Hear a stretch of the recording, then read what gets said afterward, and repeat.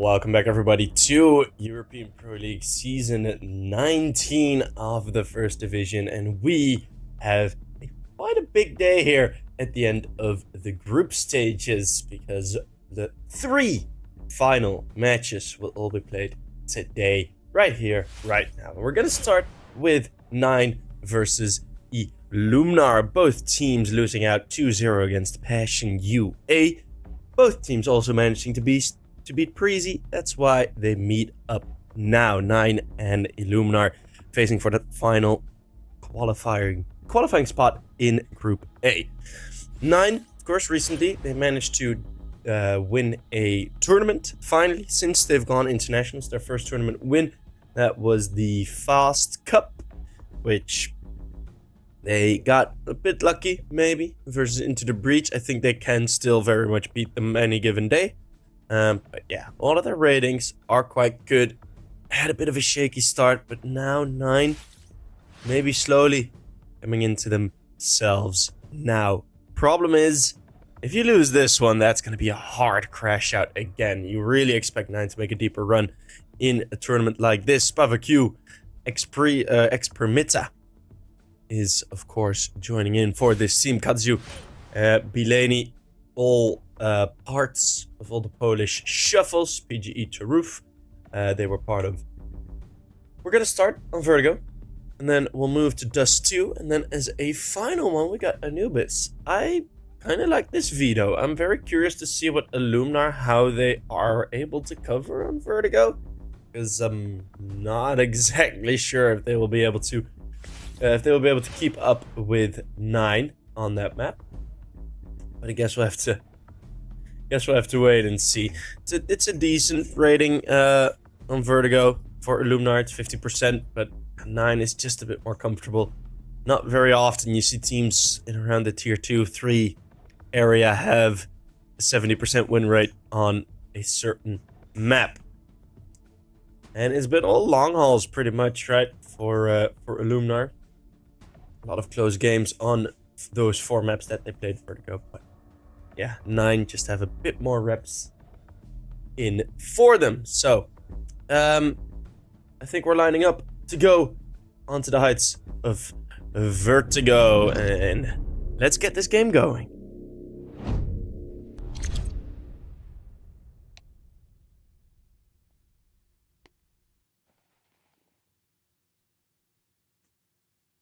Illuminar picking the CT side to start off with, unsurprisingly, of course. But we are looking to get this game going.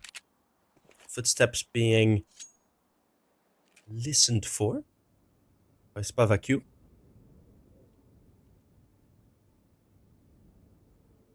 There's gonna be this slow mid and B split. Usually these types of splits carry a lot more pace with them. Illuminar not daring to push, so 9, they were playing passive. But Illuminar at this point, ooh, they're loading up middle. This might be a brawl. The rotates for the Polish side are spot on. But the flash from Verdant goes a bit too deep. Didn't save himself, tried to save his teammates. Now coming in from the flanks, PHR. Ooh, SpavaQ and PHR, that's the bomb drop. Yeah, you got the bomb side, but nothing more for it.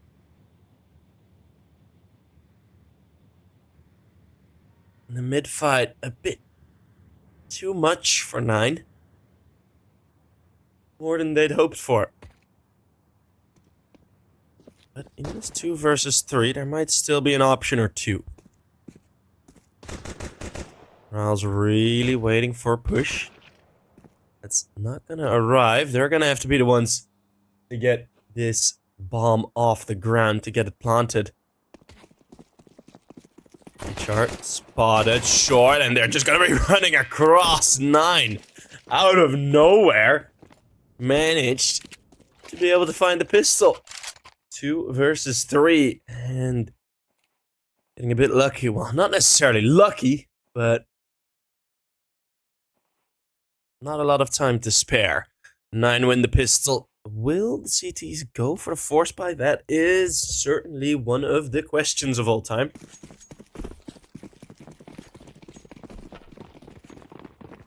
But by the looks of things, I don't think they will.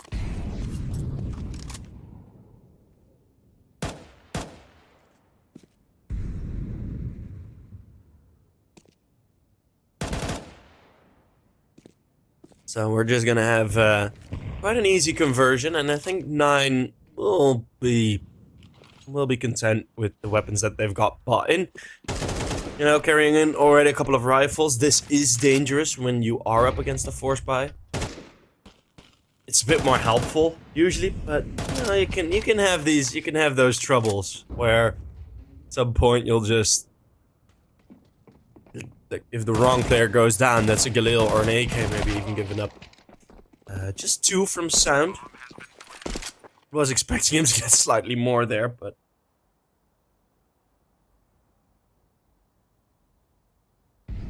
maybe my expectations were too high. Who knows?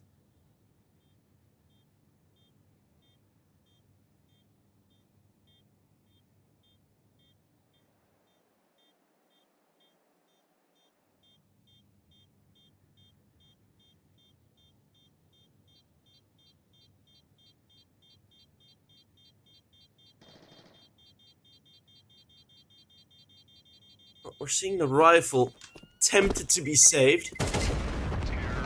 And with Bellini boosted on top of the box. Oh no. The flank came in. That's actually a job well done. I think Ral's managed to get far away from the mic. I apologize. Ral's managed to pick up the Galil again. So they will carry over the rifles. But now you're up against a full buy.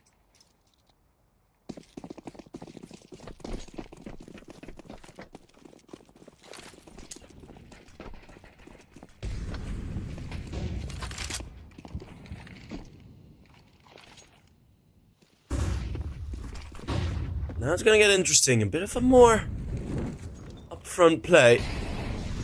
9. I look to get something done here. Ooh, a bit far back, holding on to the elevator. Oh, but there's the opener, and now they continue to grab a couple of more meters.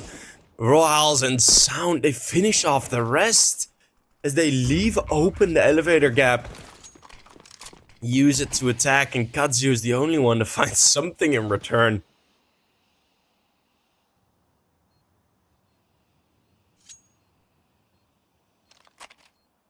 Leaving Bellini all alone, and Rals managed to get him down. 5-0 for Rals, and 9 with a wonderful play into the bomb site. Leaving one lurk and just going step by step, taking a bit of advantage. The fact that the bomb site is a bit more difficult to hold at this point.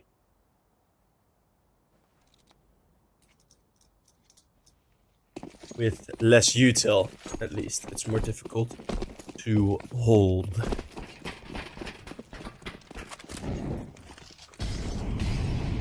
And now yet again, there's a bit more breathing room, you know, you're up against pistols.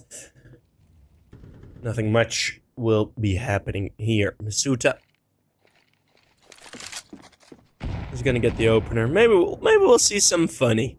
Maybe we'll see some funny. You know, or see some crisp headshots. Who knows? Or even maybe a force buy win. As I try to hype it up and coughing myself to death. This buy is a bit like Hydrogen Baby, or Hydrogen Bomb versus Coughing Baby.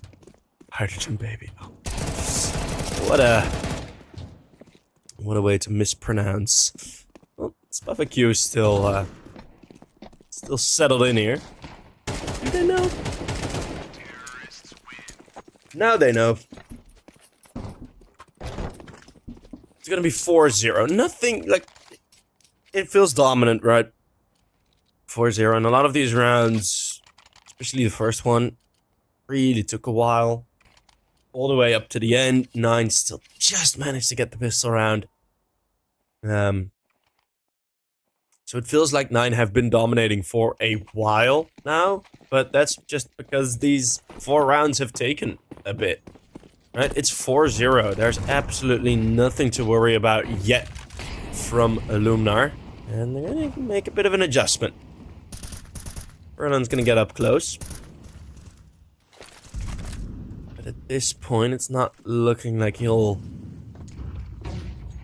have too much action. Well, they're just gonna get full ramp control. Look at what that does to the rotates. It makes Belaney a bit more aggressive. It gives him a bit more support also.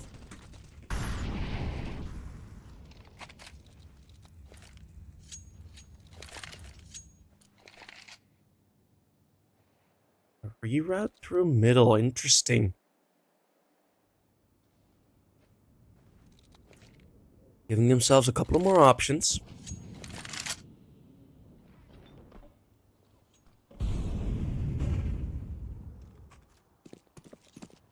Q with that AWP is going to be the first one to challenge. First one to take the kill. 3 versus 5 and Illuminar. It's going to be difficult to throw this one away. 3 players on this B bomb site. Yeah, they're split up by that smoke. But PHR must find a kill here, right? Yes, he will. Trades are solid. And Illuminar, don't throw this round away. What? What a shot from Mantu. There you go. Final kill coming through. Illuminar, that's a very strong round. Going for the aggression on a ramp. And 9, not necessarily knowing how to deal with it.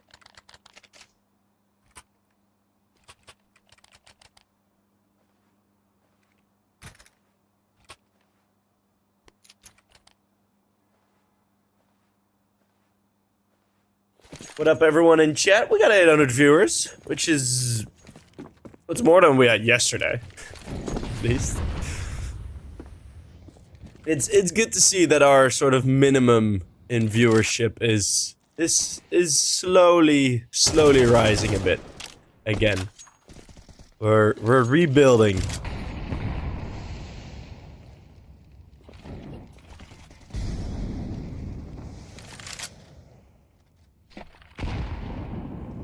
We still need those channel points, those EPL bucks. Or the tip the caster and shields up for T side, shields up for CT side. We need that back, man. We've asked, like we've like maybe they'll bring it back at some point in the future, but no, they don't need to bring back Coster Entertain Us. They don't need to bring that back at all. Don't worry.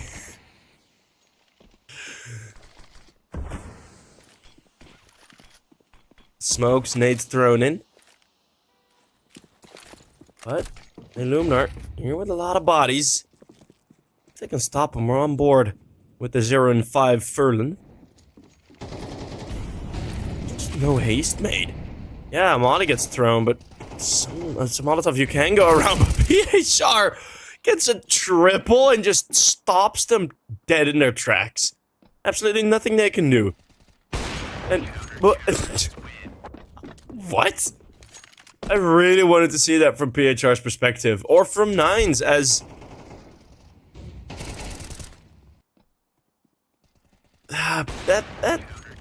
That A-side take just looked a bit like a drunk stumbling up the stairs. Just... like, yeah, he's gonna get there, but not in one piece, and... not fast.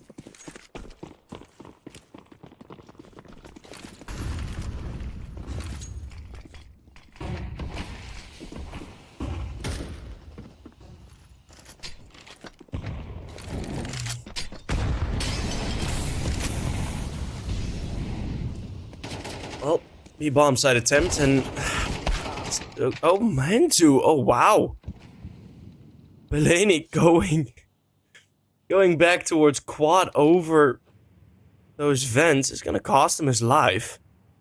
What a shot from Mantu.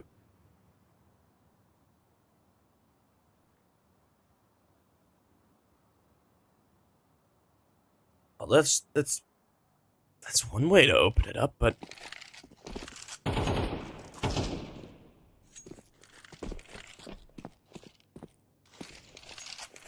what a way to get an opening advantage.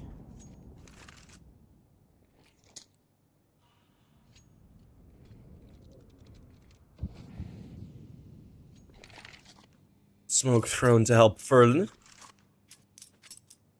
I'm gonna reroute again. This 9T side is it's enjoying some growing pains because they don't check Kazu, then gets a double. They still manage to survive, but Spavaku now brings it into a disadvantage. Yeah, there's the trade. Spavaku still holding on to the line. Mantu, who started this round, now has to close it, but they walk into the AWP, and 9 need a timeout because these T-side rounds are looking terrible. No early util, no check on the closer angles. No util available. Okay, they did lose the round before. Of course, there's a bit less util available, but then go for a different type of execute. Right? Then you do have to check everything. And of course, beautifully done by Spavaku, who makes himself very elusive. Unhittable. Well, let's see the Tech 9s do it a bit better. Furlan. Yet again here, as the T-side stopped once more.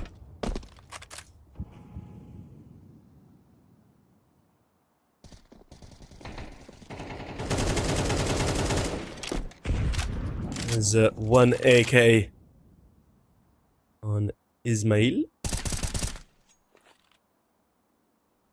A refresh.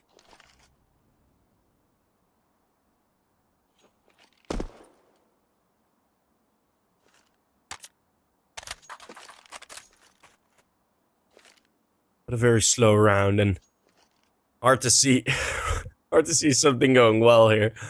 They had full AKs and also no util in the previous round, and it didn't even get close to a bomb plant.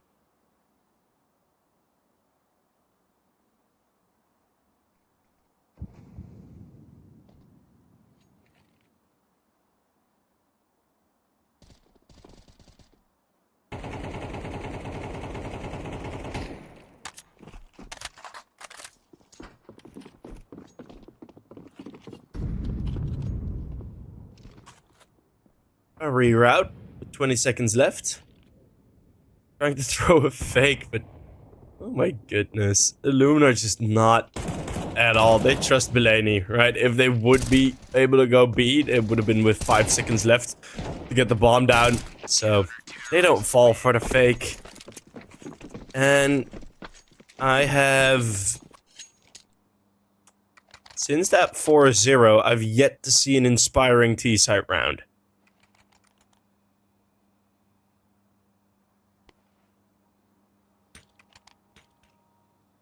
It's not looking the greatest.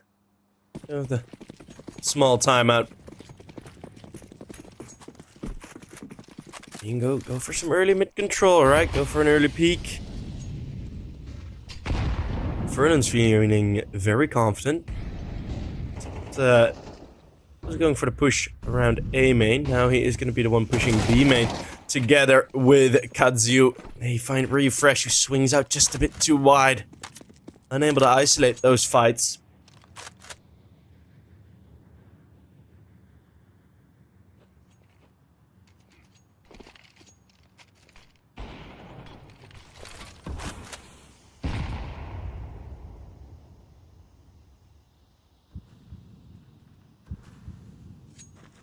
One man down. That's Refresh gone by the push, and they're not done moving up forward.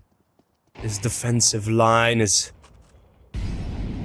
fluctuating, but it feels like it's only going forward. Spavaku with one AWP kill. Dealing one more, and Bellany's already on the flank in a 3 versus 5. We've seen this before, and then there was no chance for 9 as Ral's struggling to get that first bullet contact. Look at it getting closer, but then the smoke fades at a timing he's not prepared for. 2 versus 4 with impossibilities for Mantu and Misuta.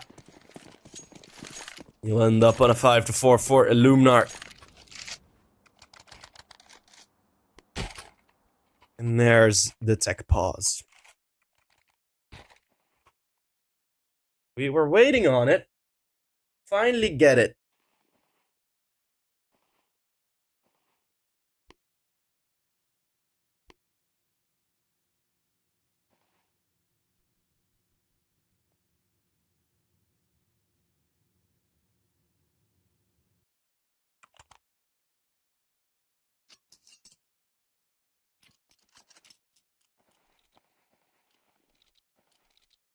And what are you talking about at this point, right? It's like, well, our T side's been poop.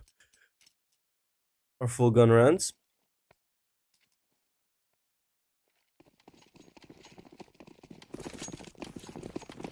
Ever since that Spava QAWP came out, they've found very little opportunity to get some solid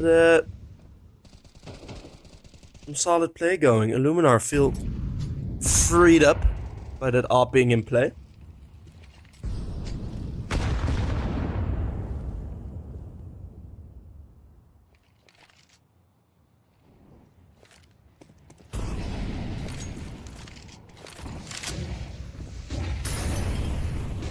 Let's see, it's gonna be the B-side take. Close range, 1 AK. The Tech-9's tried to overwhelm, but it's a once more. The double triple spray doesn't even let go of Mouse 1. Will be found eventually. But yeah, we'll drop an empty AK for Masuta. That's a nice gift.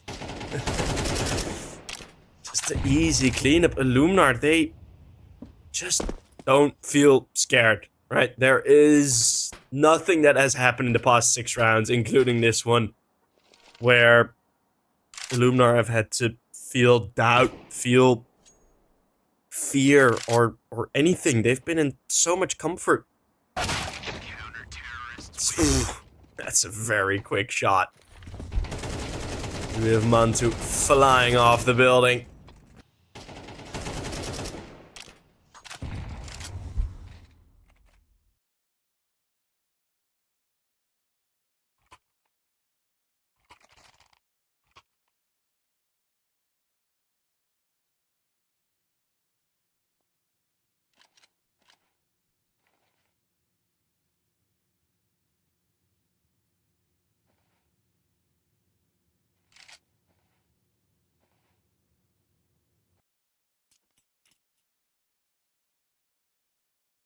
Well, a technical timeout. Hopefully the issue isn't too big. We got 3 games today, so any delay will move on to the next game, and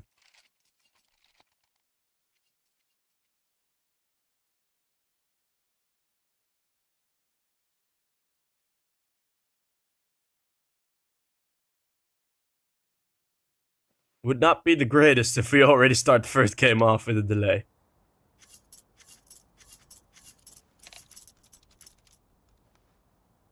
Hey, there we go. We're back. You?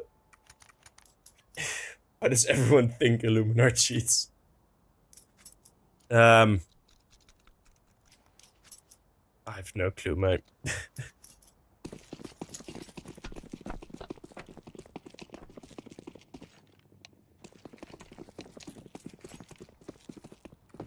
Well, this doesn't seem like live.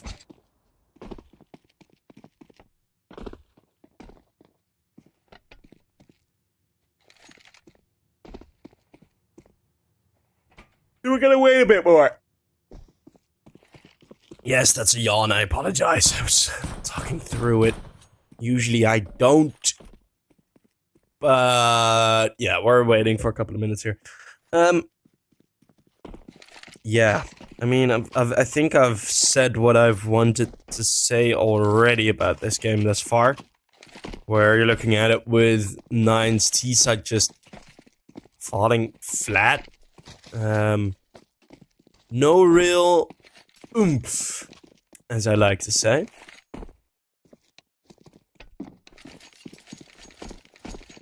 So,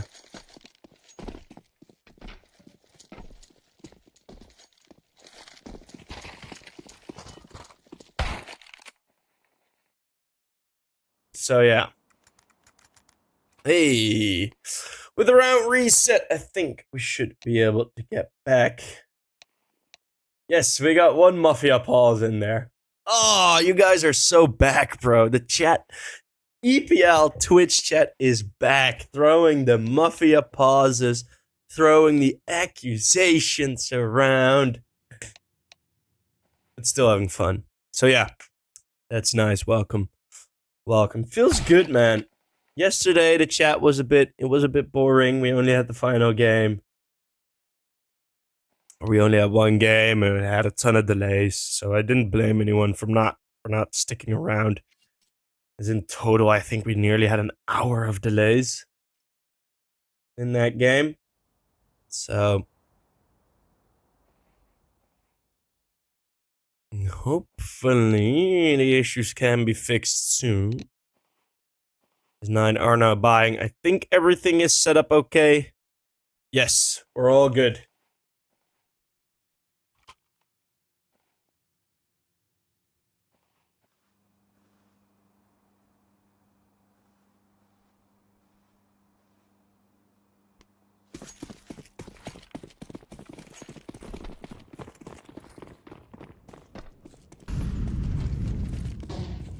There we go. Ooh, a bit more fast. EHR will go down by sound. Hey, maybe that's the oomph I was talking about, but Spavak Q. Oh, that op. It's just so strong. It does get forced forward. Nate trading. 3 versus 2. Kazuo can't hit the headshot. It was available to him for a bit of a split second.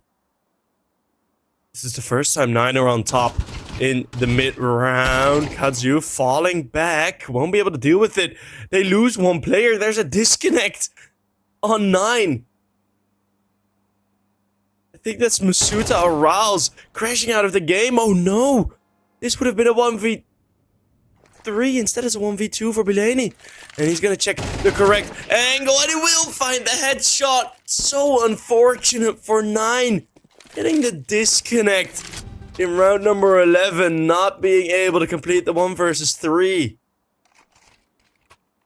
Oh no!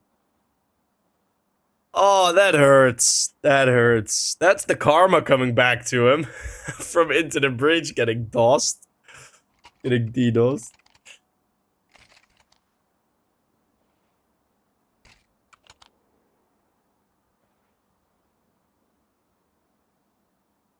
Nine won an entire game by some tech issues.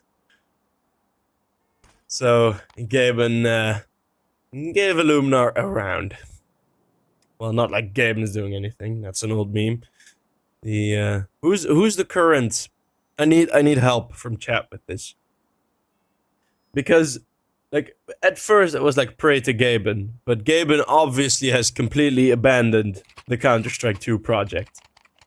So who do we pray to now when we go for something in game or when we go to cases? If someone says own a pixel, you're getting banned, by the way. So, no. No. But, no, you're not getting banned. The one true God Dozia. That might be very correct there, Arno. That might be a very correct pick. Is it really just... Is there no one else that we can pray to for good luck in CS? Is there really nothing else? It's not like Onapixel's been active. This team's been more active. No, not yet. I don't think there's anyone. I mean, it would be Gaben. Pray to 3 clicks Philip or something? I don't know. The tens! Yes! Green, what's your problem? We have such a good gif of tens.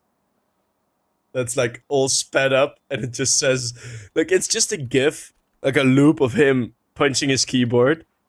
Like just that gif. But like super sped up and it just says drummers be like, and it's amazing.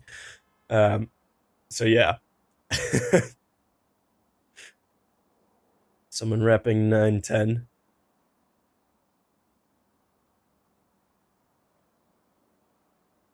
Watched Illuminar get stomped by Apogee. That is because Apogee are really good locally against other Polish teams.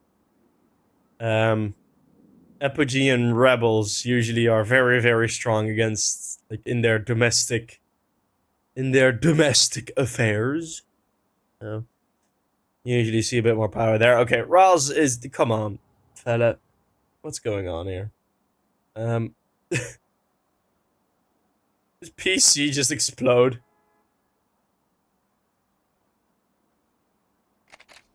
Well,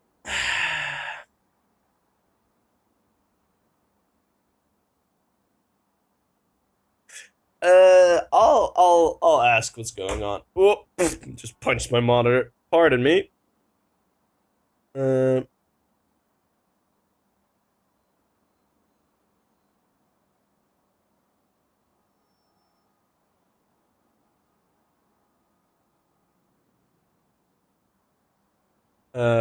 I asked if Ral's PC became a rocket ship.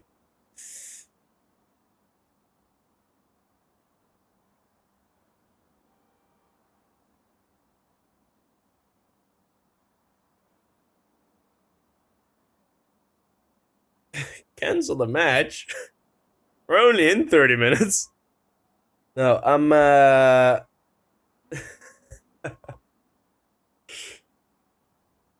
yeah, we're able to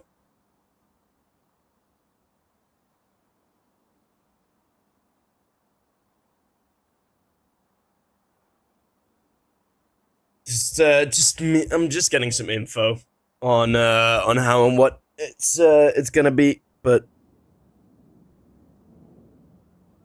it is an undetermined time. So the admin knows, and I can't usually get into contact with the admin during a game. But yeah. That's just how it be. The guess is around 4 minutes. I'm reading here, so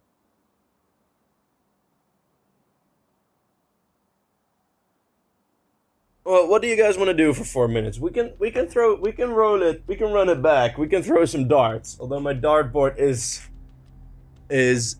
not the greatest. We can run it back and throw some darts. If we want. Can we do that? Can we? Yeah, maybe we can. Hey, Rouse is back. Never mind.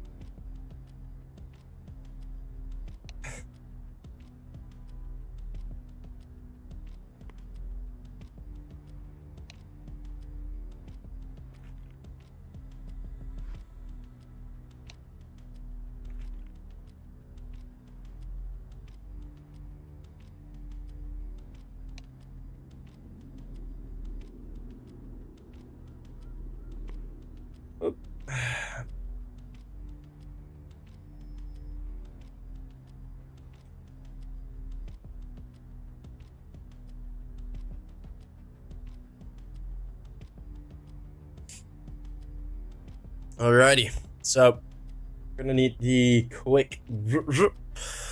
I actually don't know how the reset works here. If we're actually gonna get the, I don't think we're gonna get the round reset, as 9 have no rights to it, which, yeah, it is what it is.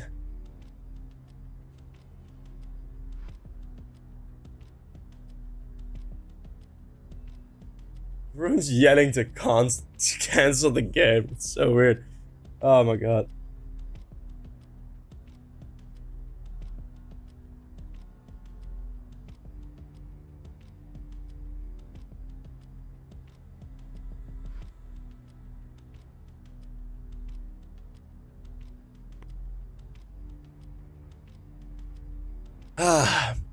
I apologize, fellas, but hey.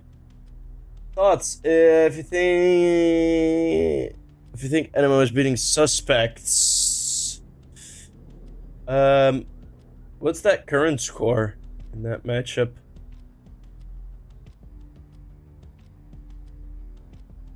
Oh, it's 13-5 already. Anonymous and Mirage, kind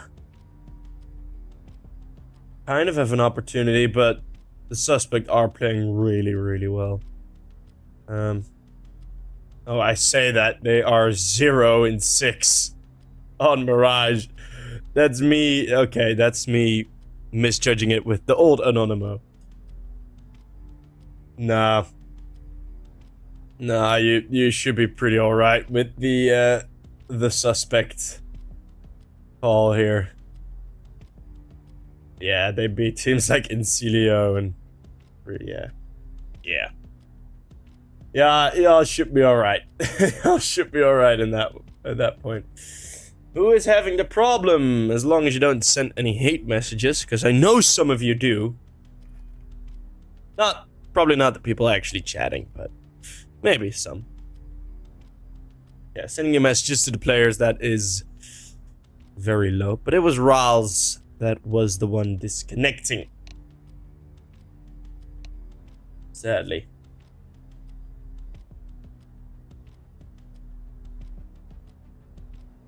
So,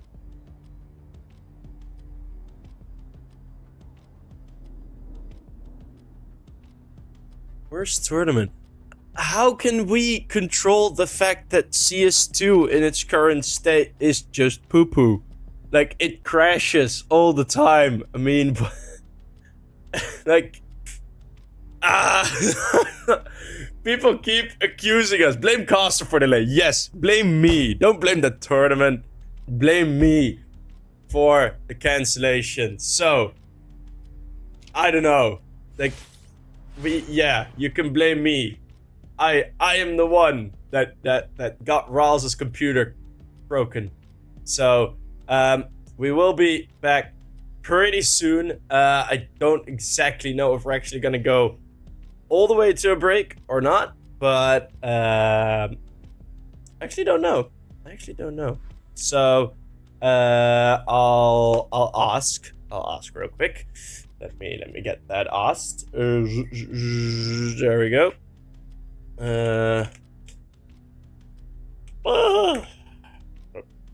Wait, okay. No, wait. I know what we're gonna do. Guys, hold on. I need to fix some stuff and then we're gonna throw darts. Okay, stay tuned.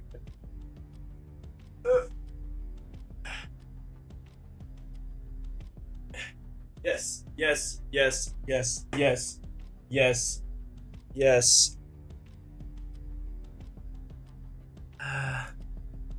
Is the dartboard in vision? Yes, boys. Okay, we're gonna throw some darts. Let's see how much I score. You can guess. I give you a tier 1 sub. I'll give you 1 sub if you have it correctly. All right. Welcome to the tech break, boys. Oh, that fell. We're gonna have a rethrow. There we go. That is 13, 1, and 12. The score was 26. So, oh yeah, that's the old background. We're gonna go back to the new background now. The score was 26, so yes. That was beautiful. Alright, so hopefully the game... Okay, it's, I've just received the confirmation. It will be just 2 minutes before we can get back in. So guys, hold on tight. We're almost gonna be done. 180, I expected too much. You guys do expect too much. I am in fact very bad at darts. So, we should finally be able to get back in. People seeing the Playboy Cardi vinyls, absolutely. All the vinyls rows are like at least four vinyls thick. Most of them are like 6. So there's like around 50 vinyls on my wall. Collector A. But oh, the game is nearly starting again. Yes, I will cancel the game. I will on my own just.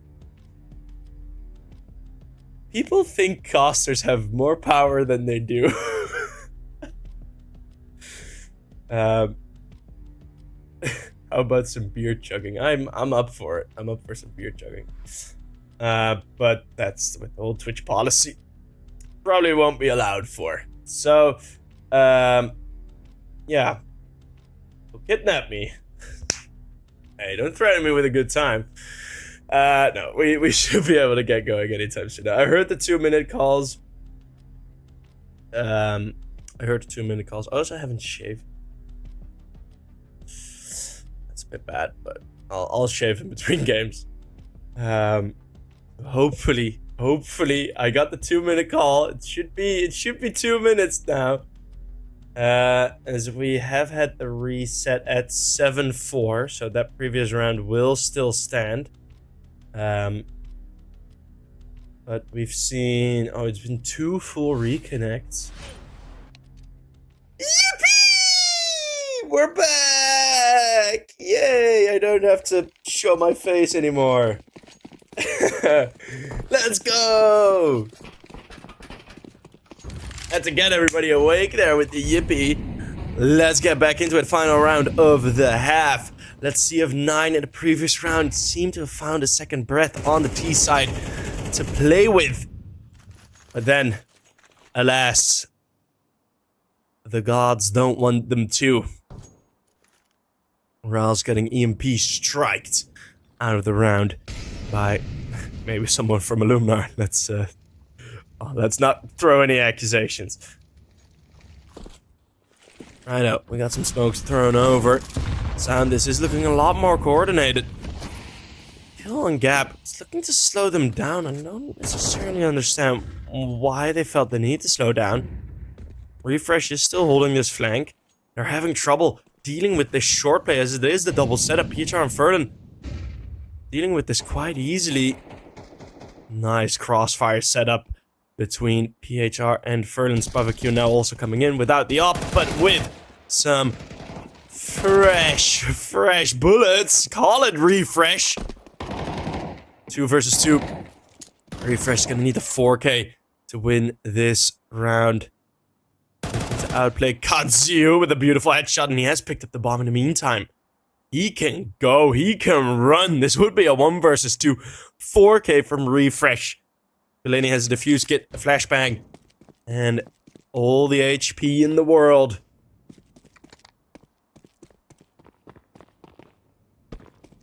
An unlikely clutch scenario for Refresh. Must have heard the footsteps here. Oh, he picked up the nade. This is Jover. Bam, 8-4.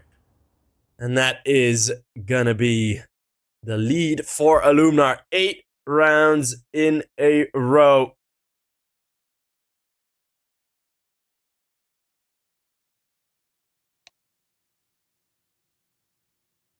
And 9 after the first 4 just went completely flat. Just nothing. Well, picking up the HE, I don't think Refresh accounted for it.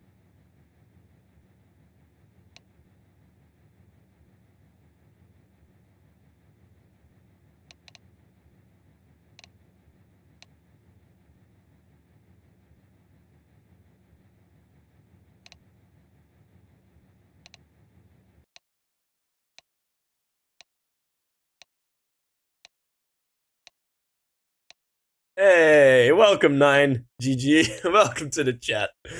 Yeah, you're in the thick of it now. You are in the thick of it. Joining chat like this. It's very ballsy. You need some kahunas. This is our map pick. Yes. Look at the top left.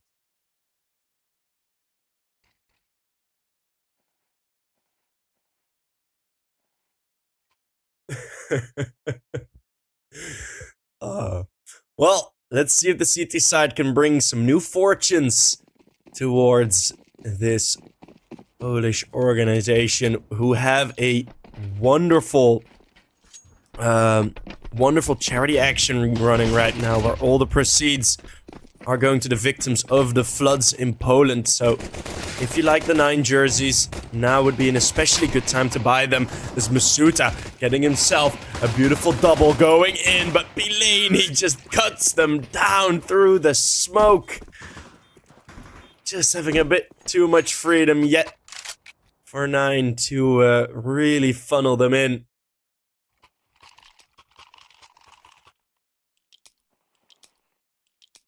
And that is Illuminar winning the pistol as well, the 9th.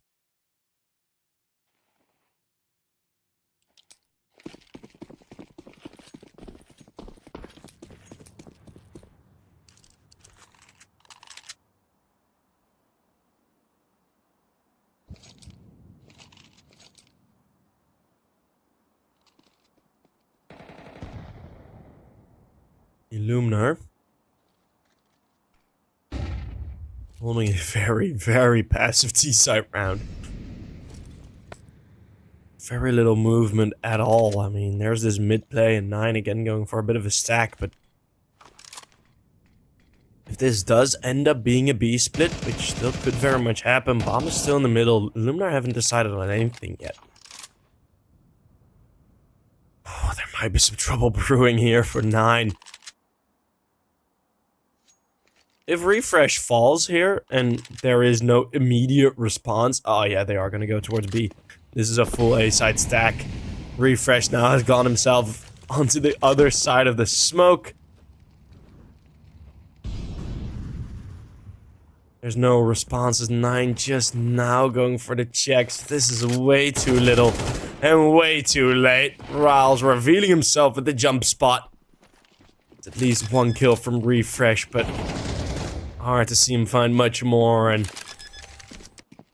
well, expected results all across the board. Waiting for that flank to come in now. Hopefully, Mantu, just turns away. Oh, add that to the pile of unfortunates of 9. In the 2 versus 4, just the SMGs. Masuta finds something, but gets the dink. You're gonna be falling away double digits for the Polish.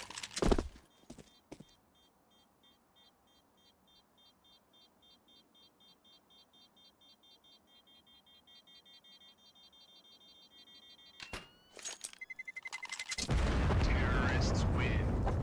Get up at 8 a.m. Where are you living that it's 8 a.m.?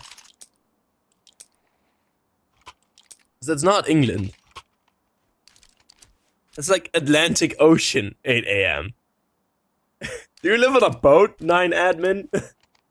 9 admin lives on a boat, 8 a.m. waking up for this game. That's the Atlantic Ocean.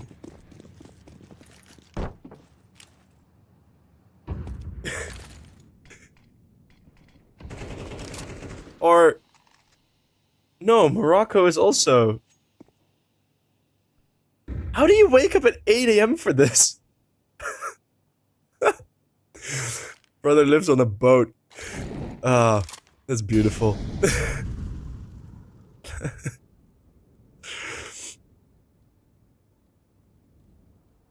Well, 9 on the pistols, Masuta and Sound, yes. I do have the 2 SMGs, but 9 just hasn't been here.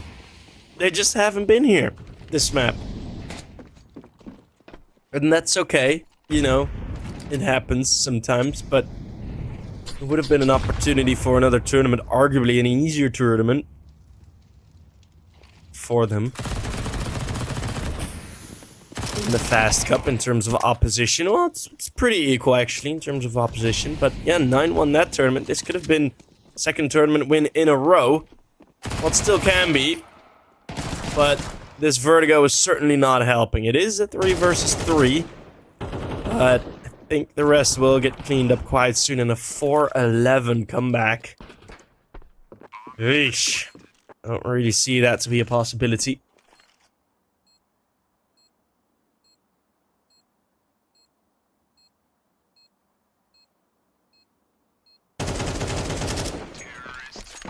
Apogee will take down the final. 11-4. Sheesh. Sheesh. It's a rough one. A hard knock life.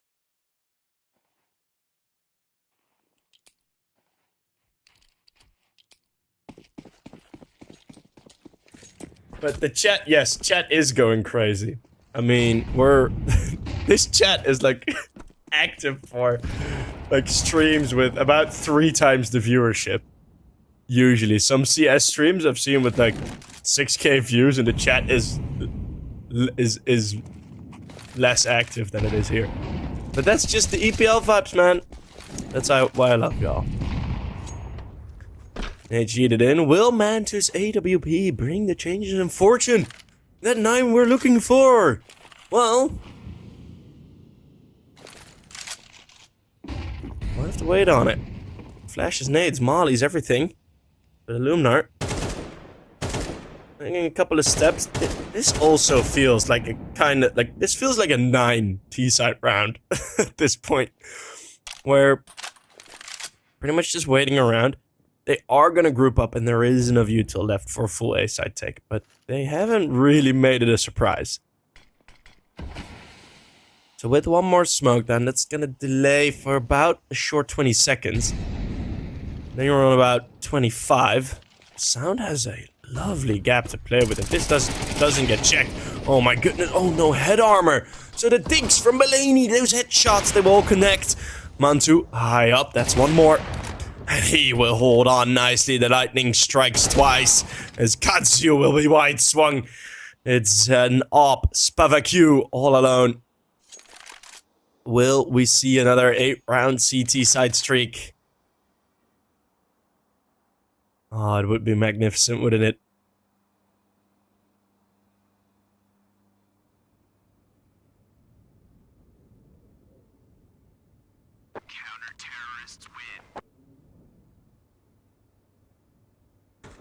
Op will be saved. On to the next 9. Cannot afford to lose anything any round here. Just yet. 5-11. We're still very far away, but maybe. Just maybe. Just maybe.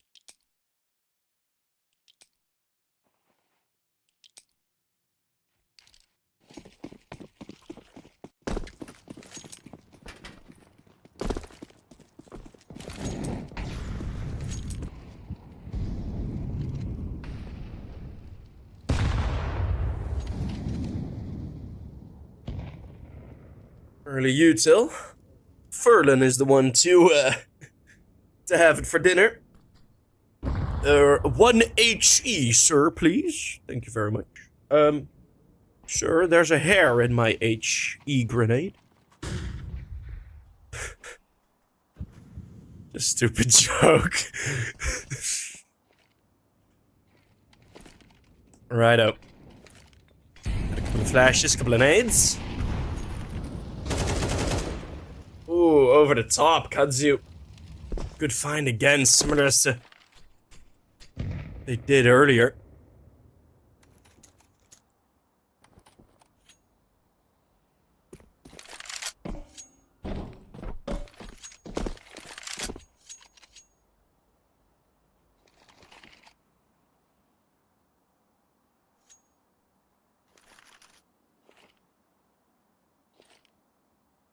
Morales has been the one falling, and it's going to be a full A-side stack, and it's just kind of a show of no confidence from 9. I mean, why not go 2-2? And trust yourself that against a lighter buy, you would be able to hold on, or at least get 1-2 kills, fall away, right? Don't take those one and done angles, but you're giving up 12 now. I've seen 9 play a lot better. This has, like, of course they've been hindered by some annoying issues, right? We did have a couple of tech breaks earlier on, and then Rouse with the big one, and you know, it doesn't help your play. 9 have also not really helped themselves, have they? But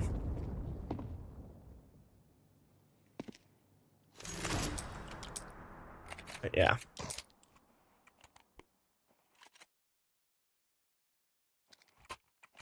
It's what happens. Hey, sometimes Manchester United also lose to Watford or something, you know? It's what happens. Oh no, wait, there's a lot of American viewers. Sometimes the Browns win a game? No, they never do they? Cleveland Browns? No, they never win. Masuda with the opener. Furlan getting close range. Oh, your spray does not go where you want it to. Yeah, chart. Find some more. But falling back, this kick flip. Sorry, I saw the AK going. Have a Q with 1, traded instantly. PHR. Making this a 2 versus 2. Mind you, this is already map point, and this could already be the map point. This is refreshing 1 versus 2. No UNiTY. Well, a single flashbang on him. Could very well win this.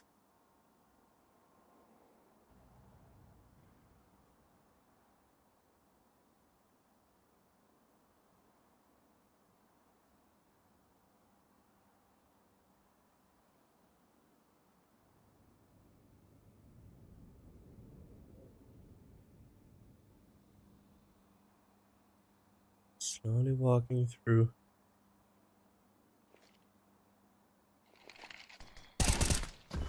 That's 1. It's the low HP player, Mulaney. Now knows where he's at, and that is gonna be the closer. 12 or 13, I should say, to 5. 13 to 5. Kudzu rocking 113 ADR. Furlan only on 33, but that doesn't really matter much if you win the game like that. Yes, a very unfortunate string of events for 9 in the end of that half, but that first half, right, that T-side, even before that T-side really got going, it just looked, it just looked horrendous. It didn't look good. Just didn't look good. Spavak on that AWP had some absolutely lovely plays, and that really just, I mean, the fear of running into Spavak made the entire T-side look poo-poo. So, hopefully, they can change that up heading into Dust 2. Let's see it. Second map, the Dust of 2. We'll see each other there.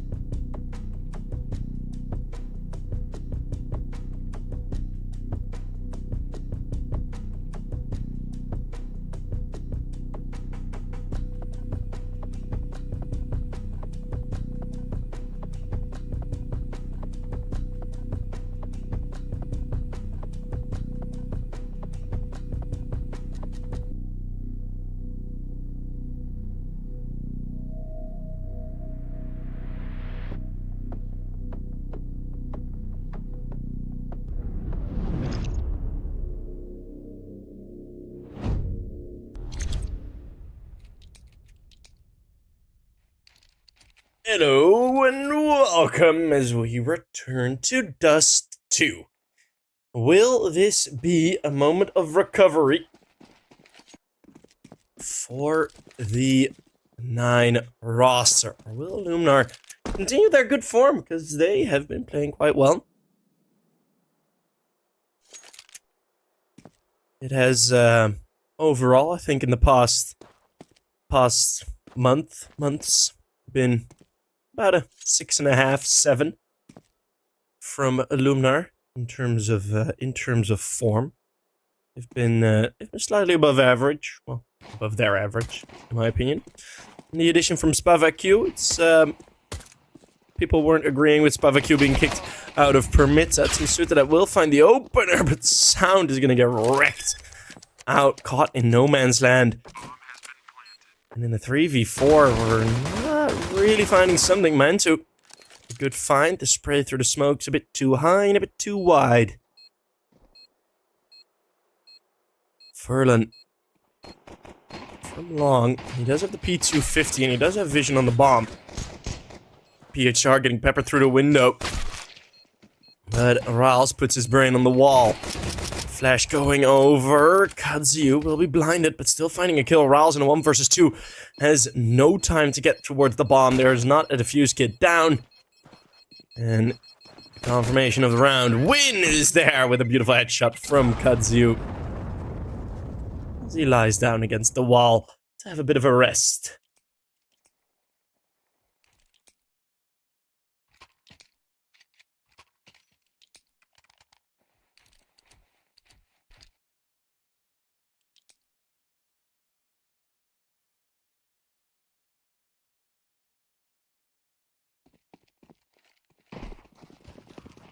Has no force buy, interestingly enough.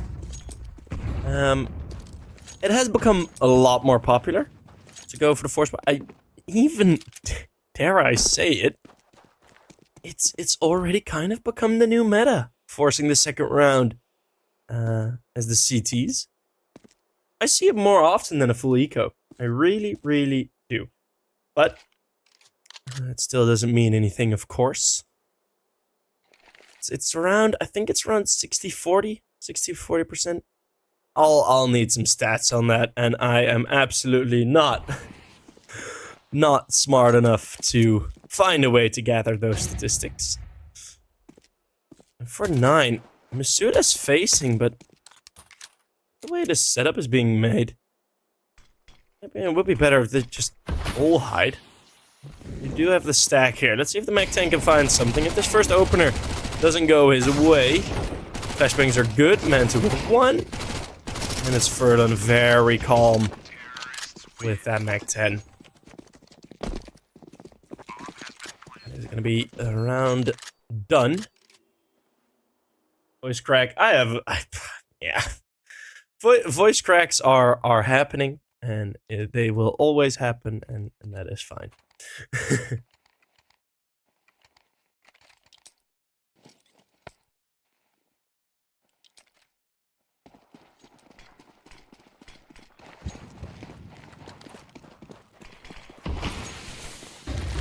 Another long play, interestingly enough. Spavacu has to keep moving to get out of that Molotov, but it will be Kazu falling through bullets through smoke. Again, a very similar play, and this long control, as of yet, Illuminar have not been tested versus the full weaponry. I say full weaponry, there isn't much. Util, extra left, and Riles expecting them to still be behind that first smoke. Slight misjudgment on the timing, brings it back to a 4 versus 4. But full control's there. Not yet been able to plant the bomb, now they will. Only util to stop it is too far away. And again, it's this very solid long control. Still having Spavacu all the way back there with the AK. And no defuse kit. Oh no! Oh, you'll have 10 seconds to get on the bomb. You need to rush. As Vertigo doesn't even get touched by the molly. Still has to swing out wide. refresh. We'll find one kill to Bellini on the flank. Maybe more. Oh, great readjustment. And that is the retake. But as mentioned, there's no kit. There's no nothing. So a solid retake that would have worked out if a defuse kit had been bought.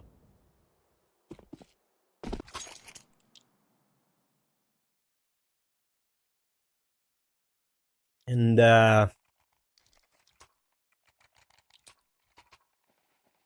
what was that saying again? Don't be a loser, buy a diffuser. I think that was about it.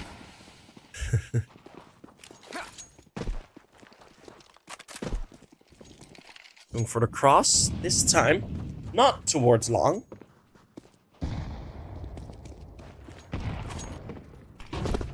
As it's more the B-Hall's control 9, we haven't seen any attempted aggression.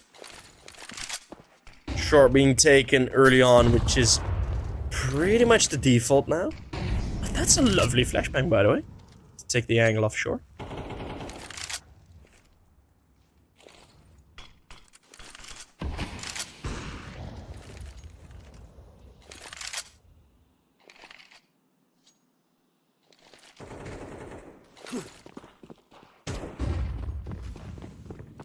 Bellini. Oh, wait. In middle. He finds that opening frag. And oh no, that was all the way from B Rouse. That's a great find, but now you've lost the B bomb side. It's still 3 versus 4, and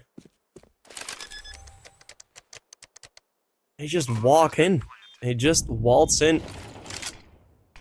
Wait, was there another disconnect?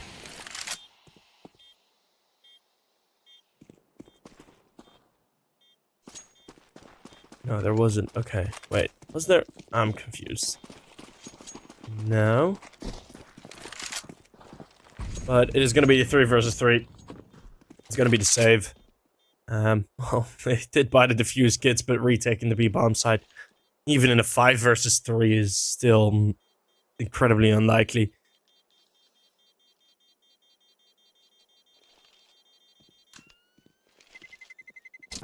Terrorists win. 4-0. It does say 4-0 for 9. That is because some... Wait, why does it say 4-0 for 9?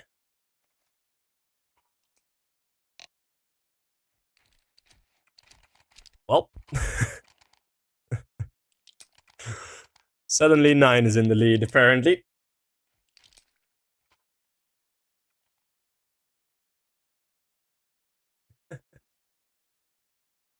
Hey, we fixed it.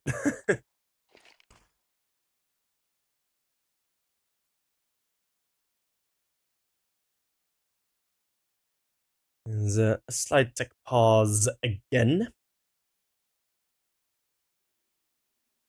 Which is a perfect time for me to fill my glass.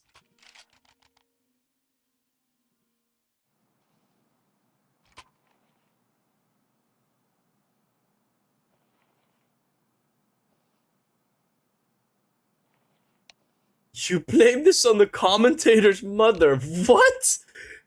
Brother.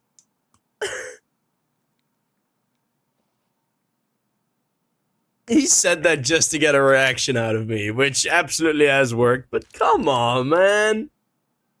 Come on, man. You know I'm a moderator, right? I can still ban you.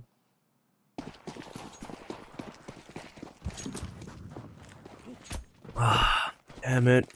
God damn it. Oh, nice molly. That's if they push him wide, you know, to prevent the peek wide from his suit up. It's actually a very high level Molotov that he threw. Finally, some aggression here from the CTs. It's Sound that is going to be leading that charge, but he's losing Mantu now, so the coverage only has to come from short from his flank. He has to fall back, can't stick around for too much longer.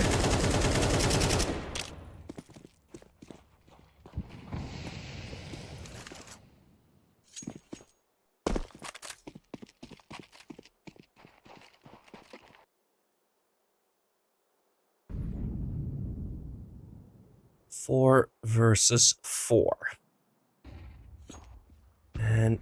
9, they haven't been on point in these mid rounds.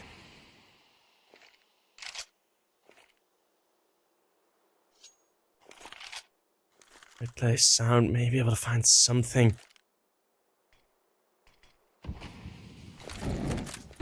I've seen in the recent Dust 2s, Navi versus Eternal Fire.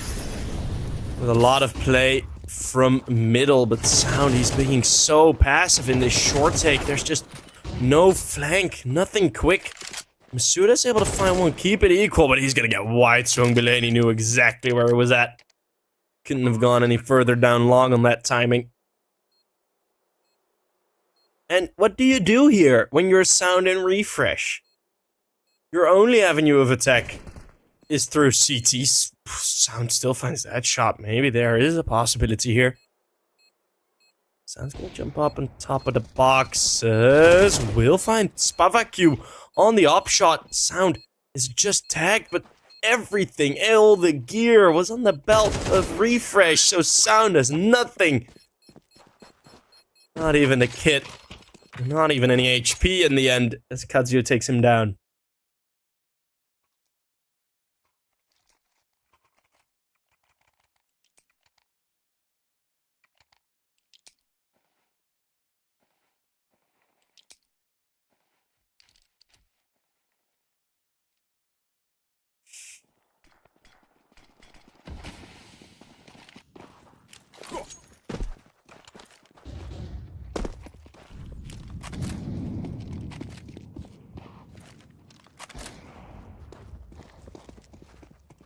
Yet again, no attempt at control for 9, and that, I think, is mostly just... They don't want to make a mistake. They don't want to give up an early, stupid disadvantage. But you don't really got anything else to do on Dust. Because if you're waiting around like this, your mid-pressure is absolutely not good enough, right? If they take short, there has been zero pressure over towards middle. During those flanks, right, they get all the way up short. They've been there for 30 seconds and Sound is still holding B. That is a problem, Spavacu. Now with an op walking out middle. And he's actually going to get a kill here if Riles doesn't pay attention. That smoke, they know it came from short. It's going to be the mid to B play. Riles can make a play here by going through this smoke. It's not being covered, and Spavacu, just the turret in middle, is bound to get a kill. Now Riles is losing his advantage. Riles and Furren, they've ignored each other. They've gone past each other. But Riles disconnects again. Oh no, Mantu finds another kill, but it's a 3 versus 4. Oh goodness, not again. Mantu has to do the world here now. Gets sprayed through the smoke. It's Misatu. It's Misuta that will fall again, and again a disconnect.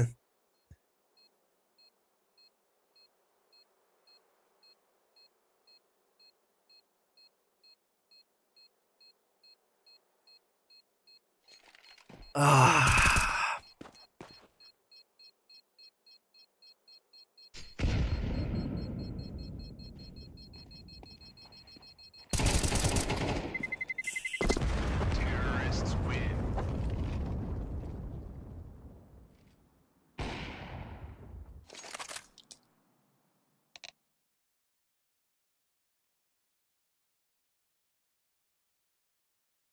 That's oh, it's so damn annoying.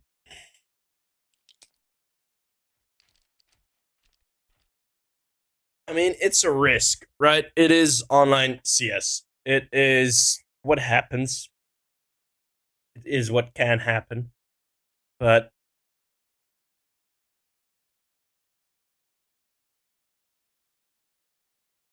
it's so damn annoying. I mean, Caster press tab so we can see their ping. Yeah, I ain't doing the observing here, brother, but yeah. It's unfortunate. It's very unfortunate because I think in that round, had Rals found that kill in middle, it was Mantu with the op instantly afterwards finding another. It would have been a 4 versus 2 with finally some realistic positions for 9. And it happened on Vertigo as well, where they finally get themselves into a situation where, hey, we might actually win the round. And then Rals disconnects, and then yeah. And it's round number 6 in a row for Illuminar.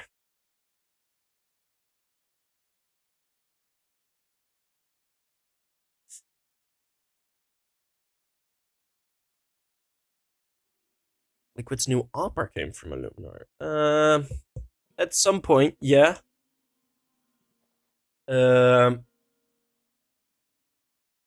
Yeah, he came from Illuminar. I know him mostly from PGE to Roof. That's where I casted him the most. He had a stint with Nom. Never saw him play there much.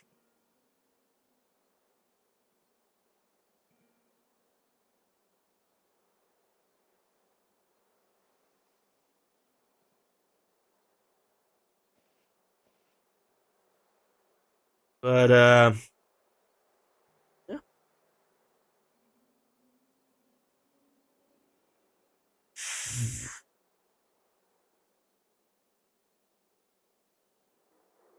Let's hope Rals is back a bit quicker.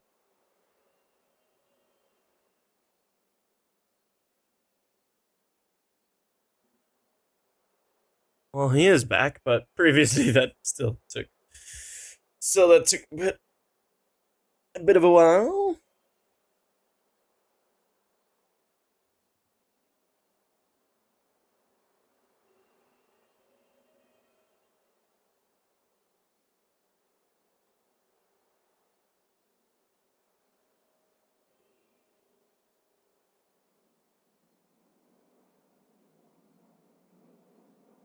It's just so annoying. It's just so annoying because I don't want to be like I want to say something positive about 9.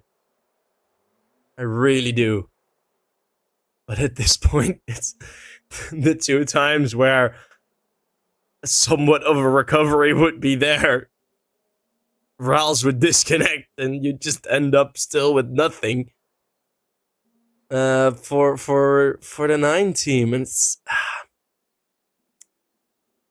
then it's Illuminar just winning another round again. After 3 more rounds, this is just another round.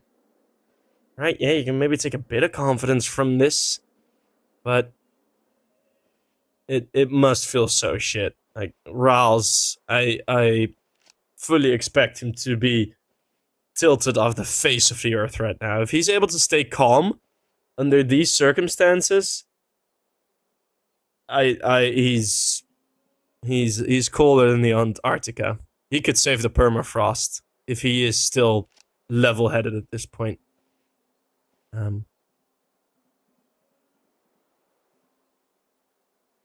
But yeah, it's a tough one, man. It's a tough one.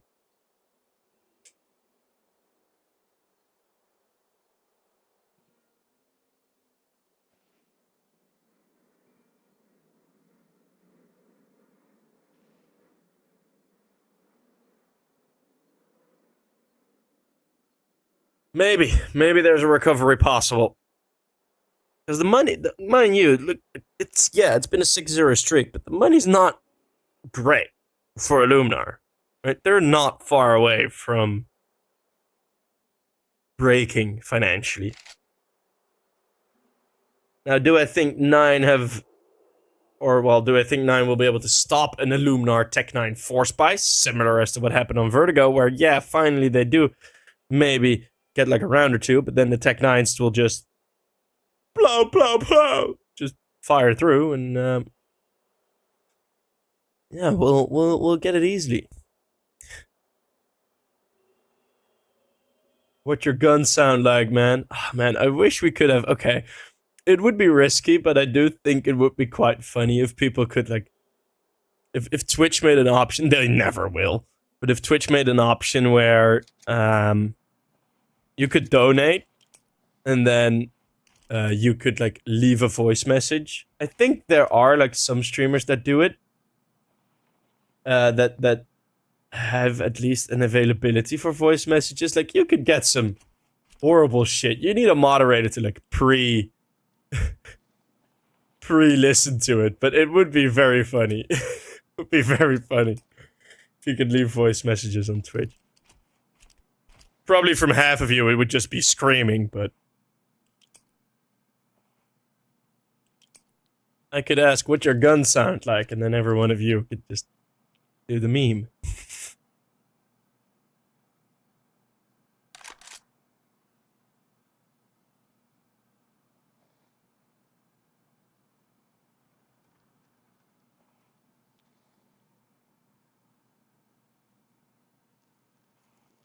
You would be banned if voice messages was a thing? Yeah, I'd assume so.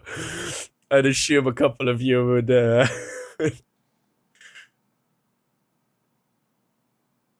would maybe even jail time for some of you. Wait, what? How is that text blue?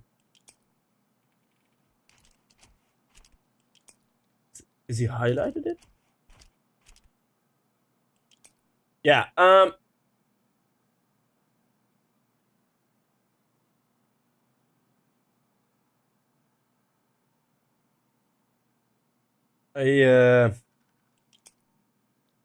don't know what's going on. Mind you,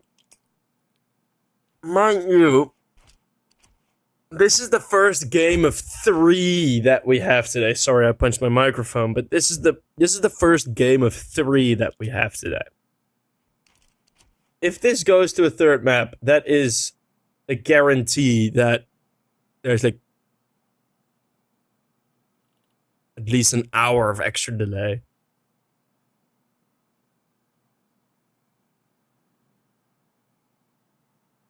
Which I hope will not happen.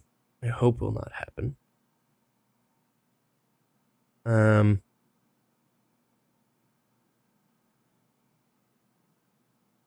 Yeah.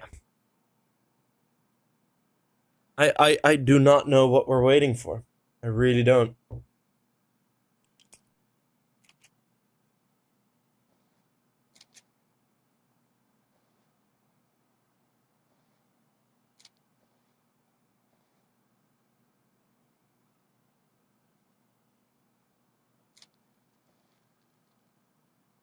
Oh, oops.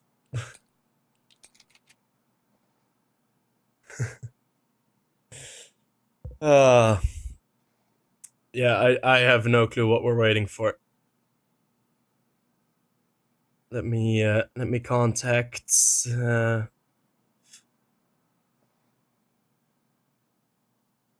producer.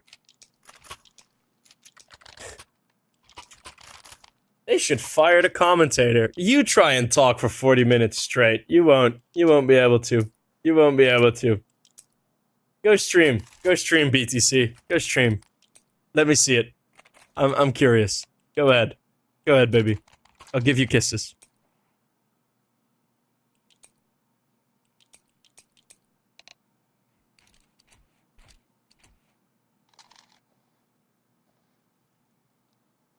Right.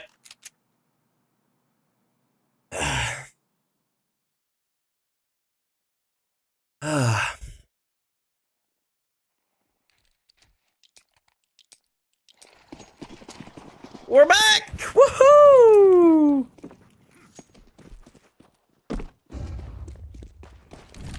Let's see. Man 2. Ooh, he's gonna jump up onto short, but PHR will instantly make him pay. That's already, after such a long break, you're in for 10 seconds, an instant disadvantage. The Molotov doesn't sprint to sound anymore. post-update. But he is still holding mid.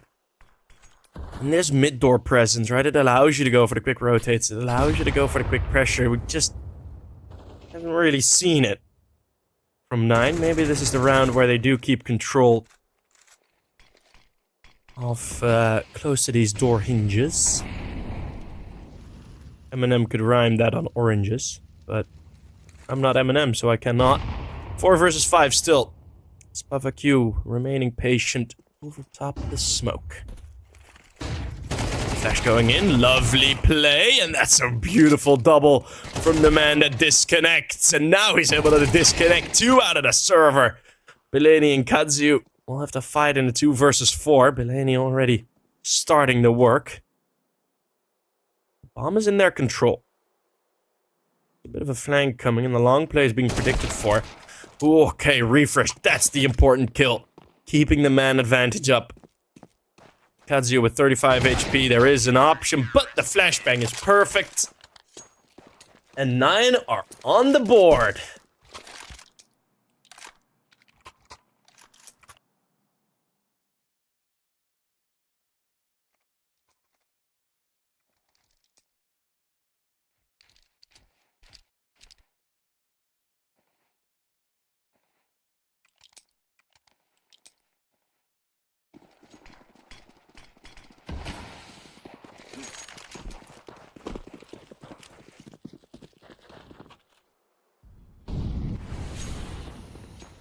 Well, there we go. Is that the start of something magical from 9? Maybe, because as mentioned, the money's not really the greatest for Illuminar.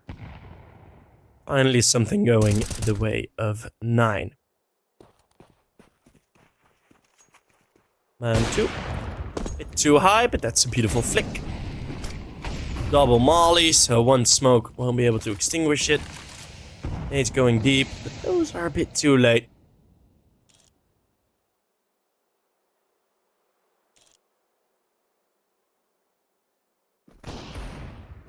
On 2 with another great shot as they go through middle. They will be caught. Kazuya with the 1-5. Rouse just running through with that flashbang, letting his op get the 4K. It's good to get the op ready and fired up. Especially on a map like Dust 2, where on the T side, that Montu AWP can really open up some extra avenues. Still a recovery. Very much possible for 9. 6-0 in the first half. It just does not really matter that much. Alright, still get it back to a 7-5, maybe even an 8-4. And from an 8-4, there is a realistic opportunity at you winning a round. Spavaq, an uncharacteristic mistake, but also an unexpected play from Mantu, which is a great find.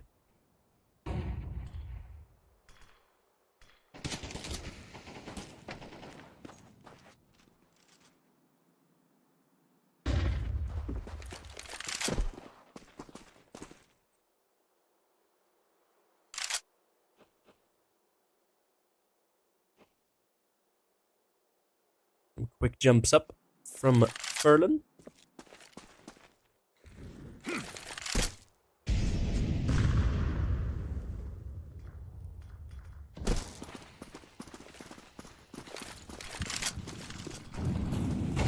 Let's see, the Mitsubishi split is there. Sound is gonna need to hold on here. Great timing on the flashbang. Actually, on Rouse, it's allowed to move through that smoke. The nade, oh no, his teammate scares him. Mantu, what are you doing? Refresh on the side still holds on nicely. That's something you can laugh about a bit. Mantu getting his teammate killed. Well, we can add that to the misfortune of Riles in CT spawn. It happened twice now. I'd have 2 nickels. But which is not a lot, but it's weird that it happened twice.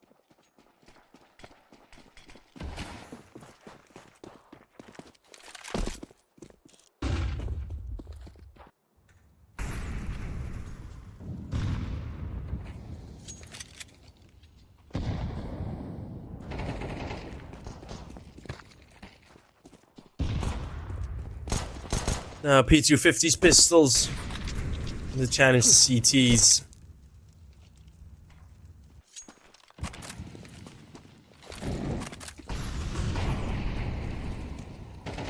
Sound. Ooh, Masuta getting himself a couple with the push. Triple. Quad kill? No, Mantu steals it.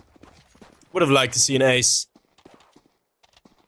for Masuta. Be good to get his confidence built up, and with the P2 250. Wait, with the USP.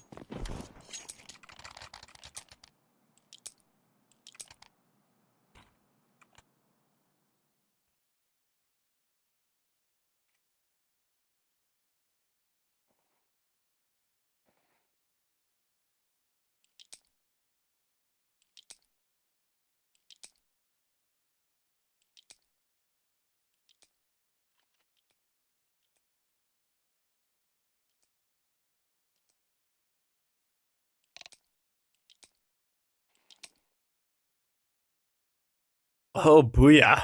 That's another tech pause.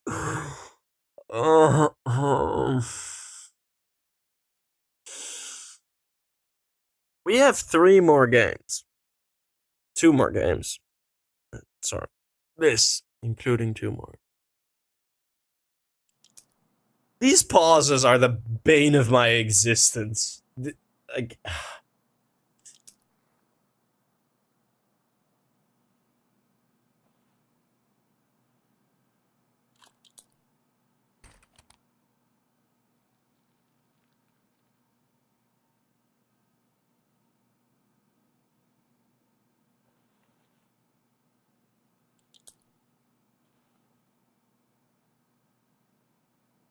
This time it's a Verdant with the issues.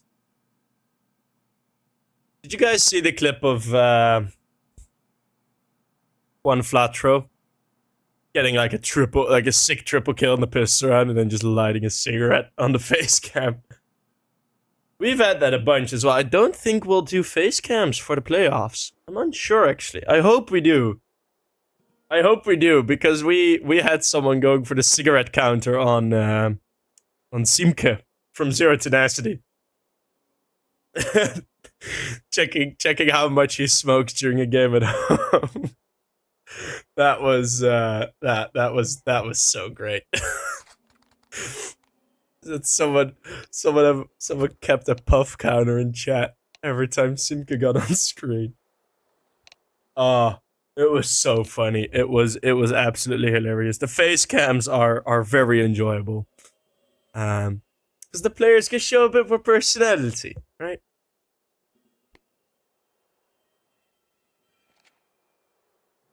Like, I think Juan Flatro did get a couple of new fans with that clip.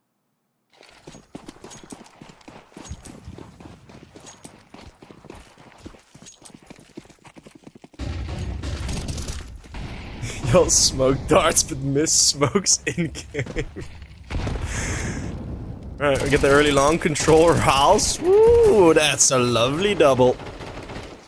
Delaney spraying through, hoping to find a bit of a response, but that will not happen. Boosting up on the top of the blue box. Should be enough to hold on to long for the rest of the foreseeable future. Now we're gonna get 3 versus 5. Illuminar attempting to go across shorts.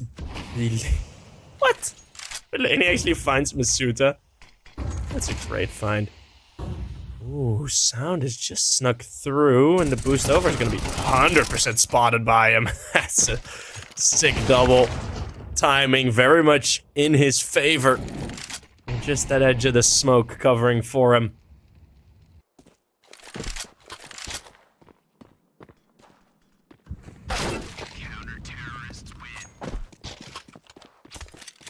And 9 are recovering. Very much round streaks.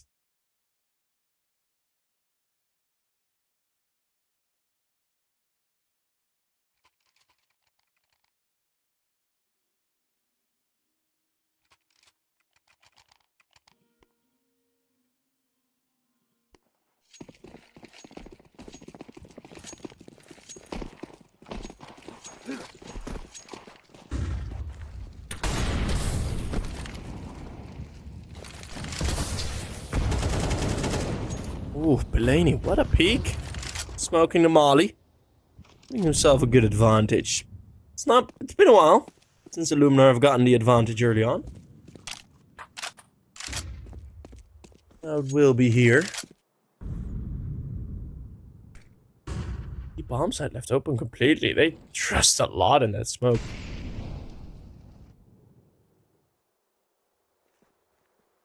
If it's actually still there. Okay, now it's faded, so...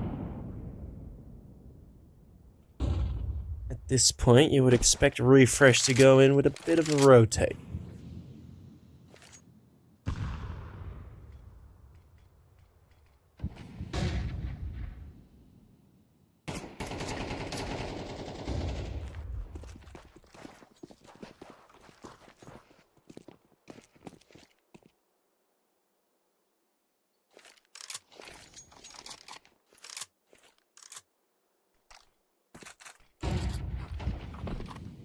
Gonna be long again, which I think 9 are not gonna be too unhappy about.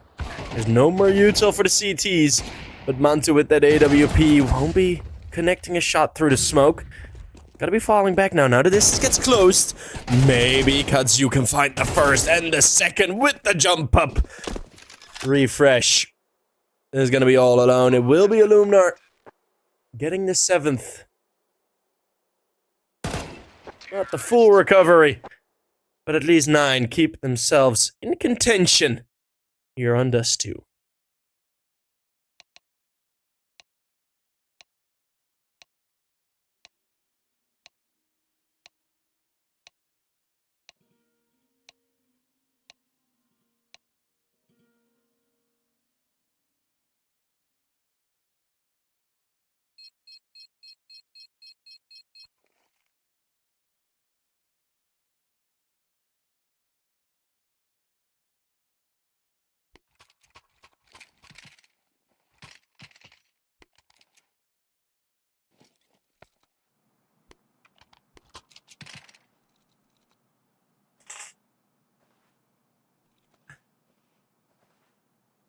Half number 2.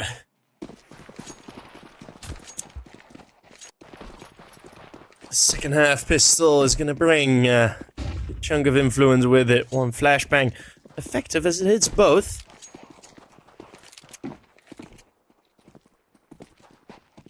None of the CTs playing anti-flash.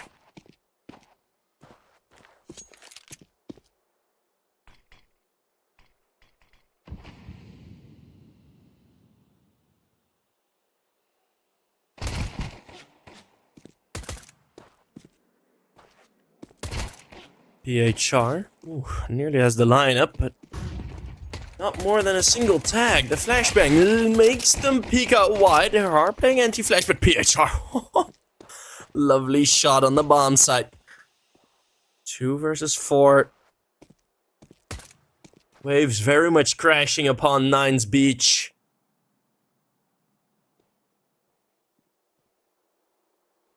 And I think this sandcastle will not be able to hold on.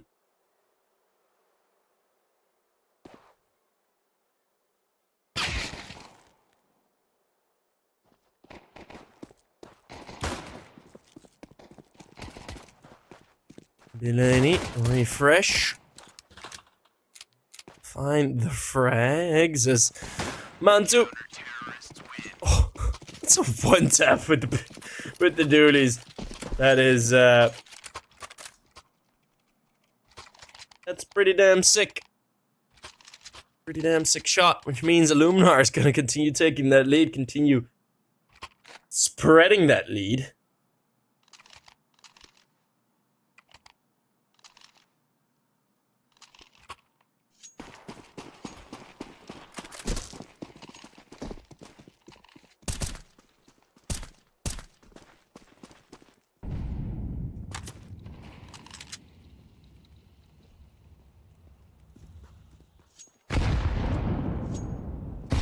I can explain some more. Yeah, this is quite a calm round as we just at the Glocks. In terms of the delay, there's 2 options with what you can do with the delay, which is either put like the stream delay on, or have like the full game delay.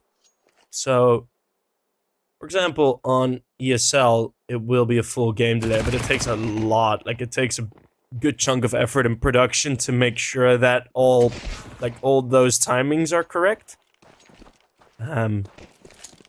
So that's why for tournaments like us and other smaller tournaments, think UNiTY 21, that Galaxy, Exhort, right?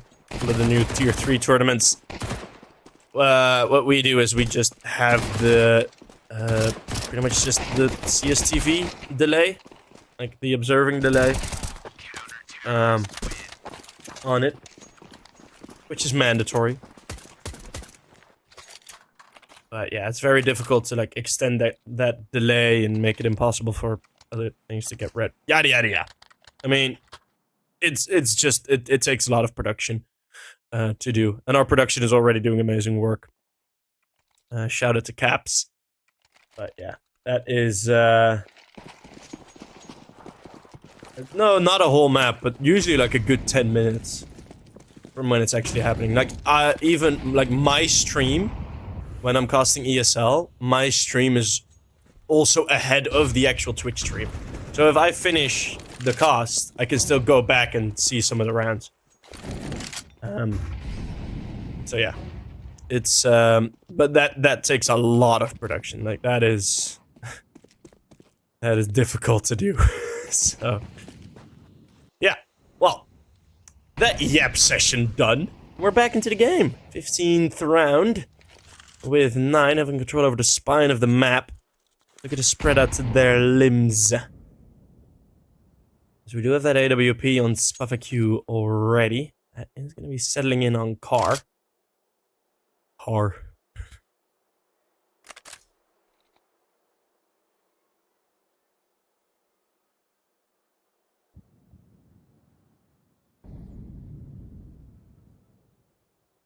Lurking abouts on short. No damaging util available. We're going to throw the flash through the leaves, making it very difficult to dodge. It's just the tag from Spafaq. Sound. He can get some movement in here. Masuta will find Spafaq in the second. They break through control over the upper left arm. Also now for 9. That's the bomb site. Spine broken of Illuminar, and I don't see a retake happening here. This is going to be 9. Winning round number 6. Keeping in contention. Up dropped as well. You might be able to pick that up from Mantu. Don't know if they want to go for that. Because what 9 also could do is like, okay, we're trying to play as opulous of a map as possible. But that AWP, oh no, what an oversight. Oh, that op's gonna get flung towards Katsu, isn't it? Yeah. Oh, 9.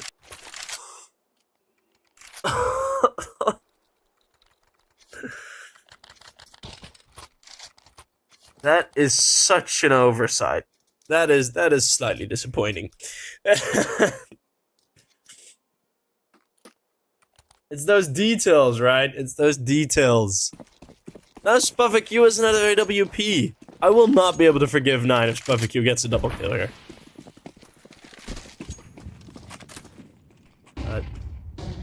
Maybe. Why is everyone... I already muted this guy for spoiling, and then he just continues to spoil.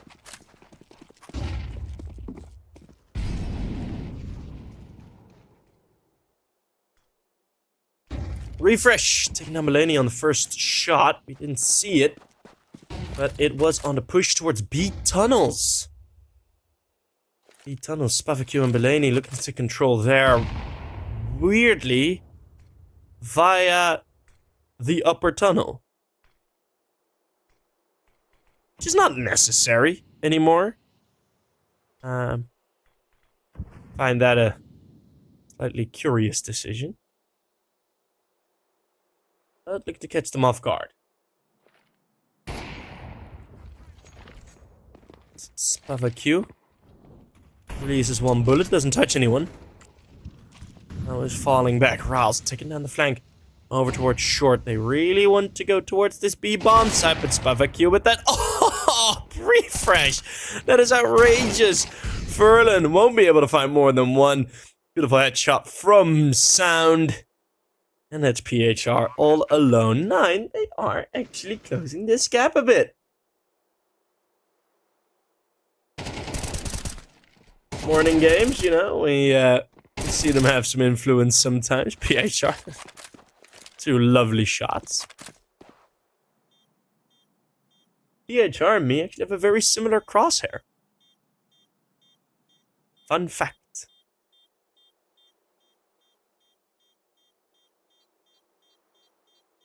Is Refresh the only active? No. No. Well, I don't know if he's in a team, but UNiTY, Finnish player, was in Ents Academy for a while. Also, awesome player, really awesome. I think at the tier 1, yeah. I'm hoping to see more. Right? I like what IESF is doing for North Africa. But it's a lot of the culture, you know. It's Northern Africa has very rarely been highly rated in any esports. It's unfortunate. I like to see it more worldly, but Asia is absolutely coming back. In CS, finally going into CS. Still a bit of a struggle there, but they'll make it 128 tick. The Shanghai Major coming up. I think that will be very, very big for Counter-Strike. Kazu. Just to use up. Oh, that's at least one dink. Well, one piece of damage. And Mantu will be able to cleanly deal with... Wait, Mantu? Wait, what? Such chaos, and it's just one constant is Mantu getting the kill. 4K for him, 20 on the board. 3 in a row now, as the tree in front of my house is fully sideways because of the wind. Hopefully the storm doesn't transfer over to the microphone. There's also a storm happening inside the server. Ooh. That's a terrible segue. Yeah, maybe. Furlan, good spawn, just running across.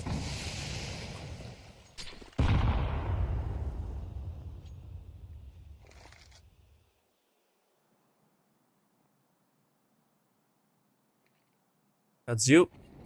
Ooh, just spots him, but he can't peek wide. Oh, he will get the pre-fire onto Rals and the upgrade to the AK. Molotov's exchange to Mantu, now holding that AWP. That is dangerous, because at some point, like, even if you win the round, if that op gets saved over, that's so free for Spavacu. For a CT side that is so far away from affording the AWP. Boost up, Sound just missed it. He was looking for it. Kazu, this is double kill territory. And he will find 2, maybe a 3rd. And it's Refresh all alone. A 4K for Kazu being active around that middle area and just not enough oomph. No, I mean... There is a CT smoke that covers that top area, right? There is a reason teams throw that smoke, so that boost, you even check for it. Details, man, details, 9, come on. You should be better than this. And Illuminar are doing a splendid job at abusing these types of details. I mean, Spavacu has been nerfed into the ground this game. But then you have the riflers of Katsu, PHR, and Belani just fragging out.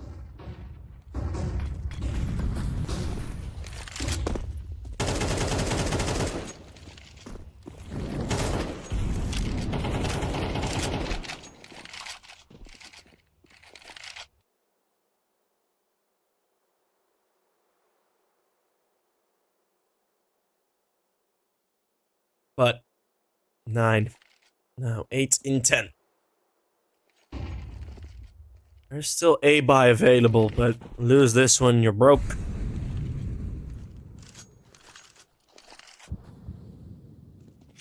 And being broke is no bueno. He's not good. That means it would be 11, and then you're on Glocks. Tech 9s at most. Oh, that nade going up in the smoke. They need to be careful. One more. That's one more nade. And we're mostly damaging. Now they finally find the moment to cross.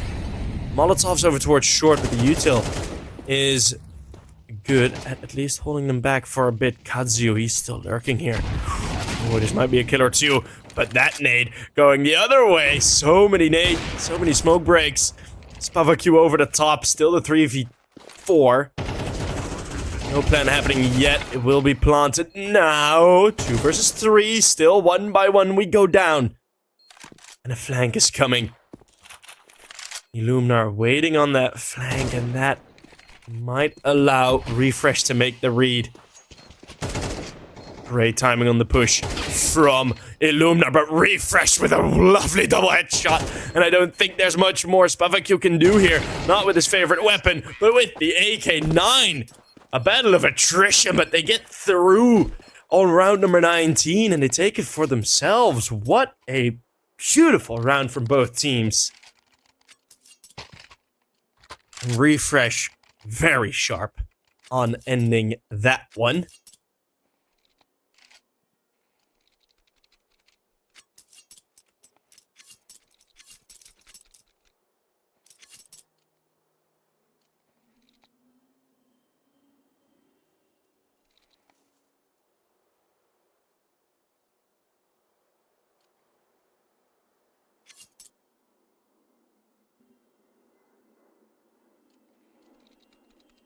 Yeah, we got 2.2k viewers. So, hey, fellas, if this is the first time you're... Oh, wait, do we have follow only on? Yeah, we do have follow only on. Never mind. I was gonna tell you guys to hit the follow, but everyone chatting has already followed. Everyone not chatting, if you want, hit us up with a follow. We're trying to grow this channel as well back to its original size.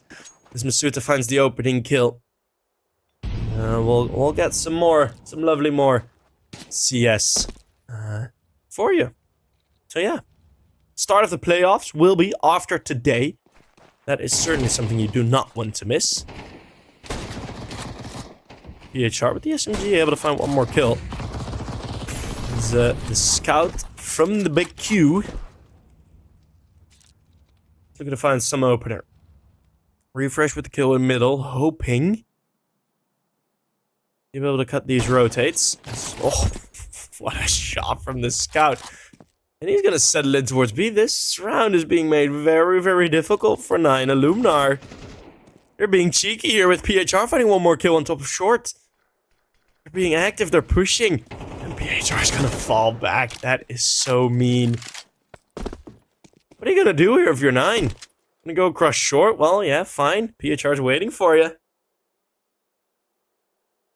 There is one Molotov. They could use that over towards the boxes. Probably won't.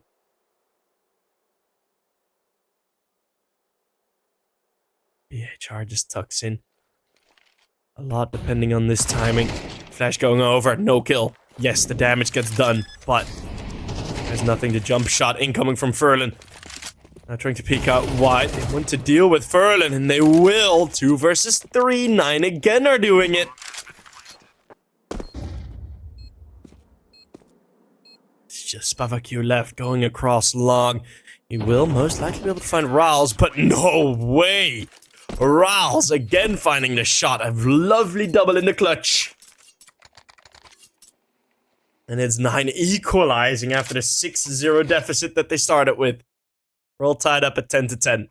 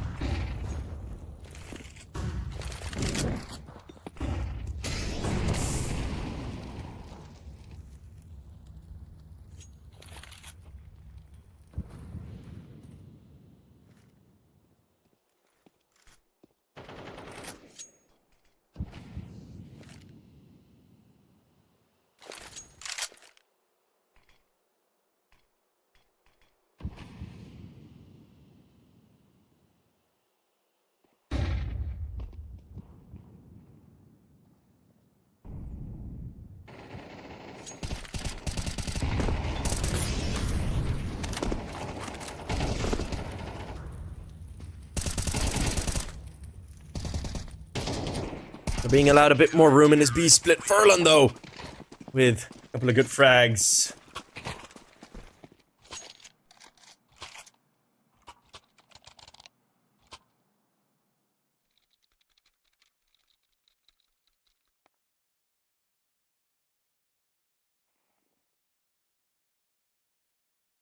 Apologies for the silence before, but Illuminar, they take the lead 11-10.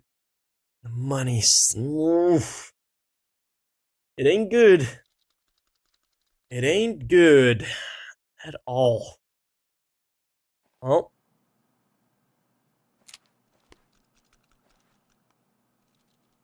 Let's see where we're gonna end up here.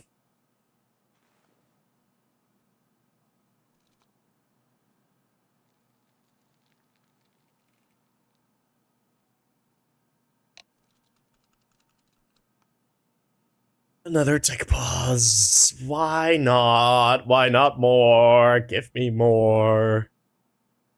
I want all the tech pauses in the world. I want to them, you know?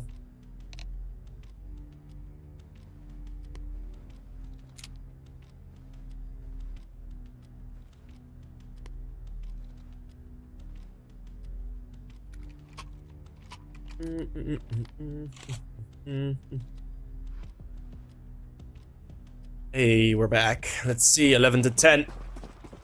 Get back into this.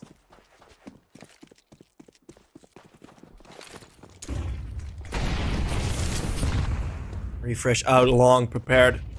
For that Molotov.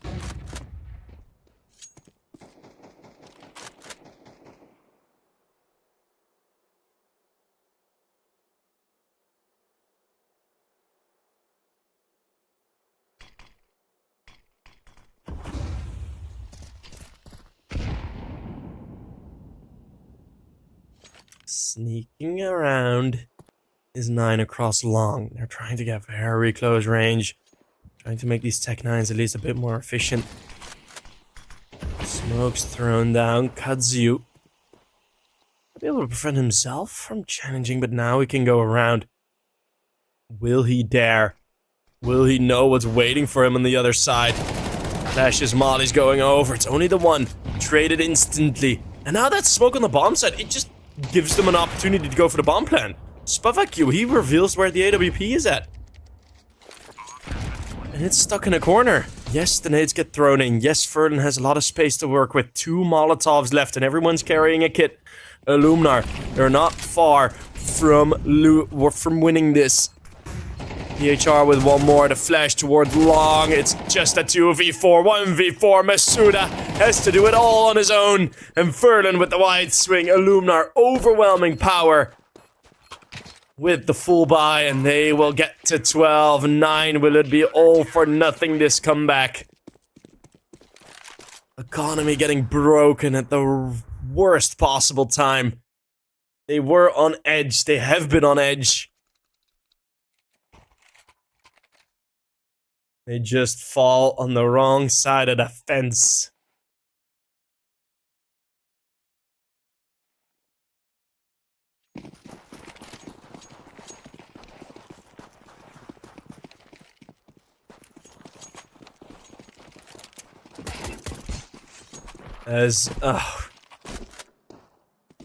Yeah.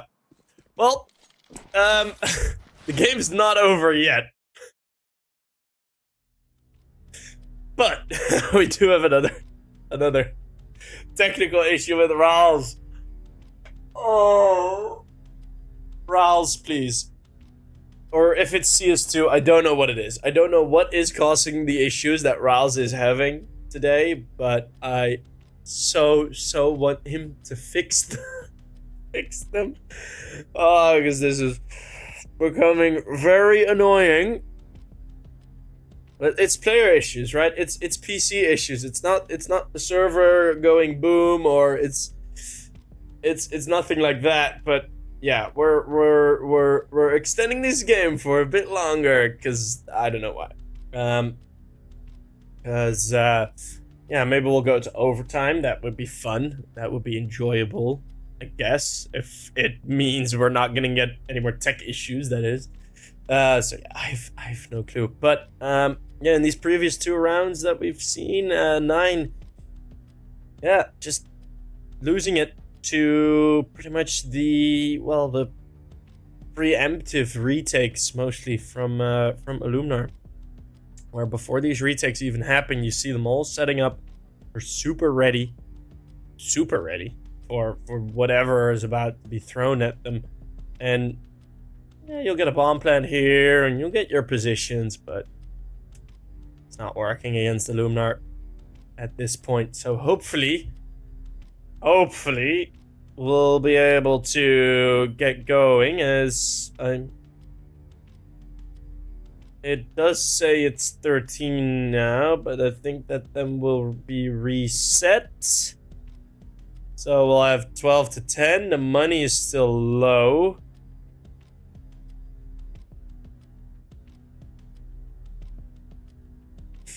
I don't know. I have my HLTV open here for the live thingy. Hoping that this can be fixed a bit soon. Yeah. Yeah, we're enjoying some troubles. We're enjoying some troubles here. So please hang in there, just as I have to hang in there.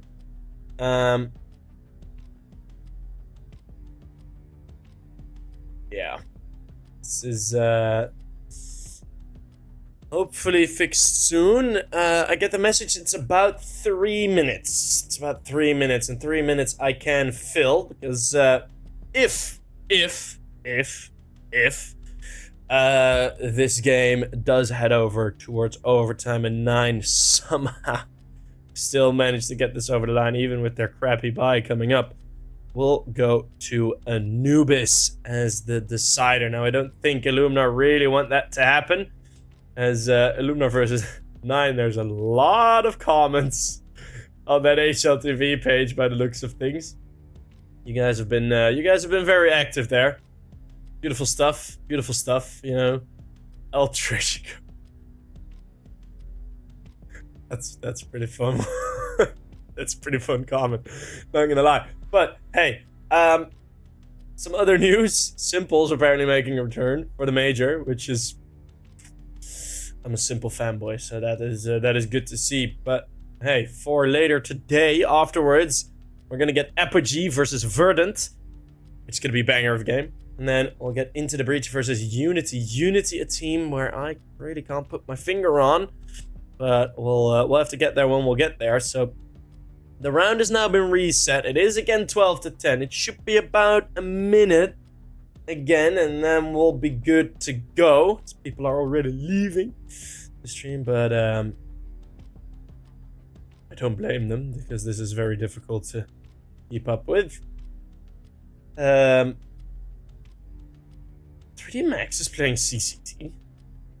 Lol.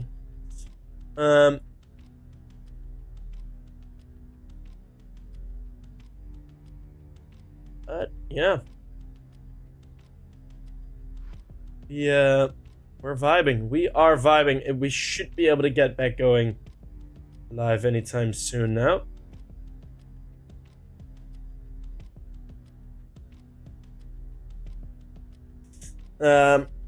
Yeah, not much, just annoying with these disconnects. Yeah, it has been pretty annoying with disconnect.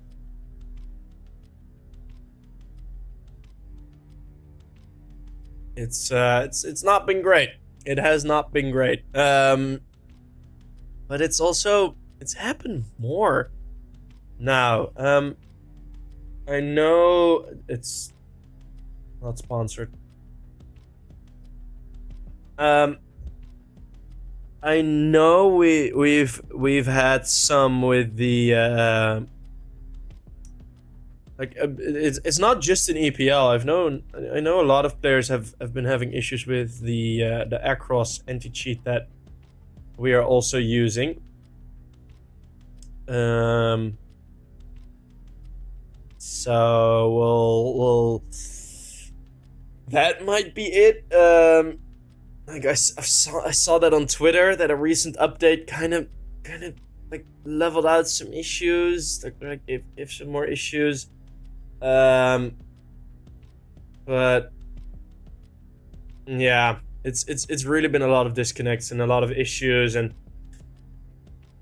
I think that is a combination with some CS2 instability, the anti-cheat not being able to match up well with the CS2 instability. I think it's mostly there.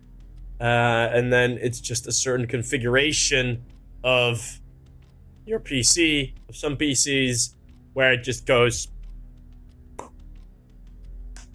And I think that's what Ral's is experiencing right now. Like, this isn't an internet issue. These are hard crashes.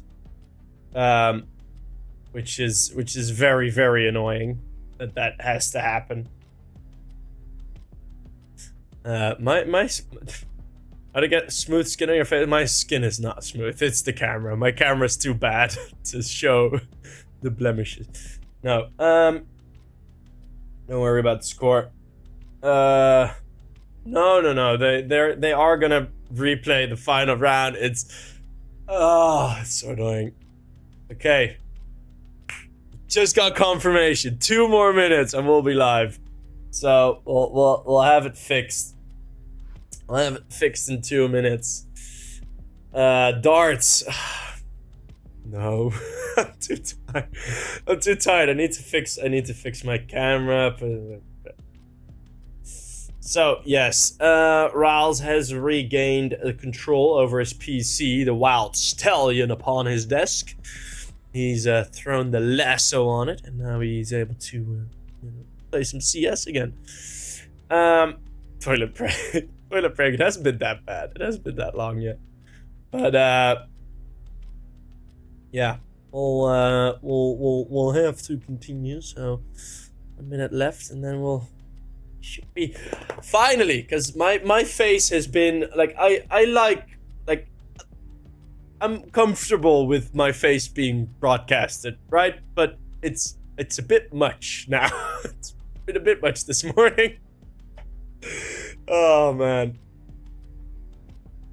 It's yeah, I've it's not what I get paid for, to be honest. But I think we should be ready. We should be ready to keep it going. I'm trying my absolute hardest to keep you guys entertained. I really am. We have another job. Yes, I work in a sports clothing store, and I cost ESL. And I work out. So stupid. And I got a new plant for my girlfriend in the background. Yes! Woo! We're back in the server. Oh, it makes me so happy. I'm gonna eat an orange after this map is done, but it is not done yet. 12-10.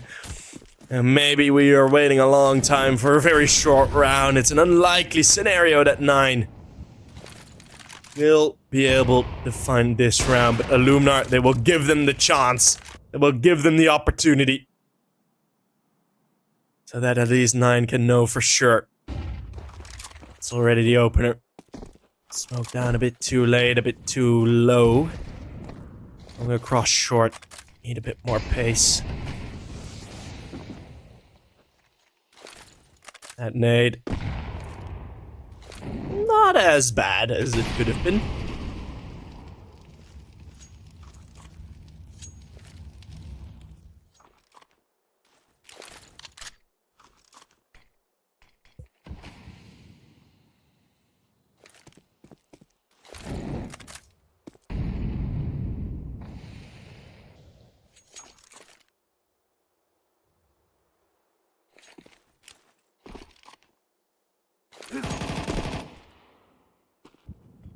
Throwing the mid to B smoke. Waiting for his team to line up and for this flash to go through. Flash is effective. Katsu again in this position. Riles goes for the check. Nearly the spray through Spavaku with another fine. Belaney has refreshed, only being the final one alive. And that is going to be it. It will be the 2-0. Illuminar, they hold off a fighting back 9. A 9 tormented by unfortunates. And Ral's really has some work to do in fixing his PC and his setup and how his thingamajigger deals with the Acros, and CS2 and Acros have to get their head out of their asses and fix their games. But that is Illuminar moving on towards the playoffs. 9 is going to be eliminated, so no 2 trophies in a row for 9. Let's see who will join Illuminar in the playoffs. Next up, we will have Verdant versus Apogee, as Passion UA and Illuminar are the ones to move on from this bracket. So we are gonna head over towards a quick break, and when we're back, we're gonna have game number 2 of 3 today, so don't go anywhere. Verdant versus Apogee. It promises to be a banger of a game. We'll see each other there. Peace out. See you guys there. Don't go anywhere.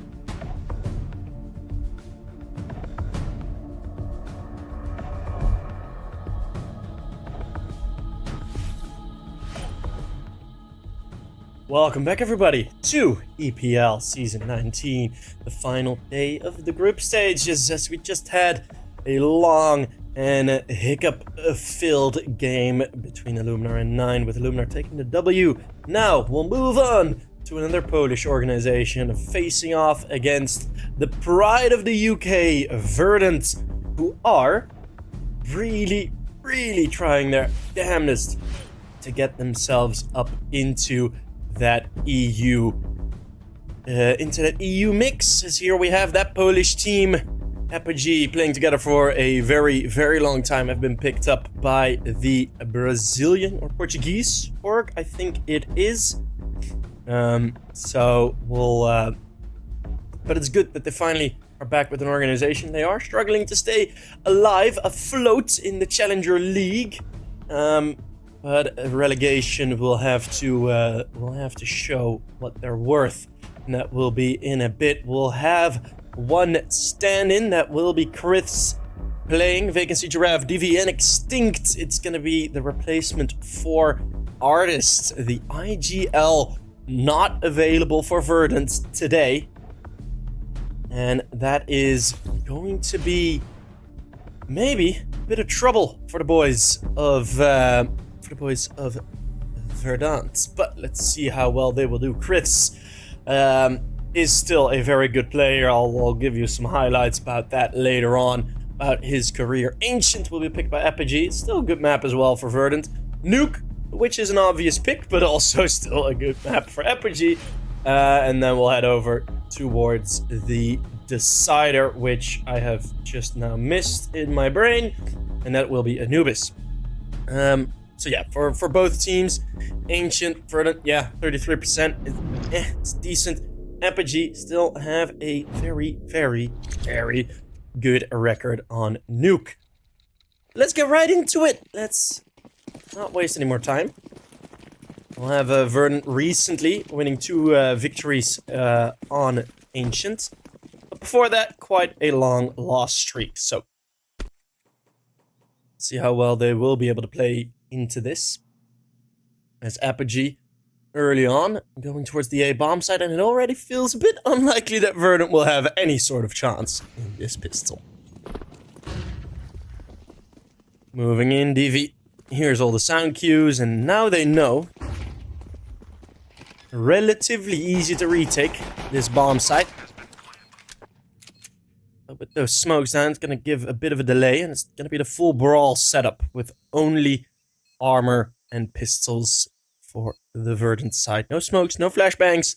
It's going to have to be the crosshairs to do all the work. But these crossfires are way too powerful to get past. It's already a 5 versus 2. Yeah, you're not gonna do anything here. That's gonna be the first pistol for Apogee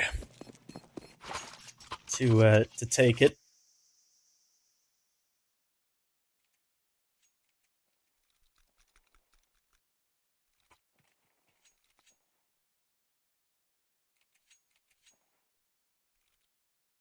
So we'll have the pistol already converted. No force buy from the CTs coming in. Just a P250 on Chris.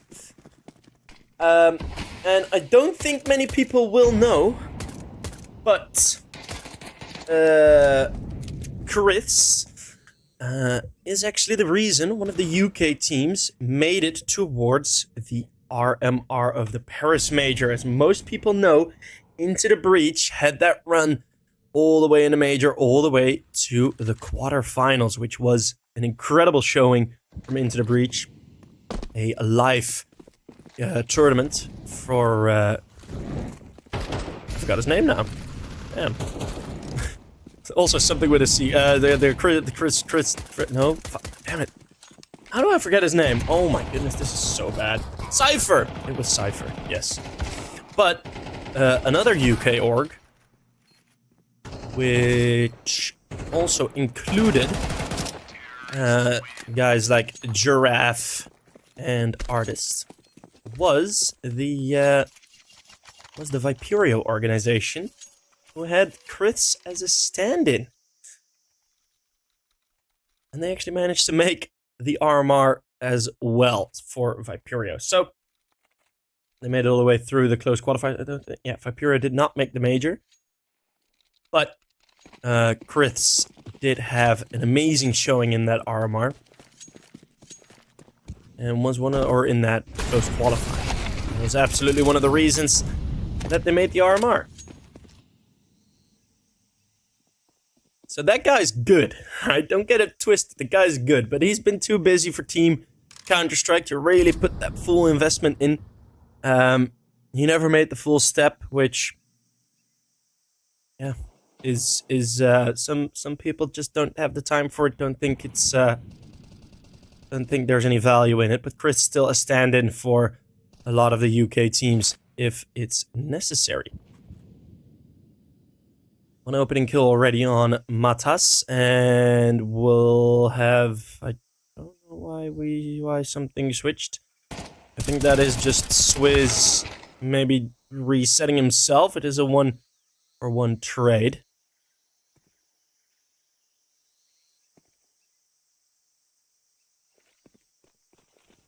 As for now, we're gonna have Giraffe tucked in towards the default boxes.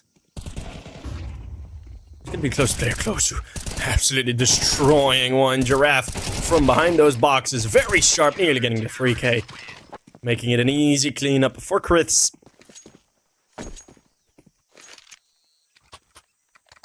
That is gonna be Verdant. Already picking up the first gun round on the CT side. Which... actually job very well done. Not letting the Polish team get away with too much of an advantage.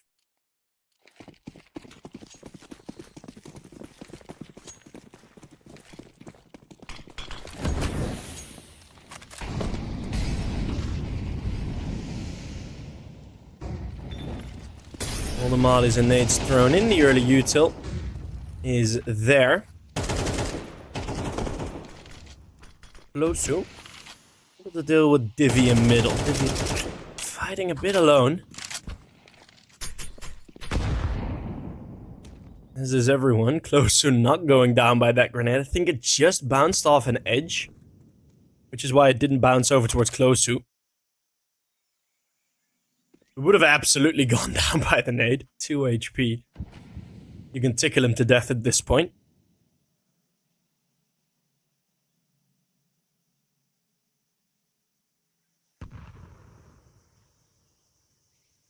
Where is Artist? Artist is not here.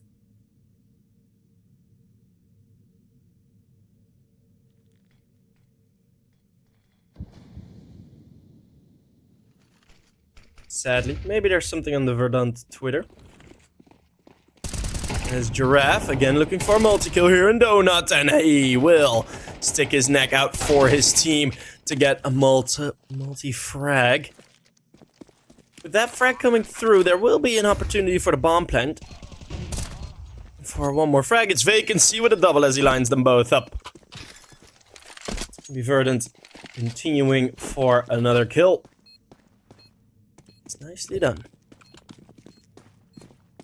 Bomb has been defused. Counter-terrorists win. No mention.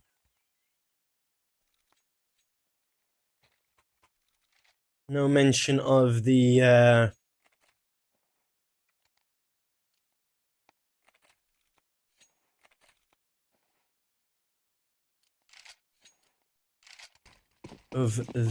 stand-in situation.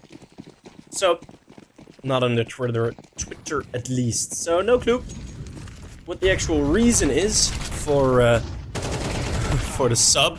Flashbang thrown in. It's Extinct that will find one kill. Crits gonna move out wide. He is looking for frags. We'll find two with that. There's no one in middle. They're still fearful of it. Giraffe again looking for a multi-frag. Oh, and it's gonna be Vacancy through the smoke. There was already the Tech 9 of Chris storming in. So a job well done, Verdant. They're building up a streak. They've been in good form recently. Absolutely. Let's have a bit of a look back.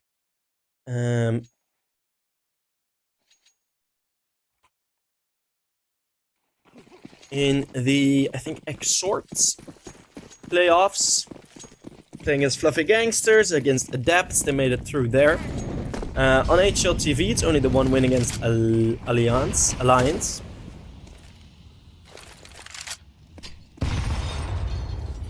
But overall, recently there have been more wins than losses, just not on HLTV.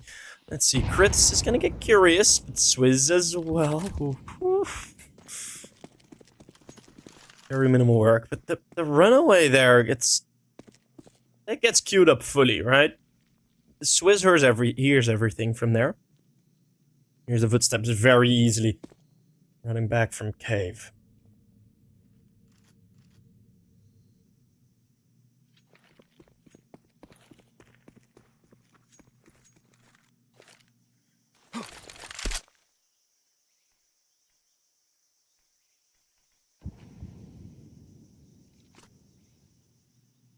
One change within the veto compared to the previous game that these two teams played. It's going to be Vertigo. Verdant winning it, now getting banned by Apogee. Or, did it get banned by Apogee? No, Verdant banned it. But they want to go for a Nuke as Verdant's map pick. Last time it was Apogee taking the W. Vacancy. He's able to find Polo. He's been good in these, in that mobile position. He's been all over the map, but most of his kills over towards this A-bomb side. As the support of Giraffe. That's a great recovery. Vacancy. What a ridiculous couple of shots.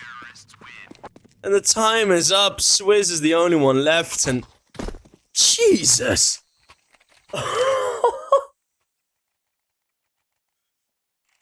That was pretty damn ridiculous. Vacancy, what a one-tap towards the bomb site. An absolute talent, been in the Sprout Academy for a bit before moving back to a UK team, as that Sprout Academy roster really didn't do much.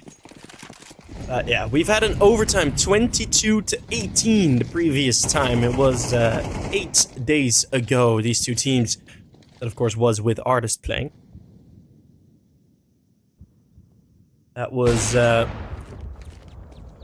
previous time these two teams faced on Ancient. It was Apogee winning it eventually in triple overtime. Oh, no, wait. That was also with a stand-in, by the way. That was with Leaf. Yeah, I forgot. Lots of stand-ins for Verdant these days. But the CTs, they're holding on quite nicely against this half-bite. In the middle of the bomb site, nothing all too curious happening. It's Vacancy adding another 2 kills to his name. He is everywhere. Good deagle shot. Close to.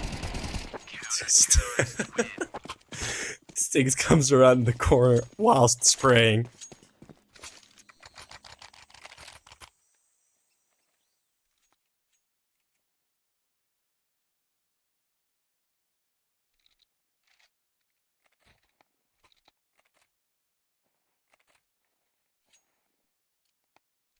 Many people favor the Polish team.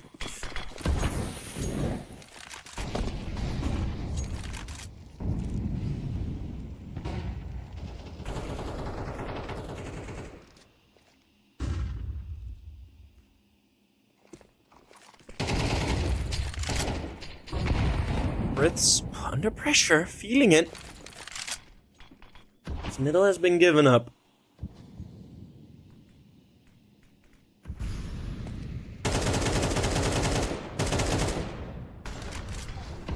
EV, I'm gonna find close to an Extinct with one more frag. It's all falling apart a bit as Apogee stumble over their laces. DV with another frag, and it's just all going through middle. DV on his own finding a triple with one of the picked up Tech 9s, and only one left standing is Prism, and you'd give him a chance to go for the bomb plant if he weren't facing the high HP Giraffe is what I was going to say, but that of course gets negated fully. He is stuck though. Hard stuck. But, okay, well, that's one. It's 1v5 Prism. Give us a highlight. That's... Vacancy is there to save it, but that's 3 good frags. That's a lot of economic damage done by Prism. Not that it will be felt instantly, as the money from Divi is still very much there. 10k. 6k on Extinct, 4k on Vacancy, but Friths and Giraffe are already getting a bit low. Right, you're still gonna be a bit on edge as Verdant, right? It's not as comfortable losing 3 players.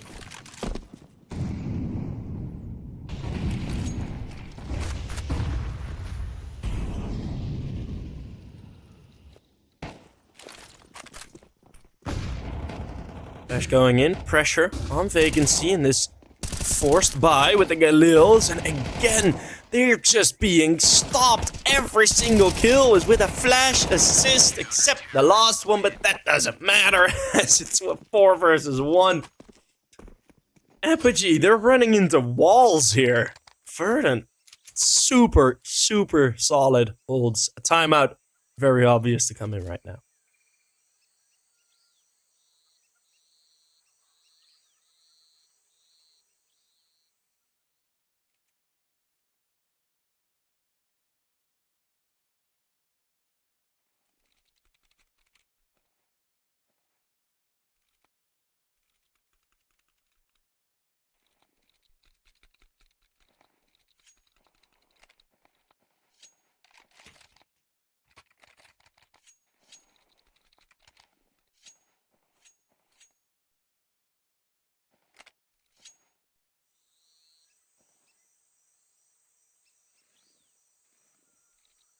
And also, Simple's coming back.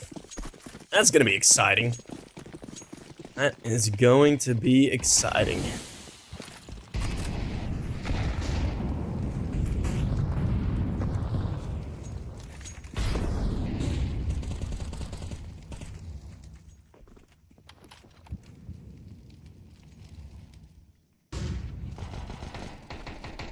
Getting in through cave, Giraffe lets them pass, and he goes forward himself. What a lovely play again.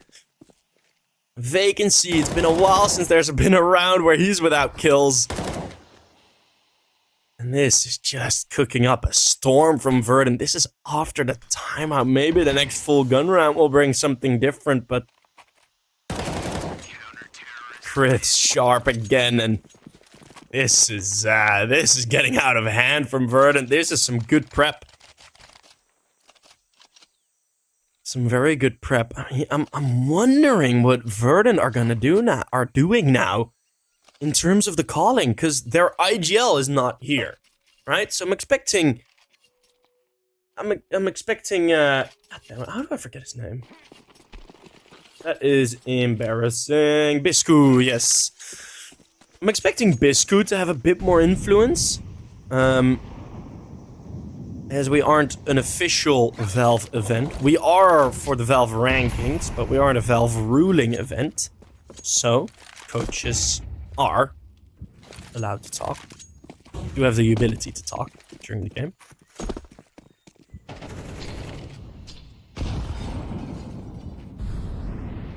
I know many don't, because it's just like it's not that useful. Fritz. Fritz, what are you doing? I'll throw a smoke! Swizz was all but ready. And oh my goodness.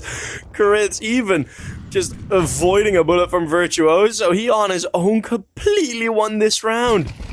That's what I mean. This guy's a stand-in, but oh my goodness, he is so much more than that. He still has that skill. It is wonderful to see him back into the server. He's been done wrong in a great many situations. He accepted his role as not a full-time Counter-Strike player for any org. But man, if he stands in, it is a showcase. Just walking through a smoke.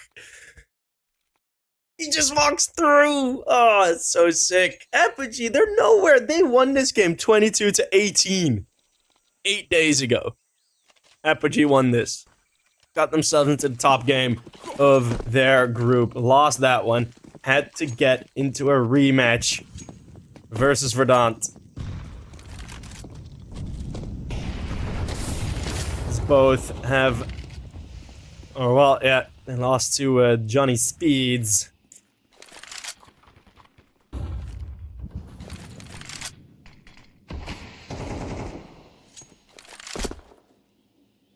And what we're looking at now is,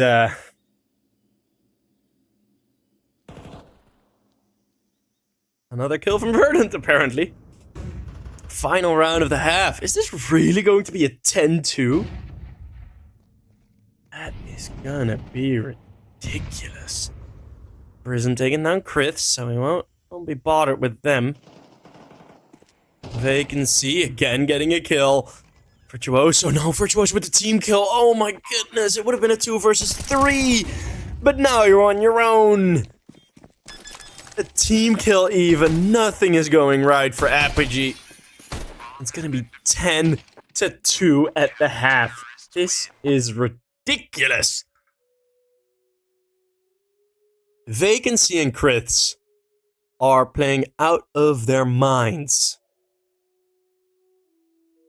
That is... I don't know what I'm seeing. I mean, Polo on 3, Virtuoso 2 kills. Swizz on 3. This pistol round might bring in a bit of a difference, but it's been 10 rounds in a row. I said Verdant are feeling good, but I wasn't expecting it to be this good. I mean, once more, we're looking at it and we see HLTV giving a bit of a skewered view on things. As yeah, there are mostly losses in their recent games, but that is mostly without all the... Like, there are a couple of new tournaments now that are not on HLTV. Group stages of UNiTY 21. You're looking at the Exort series where Verdant are performing incredibly well now. They beat Adepts, they beat Fluffy Gangsters, got some revenge on them. It's all looking really, really strong from them, and they are in a good mood this week.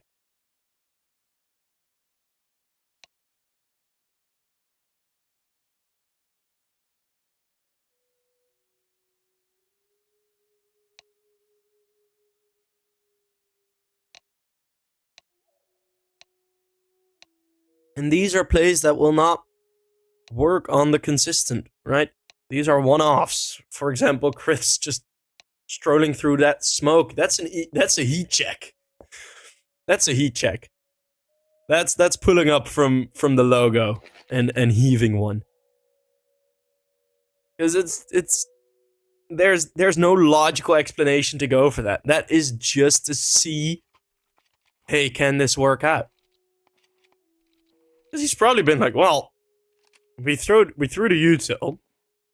They haven't been active on this area, so either there's gonna be one guy holding, but that would be out in the open.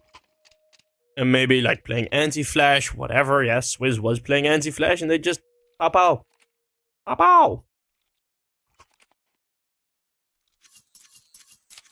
Pretty damn sick.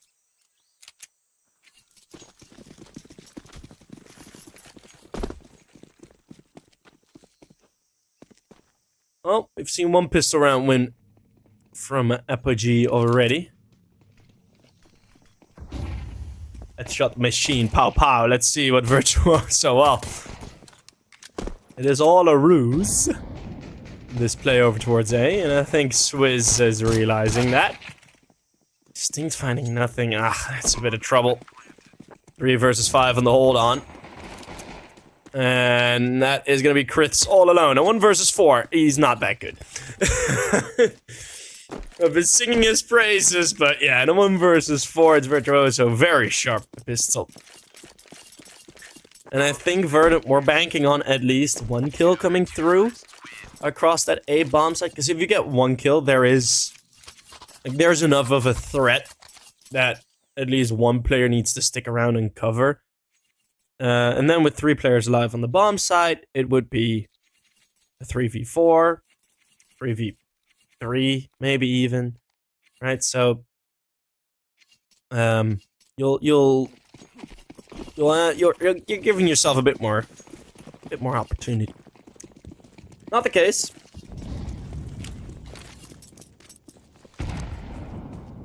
Not the case, but Closer is going to be running in. Together with Virtuoso, looking for a bit of pressure. Don't really see much going well here for Verdant. But one scenario that very well could happen now, depending on the T side, first T side buy round of Verdant, is them getting... Is Apogee getting both pistol rounds, both conversions, and then just nothing else. That would be a pretty funny scenario, to be honest. Guess we'll have to wait and see.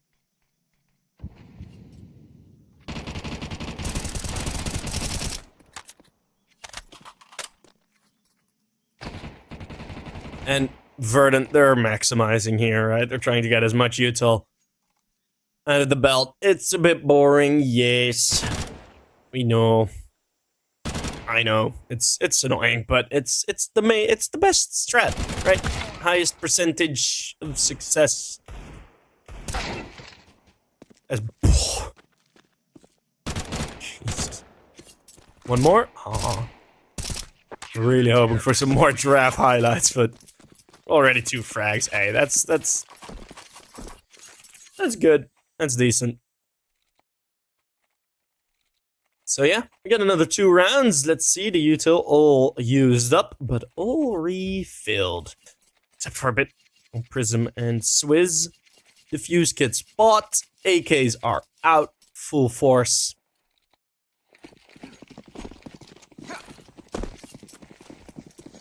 The instant smokes finding their positions as there is a bit of mid control asked from Apogee.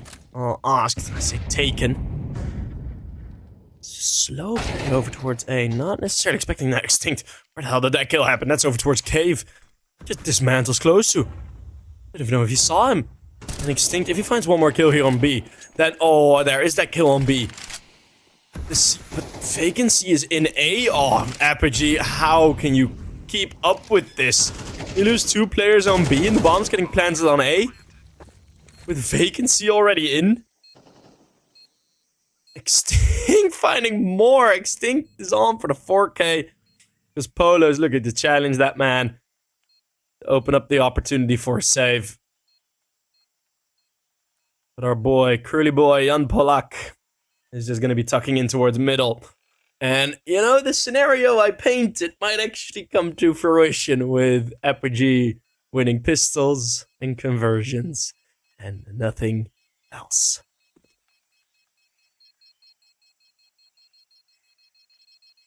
Oh my goodness. Extinct. They just let him loose. I mean, it is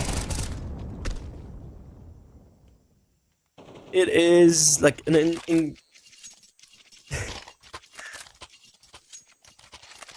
it is the individual freedom on the lurks, right? Letting the lurk player have that opportunity. And I feel like Verdant, they are playing very, very loose. Right? It just feels like, yeah, well, you know, we're just vibing. Like, you're playing so loose. And that's, like, in a good way, right? Like, this is one of those games for Verdant where you're gonna be in TeamSpeak, just laughing about how well everything's going and still staying sharp on it. Right? Not getting too overconfident, not going for some ridiculous plays, but just going for, hey, I know if I'm feeling good, I can win these fights. So, might as well take them. I'm feeling good now. Might as well take those fights. Right? Everyone who's played CS knows that mode that you can be in, right? This is the mode you're in when you're hitting no scopes. Right? You're feeling good. You're like, I'll hit the no scope. I don't have to zoom. Close to. Able to do pretty much all the damage. And now there's a sleek mowdown, and everyone's dead from the Verdant team. So, might be wiping the smile off their faces a bit here around number 16.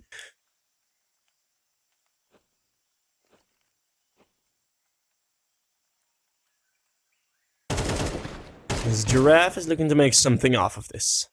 36 HP, it's Swizz with a pistol that he's challenging. And won't be able to challenge much longer. So that is Apogee, this time with a good round. And I think that's just because the round was maybe a bit too simple. Right, lighter weapons, going for a stack. Money is a bit of an issue for Verdant. Let's see how they'll deal with this. I'm expecting lane control a lot, because you do have these pistols. Getting an opening opportunity into cave is always a good one.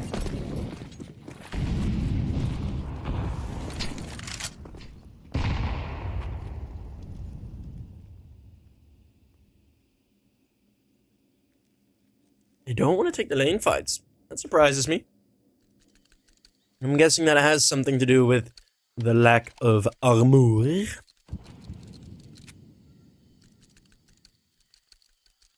Lack of a vest. They're a bit cold. I'm a bit cold. It's pretty cold. It's become pretty cold here in the Netherlands. I got my legs under a blankie, so we're good. We're good. Let's see how cold it can get for Verdant here. Without some of their vests. Sudden drop down. And Apogee, they're just not moving. One thing that has happened is that they've used everything with their flashes. So they only have the flashes and they line up for Instinct. What a top-notch scenario. That is the best possible way Verdant could have entered into this bomb site, but there's no smokes. So yeah, you're gonna get this bomb plant, but the shots are coming through, and now you're in trouble as Verdant. The flank's coming in, but it's being watched by Polo. Or is that towards middle? No, Polo has his eyes on it. DV with another opener on that AK. There is a Tech 9 close range. Crits misses his first opportunity.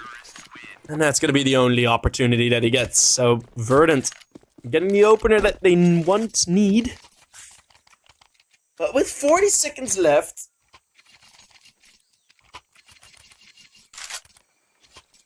40 seconds left, I think Verdant could have done a bit more there.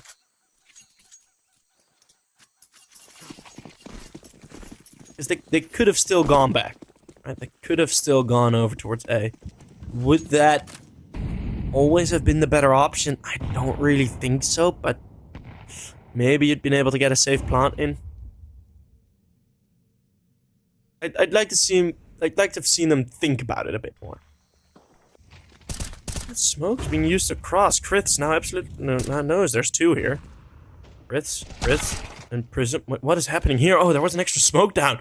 They just didn't see each other. Double opener. Still Verdant on 11. Prism is still here. Giraffe and Vacancy completely isolated. Prism.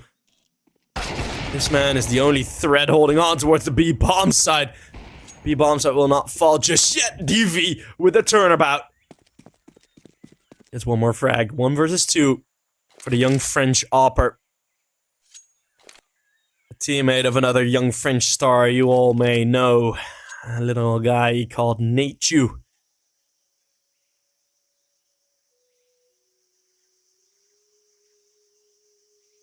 This DV fella. At the joy of being able to chat with him a bit. Previous Epic LAN tournament in the UK that they won very convincingly. That must have been heard. Polo, close range is going to be sharp enough. It's going to be the headshot coming through. 7-11 Apogee. They're making a bit of a comeback here. The T side struggling from Verdant. Well, not necessarily. Struggling against the CT side from Apogee because they are looking very sharp. They're looking good. And Virtuoso again taking the op. It's a weird mix. That Polo and Virtuoso are the way they are switching the ops currently.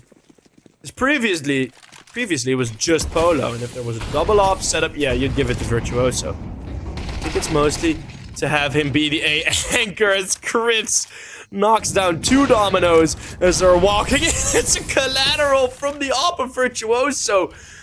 Magic for both sides. As the bomb will get planted, rush down, a chaos ensues in this round, and it feels that all this explosive dust is gonna settle down nicely on the ground here after a minute, after 30 seconds into the round. Chaos subsides.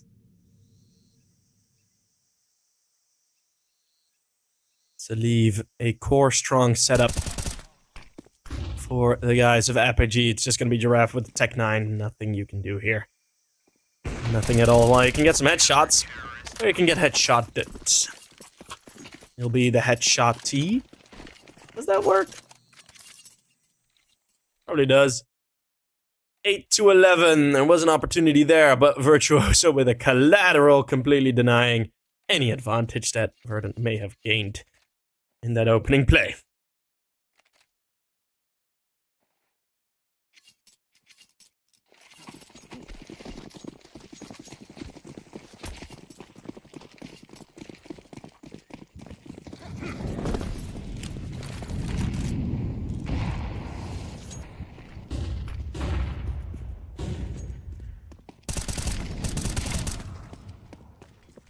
Okay, Polo going unchecked. But crits. Let's find close shoot. We need more of crits to be able to win these rounds. Virtuoso with the AWP, able to drop the bomb, but there's Extinct. The pistol, the 5-7. Virtuoso is everywhere. Oh, the no scope nearly hitting. 2 versus 3. No bomb recovery, but crits lines up 2 again.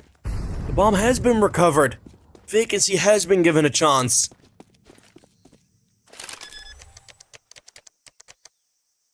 Panning out in the open, he has to avoid that Molotov. There's a defuse kit, there is a smoke vacancy.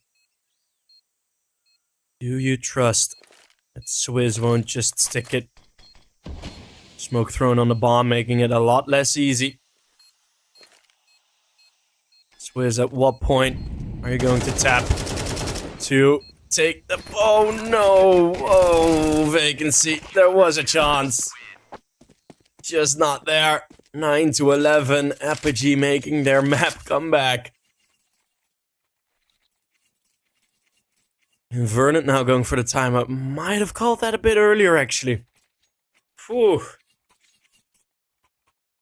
Should have planned it in a different spot there, vacancy.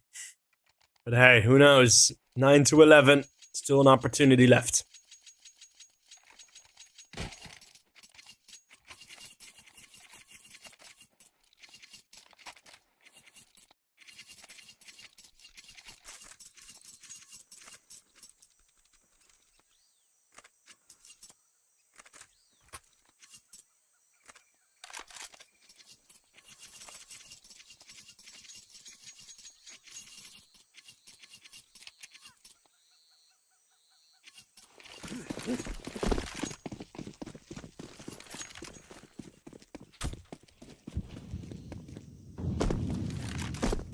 Let's see what Verdant's plan is now. Virtuoso, with that AWP, really bringing him a lot more impact. Lane control, lane pressure. Apogee, they're getting close. Molotov just heaved in, trying to be annoying. And, oh, oh, Prism. He's got his mean pants on as the spray transfer from close to hits, trading out for a full AK in that fight.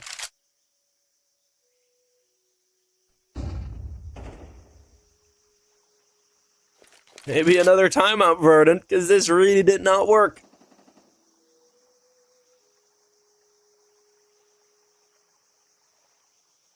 Double digits from Apogee. Verdant already had them in the first half. Kept to a single round.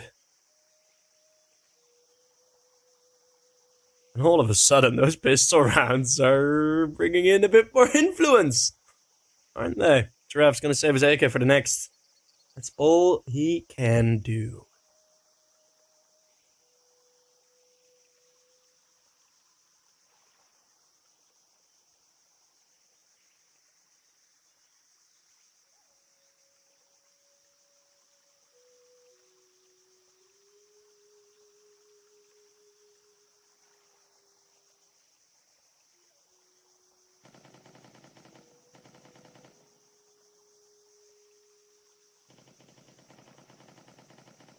Counter-terrorists win.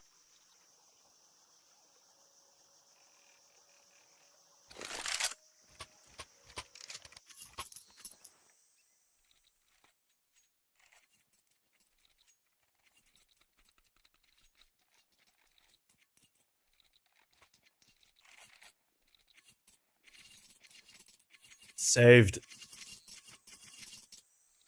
Yeah, okay. DV on a Mac 10, is that really gonna work? We'll have to wait and see. Similar util thrown. Virtuoso is checking if an airstrike is coming his way. Util used and then falling back. That's the strategy from Apogee this time. Flash is going. Oh no! Giraffe jumps right into it. Right into the headshot. DV upgrades his weapon, so the AK will still be alive, but we'll have one player less to fight with. And this is a dangerous fight from the T side. The flashbang's great. Somehow Swizz not connecting, but the rest are. Vacancy will finally find Swizz, but the trade is there, and Verdant, this T side is nowhere.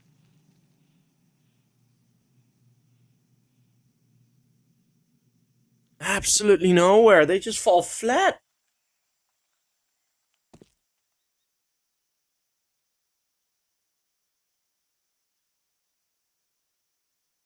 It's just gone.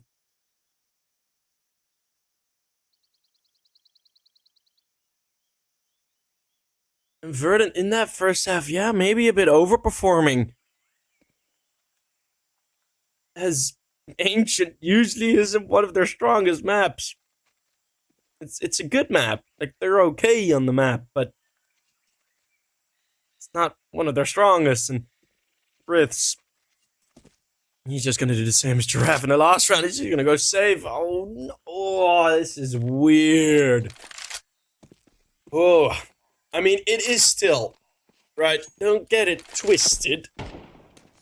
It is still Apogee's map pick. Meaning that, I mean, it's like, in theory, raises glasses upon his nose. Apogee should win this map, right? It is their decision to go for it. But if you look at the first half, so many opportunities from Verdant. And there's been some magic dust from Apogee, for example, that Virtuoso collat. If he only gets one kill there, right? Even if he misses, maybe even only gets one kill there, that round is a very, very likely win from Verdant. Really is at that point. Because there's weapons to be picked up. There's util. But that double kill completely denies any early control of the bomb site. And then they just get stuck, and that was already 5-6 rounds ago. Now we're at 11-11 with another timeout called. Galil's single AK. And Mac 10's Verdant do not want to play for OT. But OT might be an unavoidable scenario, even if they win. Sending in DV alone towards the A bomb set. The rest are going to go for a late split mid.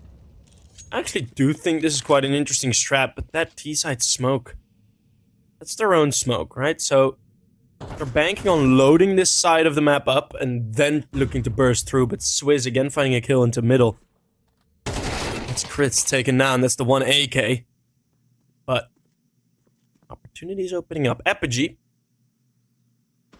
still holding on quite nicely within this comeback. Mind you, Apogee still have Nuke. picked by Verdant, which is still a very strong map for them. So it's not over. For either team, it's not going to be over. And I think the next map really is going to bring us some fireworks by looking at how both of these teams have played their CT side thus far. Hopefully we get some T-side firework as well. Who knows? Prism moving forwards, and Verdant, I don't really know what they're waiting on. Oh, Extinct. He's done something here. Extinct has pulled everyone's attention. There's not a smoke for CT Virtuoso. This should be a free kill, at least at some point. He misses. The bomb will go down. Extinct on his own. Such little information. The first bullets flown are able to take the attention away. Apogee. They are looking to be strong in this retake, especially now. It needs to be a vacancy 1 versus 3, and that angle is good to work with. Close to his low. If they line up, it can be all over. It's 1 bullet too little. Apogee get 12 on the board as they are looking to complete a 10-2 comeback on Ancient CT side here. Oh, goodness.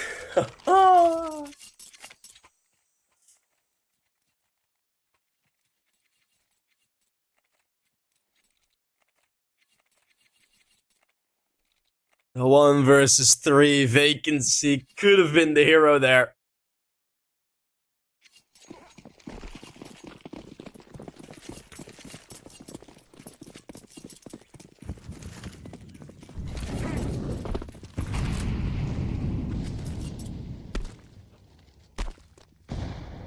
And Verdant's T side is something that is and has been lacking on this map. An opening kill now, but the kill in return, Swizz just straight through a smoke. Prism thoroughly holding that line. 3 versus 4, and look at how close everyone is already.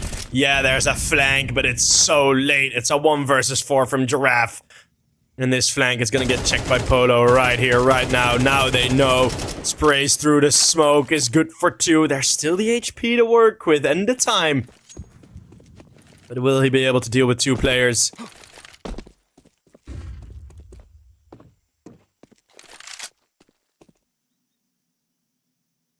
Bomb dropped in the middle.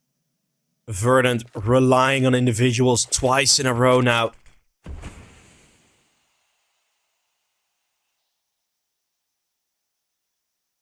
Prism can be baited in here. Swizz is gonna tuck. He's gonna peek. Gets the taps. And that is it. That's the closer. 10-2. Returns to 13-11. The Polish team take their own map pick with a wonderful comeback. An absolutely necessary one. Otherwise, it would have been a very embarrassing defeat. And just wow. Wow. Holy damn. That is a sick comeback. Verdant. Someone mentioned it in chat, they have been falling short on this T side of Ancient many times now. This is not the first time something like this has happened. I've seen 8-4s, 8-3s, or 9-3s, now a 10-2. I've seen them all go wrong for Verdant, even Dreams to Legends, right? A mixed team from the UK. Some very strong players, some guys that I know are in there. They managed to beat Verdant 13-8 on that map, on Ancient. So, going forwards to playing against a team like Apogee, the fact that they get a 10-2 lead is already ridiculous, right? That is already very wondrous. And I think it was Apogee just not being ready for how that CT side was going to be played by Verdant. And I think you could see that in the server as well, if you were paying attention at home, where Apogee were just getting caught left and right, just a bit like, what's going on here? But then you go to the other half, you're like, okay, so this is how they play. Alright, so this is what they're gonna try. And you see Apogee just kind of holding them at distance with like a 3-foot stick or something, just holding them there. With the util and with the positions. And then as soon as the opportunity arose, close in on them. Settle them in, and they played a really good CT side. I mean, I think the worst thing that happened in this map is the fact that Verdant got 10 rounds on their CT side. That should not have happened. The comeback was beautiful. But Nuke, for both teams, a good map. Let's see if for both teams it will remain a good form that they're showing here. We'll see when we get there. 10 minutes or bouts, and then we'll be at a nuclear facility to see some explosives. See you guys there.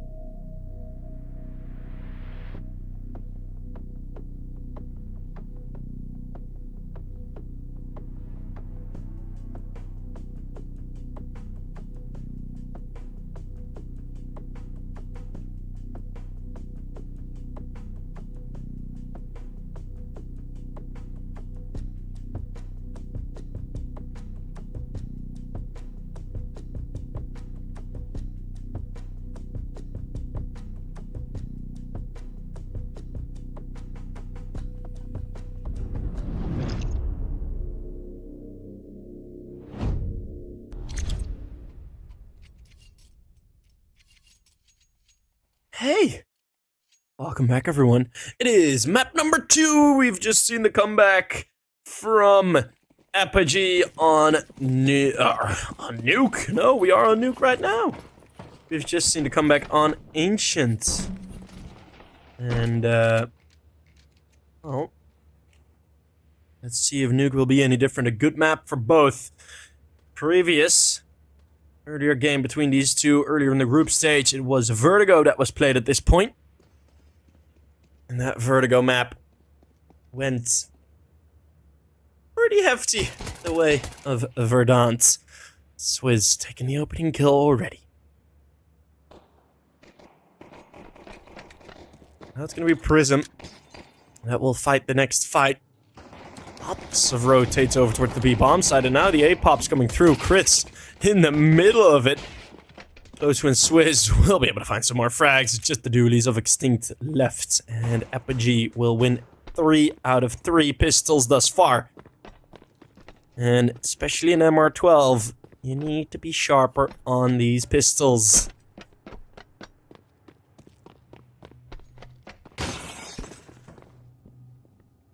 Don't know why I felt the necessity to break that window. There was an open one right next to it, but 16 going down nonetheless. Triple kill from Swizz brings Apogee the first round, so we're already getting a bit of a funky start here. Well, not necessarily funky, it's just again Apogee winning a pistol. No bomb plant again.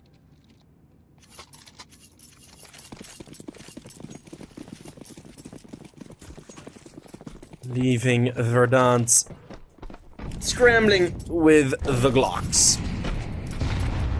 Probably looking to get some more util out of the hands of Apogee. If at all possible. Prism with a nice triple. Getting some money. Extinct's the final one here. Oh, will probably be taken out. There you go.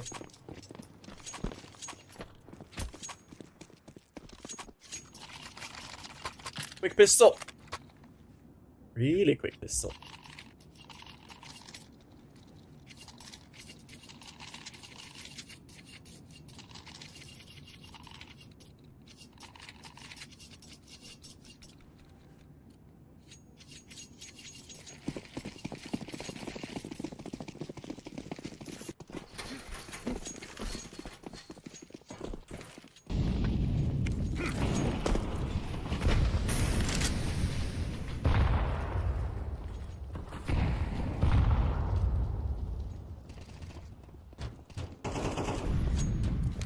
I'm gonna find an opening, but Virtuoso is able to take him down first and disconnected again on the T side. It was something that did work out on the CT side with some individual plays being made. Giraffe is able to find one more, but then the lobby push as a response. Giraffe's gonna need to do a whole lot more, and from outside he's being pushed from behind, and frustrating death, I can't imagine. EV3, the two teams have switched places. As now Heaven is for the T side and Lobby is for the CTs. So let's see how both will deal with this. Virtuoso is in Hut. He's the closest player to cover for this. He's gonna get taken out. Still some good damage done. Vacancy spots the popping up close to up on the ladder whilst spraying.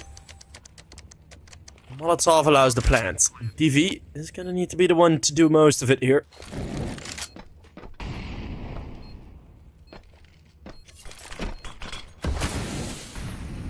That smoke, very well timed. The Swizz has gone in for the rotate. Both coming from Heaven. Crit's gonna be the early warning system. Crit's gonna get the first headshot, and this will be a Verdant round. From the T side, a great recovery, and maybe a bit too much of a push. Apogee lurking around a bit too long in lobby. They got the control, but then they just hung around. Just, alright, we'll just keep covering lobby, which, you know, it's not the greatest. You've confirmed it empty. You've went from a flank through outside, like up upon the roof. You know outside's not being played. So a slight rotational mistake there from Apogee.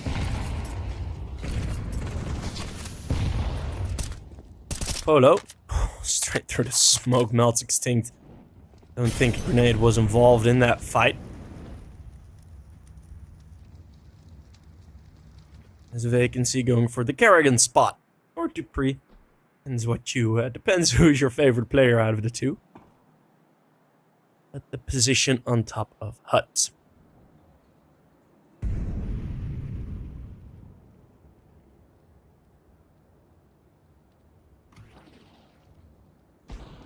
Ducking in, waiting for Polo to make a move.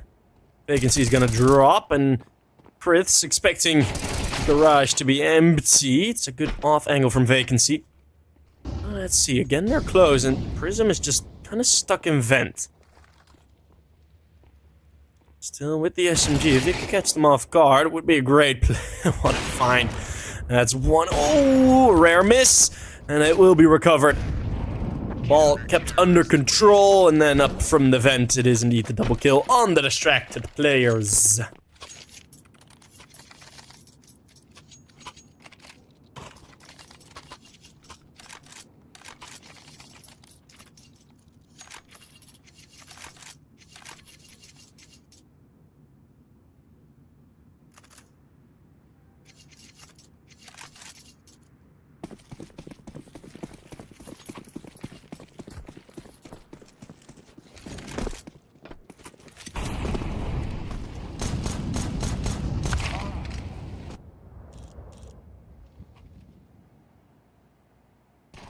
Virtuoso with the opener. Playing whack-a-mole with a vacancy. It's just the pistols. Verdant winning one round, but not gonna be much more than that. Virtuoso on the AWP. It is a weird change, but I really do like it. It's Giraffe with his guaranteed 1D in rounds like this.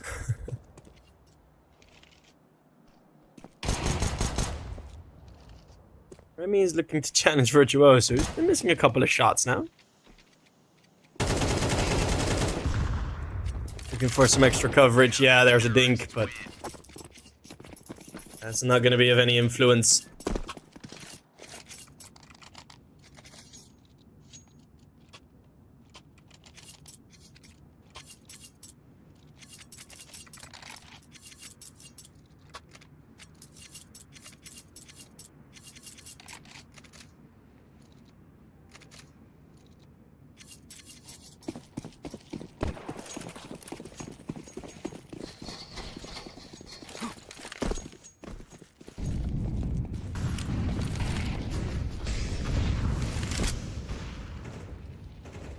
Lobby control.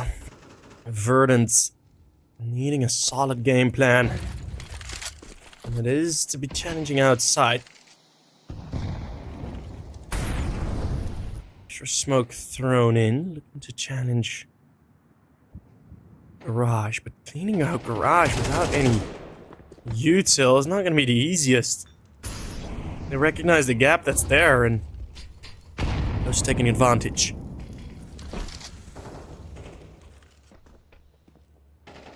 Again, an opener, and again, aggression towards lobby after their own opener. Lovely play from Apogee here. Could catch Giraffe off guard, and that is exactly what will happen. Vacancy, again, control over hell, but if this is your kingdom, you're not a great king.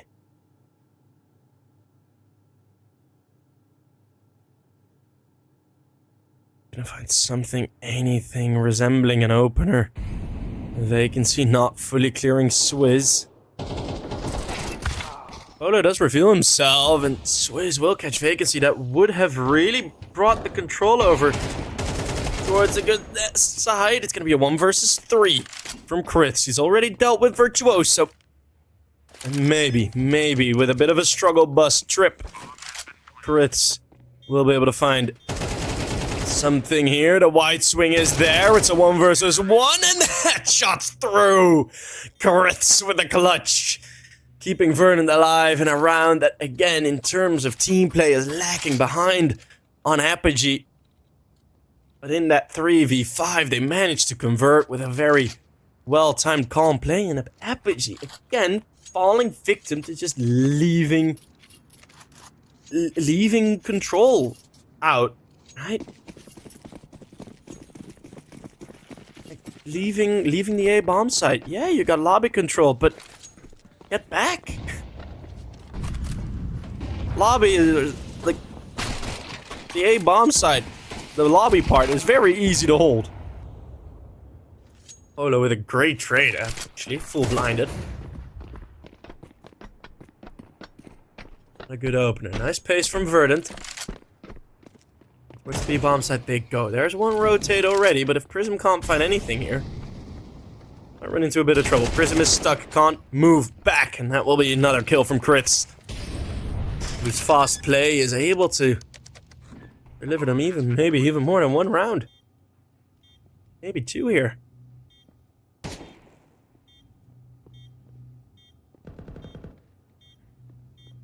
DV. Take him 1 more. It's his second of the round, leaving Swizz all alone. He is close to the bomb site, but they're not gonna leave this up to chance.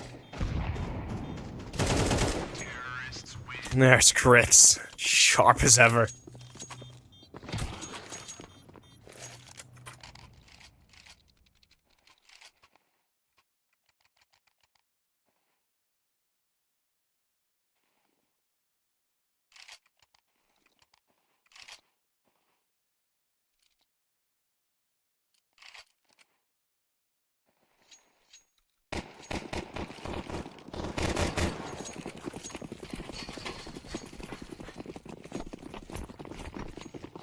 And some breathing room.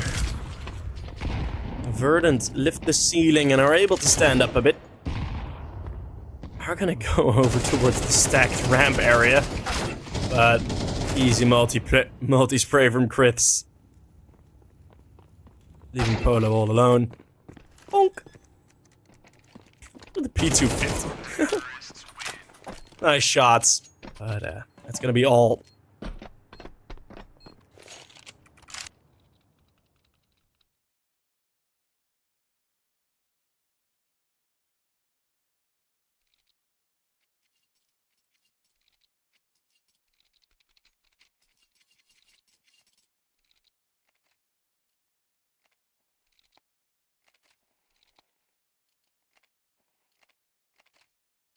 Verdant calling the timeout. That's some more control. Obviously.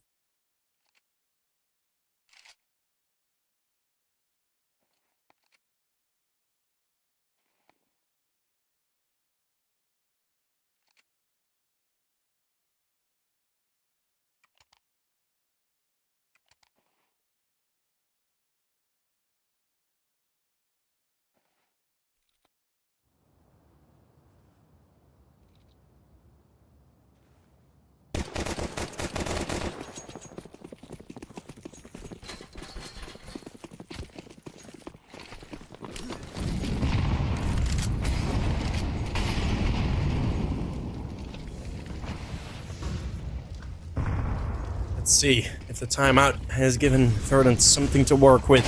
It's gonna be the A-side pop, and they line up straight into the face of Closu. This is a mowdown. And, oh my goodness. Well, this round only took 17 seconds. It's what's probably being displayed on their screens now. That was over quick. Jesus. That round was shorter than the timeout. Ugh.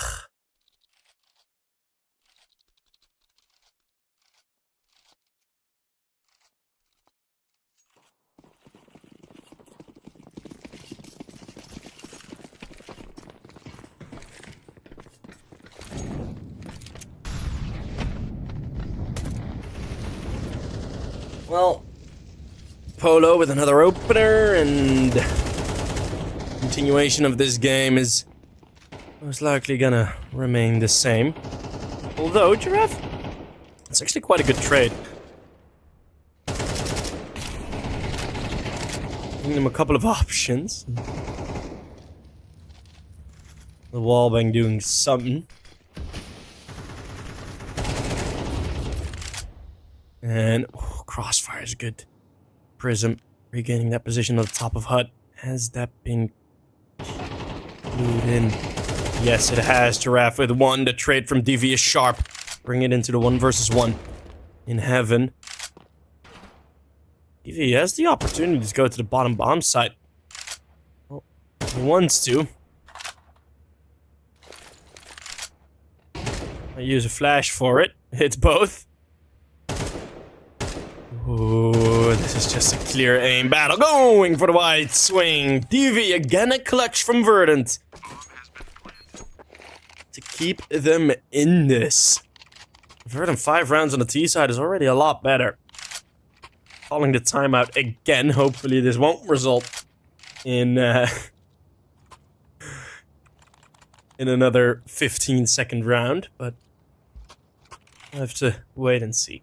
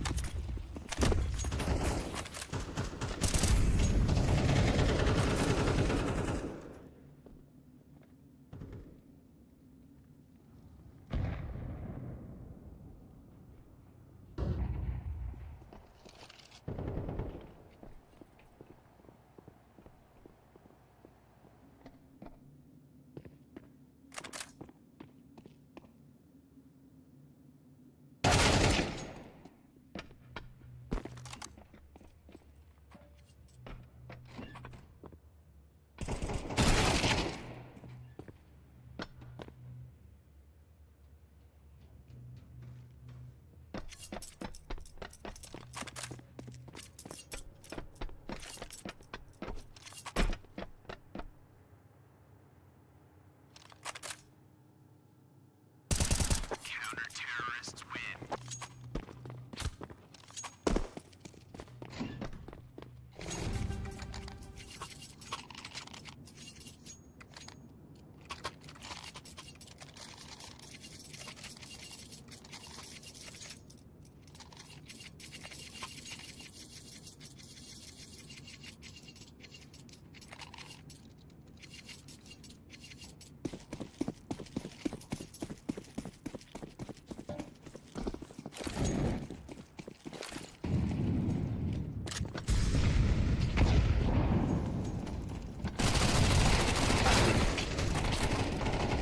Counter-terrorists win.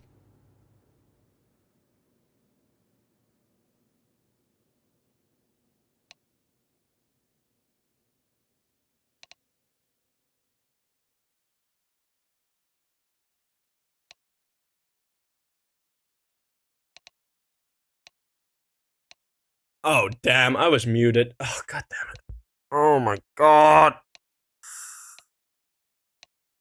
It feels like it should have been a CT half that we should have had already. I've been muted for a whole minute. I apologize. I apologize. I was eating some nuts in the timeout and I forgot and I was muted. Oh, my casting was so good the past minute as well. That's a bummer. Ah.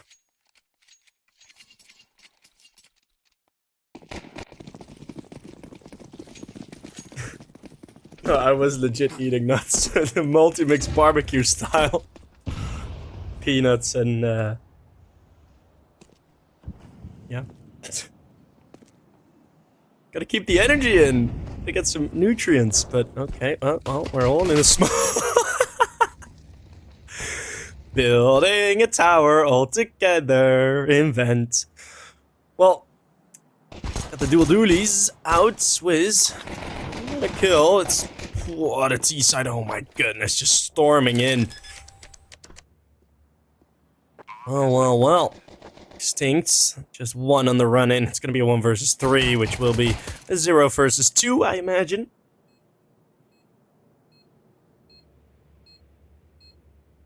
Or maybe. Our boy Callum Jones can do something here with another frag. Close to. At the top of the site. In heaven, not peeking out just yet.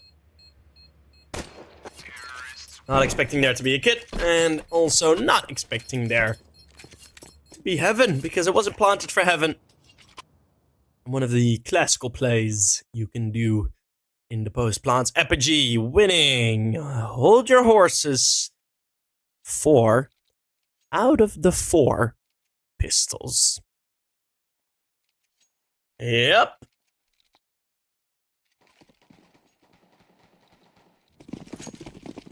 Apogee indeed got a game after this one. For the Katowice closed qualies.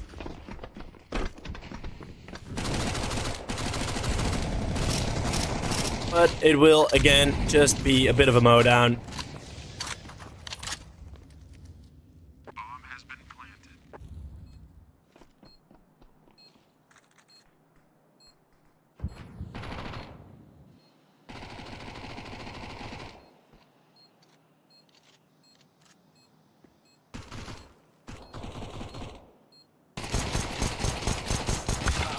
Oh.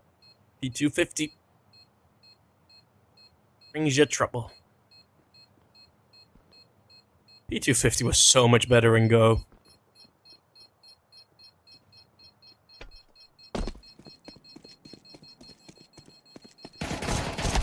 Terrorists win.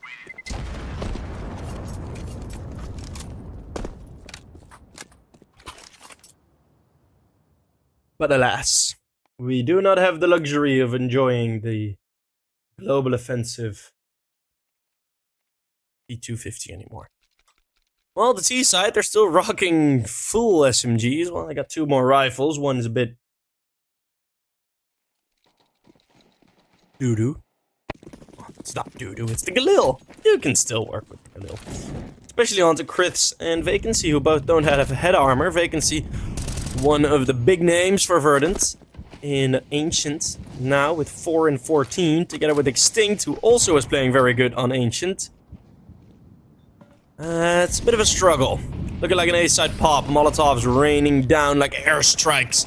Vacancy only finding the 1, but on the bomb site, they're able to hold on quite nicely. Looking like Apogee gets stuck a bit. The bomb's dropped. Virtuoso needs to expose himself. Not like that, you perverts. But he will be taken out before that can happen. Score 6-9. Maybe the CT side will bring a recovery possibility towards the Verdant team, but also maybe not. Don't wait. Sorry, someone called Donk washed in chat.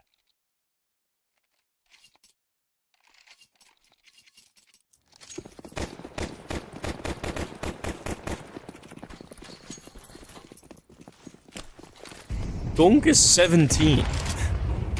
How's he washed?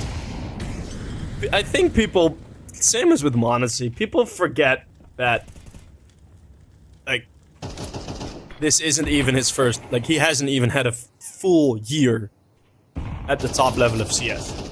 Or, like, just a year now or something. Like, it's...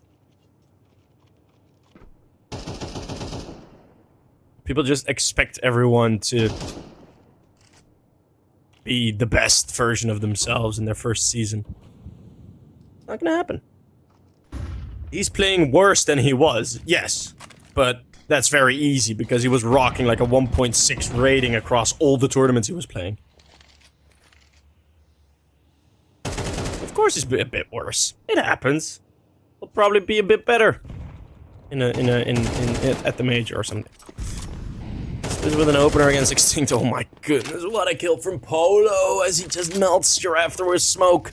It was the opening kill. It was a 5 versus 4. But what a flick again, Criths. Tossed the clutch before. It was a 1 versus 2 then. And a 1v3 now. 1v4 officially. Let's see if he can make something work.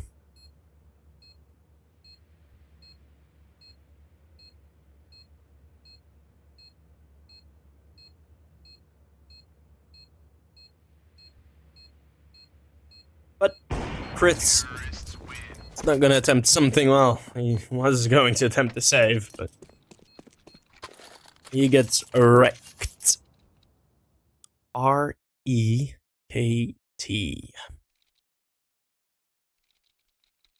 Well, what can you say to that? Brutal, savage, wrecked. Such a good clip.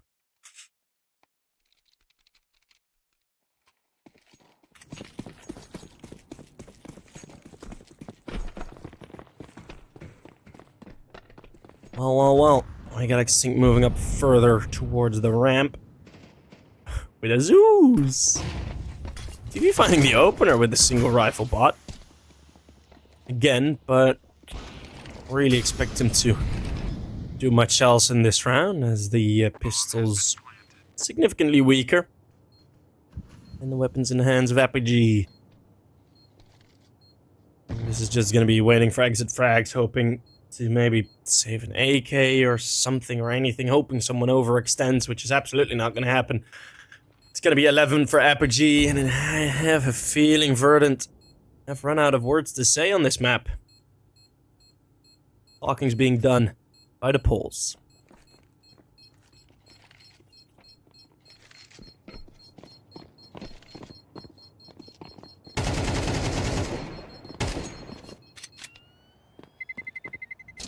Terrorists win.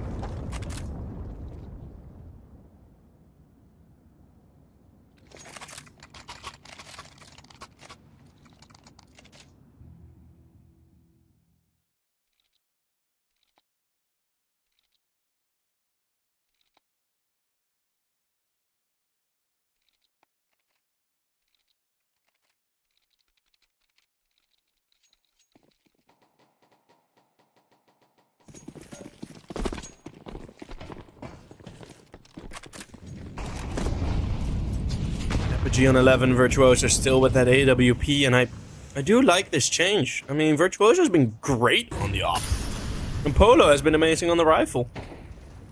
I do think it's a very interesting change for a team that's been together for as long as Apogee has to make that change, but for now, outside pressure, pretty much for the first time ever, it doubles up for Verdant. This opening advantage. Can they hold on to this? Previous 2 4v5s have been thrown. Lots of damage done by Criths. Prism's gonna be all alone, and there you go.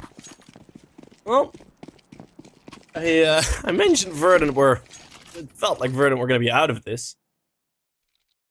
Not the case, and now DV will have an AWP, and for the next round, possibly one as well. If they manage to win it. Yeah, he could buy one next round. Leaves his team on like FAMASas or something, but there would be an AWP. The T side are now broke. Still got weapons, but they're broke. You're broke. Oh.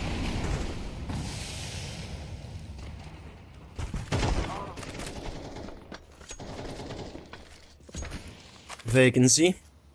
His third kill of the half, I'm pretty sure. Second or third. He was 4 and 14.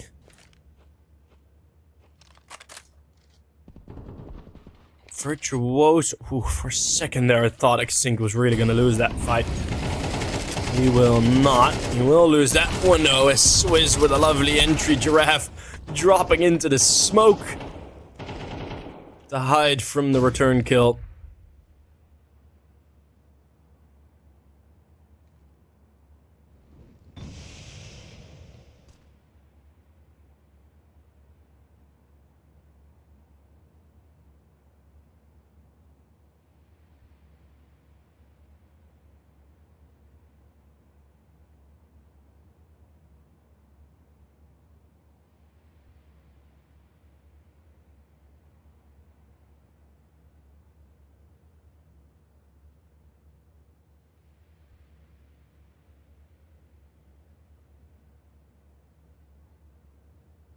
Prism. With a Galil. That's one. That's why the 180. Prism. Oh no, he brings it to the 1 versus 1 DV.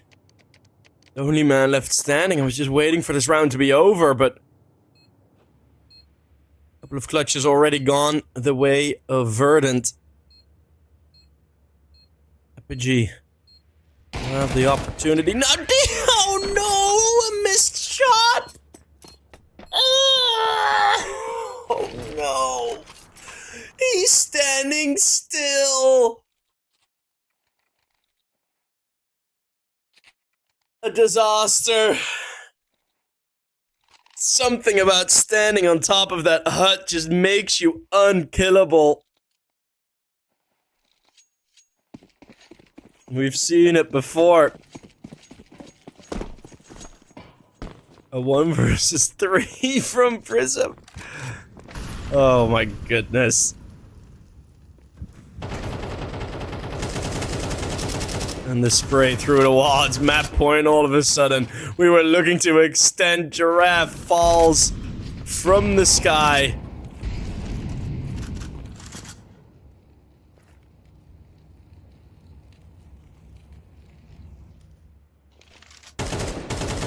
Out in the open, Extinct caught throwing util. It can only get worse for Verdant. It's gonna be a 1 versus 4. I don't even know anymore. One tap to finish it off. And that is Apogee 13-7 taking more and more control. It is over for Verdant in EPL Season 19. Yet again, they fall in the groups, which is a bummer. But they've just had so much difficulty in these group stages, losing twice to Apogee, winning versus Alliance, and then they didn't even have to play Johnny Speeds. So that's it for the Verdant team in this group stage. Apogee will join the Johnny Speeds to move over out of the playoffs from their group. And I mean, what a game. I mean, Apogee was really bad on their T side of Ancient. Like, they weren't good. They were not good. But right after that, it's just a response, and Apogee just looked so much more like a team, right? On the books, on paper, they are a better team. Simply, Apogee are a better team. They're playing Challenger League. Yeah, they're low in the Challenger League, but that's still like a significant level higher than most teams that we enjoy in EPL. So that's going to be it for game number 2, but we'll have one more, and that is with one more UK player as well. It will be Into the Breach versus the freshly Major RMR qualified UNiTY team, the Czech team, which have had significant up and downs in terms of their form, versus a fiery looking Into the Breach, because they have really gotten a couple of great wins under their belts. We're gonna go for a break. We'll see when that game starts who will be our final team in the playoffs. So don't go anywhere. We'll see you guys. Game number 3 of today. Bye-bye.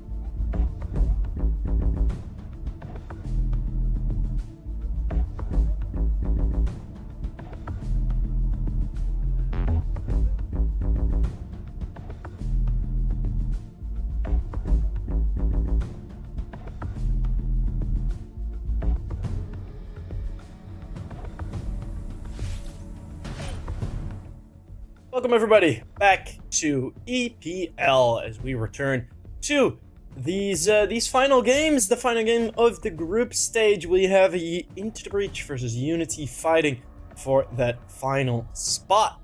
As we've already had 2 games today, both 2-0s. The second one quite quick, even though Ancient took a bit of a comeback. It was still a relatively short series twice in a row. Alternate Attacks coming out on top, beating both UNiTY and Into the Breach 2-0. Alternate Attacks, this new look. They've been some big names. Both of Into the Breach and UNiTY managed to take down Anonymous 2-0, so we've only had 2-0s thus far. They meet each other now. UNiTY, after their incredible qualifying to the RMR, had a bit of a slump, as FIDA is not Divi, don't you guys worry. But yeah, they had a bit of a slump. So yeah, they qualified and they had like 6 losses in a row, I think. But now they are starting to beat some better opponents again. And here is that Into the Breach team. The new jerseys, don't know about the collar, but it is a lot better actually with the addition of Red Star. They've looked a lot better, but it's been very up and down. They lost to like a half-populated Mouse and XT. They lost to TSM. But then on the other end, they beat teams like Gamer Legion. Like, there are still some very solid victories in here, which is weird to see. Like, you lose against Ecstatic, but then you win against Fnatic, against Guns, Eyeballers, Dash, Gamer Legion, right? It's 4 weeks ago, they even managed to beat Alternate Attacks 2-0. It's very odd.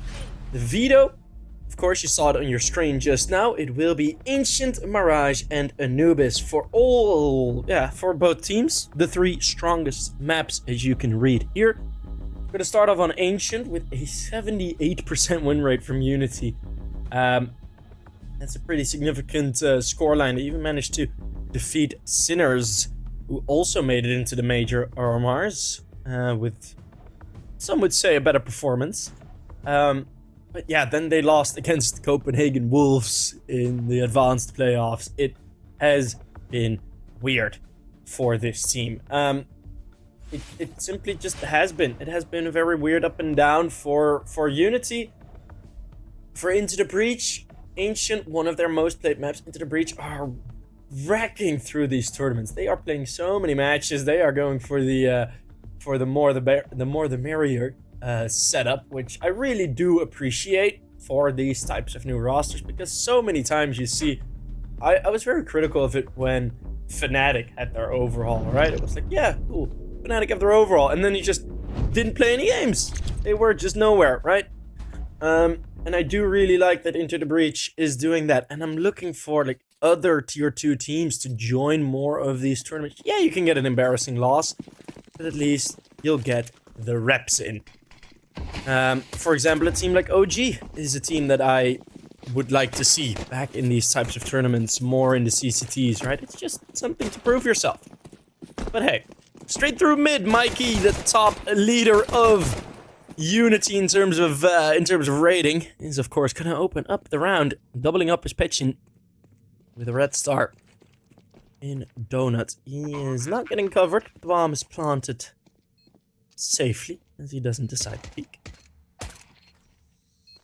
1 pick. 3 versus 5 retake. There is a defuse kit, but it's gonna need to take a lot of magic, and Petchin is not gonna fall. Easy fights with the Glock. 2 full HP players, 1 full HP player now, as Mikey has done his job again. And Juan Flatro, who had that beautiful highlight on Ancient a couple days back with him very, very handsomely lighting a cigarette. Looking very majestic after the triple. But yeah, that has been it. Into the Breach, I only lost twice in the past 9 games on Ancient. Or past 10 games even. That's versus Alternate Attacks and versus Rebels. All the rest they've gotten a victory in. Yeah, even against some very strong teams, they even managed to beat Johnny Speeds on this. Johnny Speeds and Into the Breach. If they make it through, they're bound for a meetup.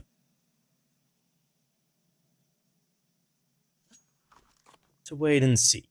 This round, of course, just the well, it is actually the full force buy from the CTs. And if they get control over this B area of the map, that is also the bomb.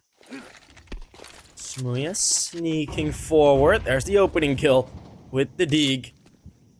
Blogus popping down the smoke and Petchin has the back coverage. Able to hold on quite nicely. I mean, this push from Into the Breach, yes, hands are on the UNiTY members, but the shove is not really there. Well, a couple of kills are coming through. Maybe some magic necessary.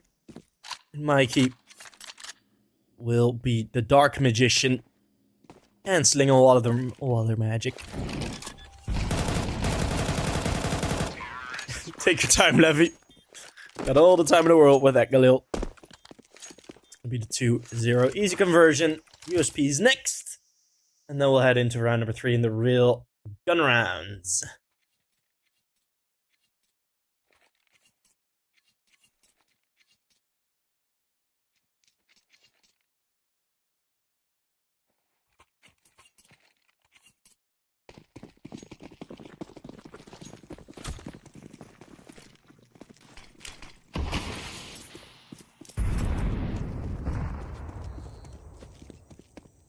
See how this full eco will go. There are 5 Deagles, as it feels like a very typical Into the Breach buy to get 5 Deagles up.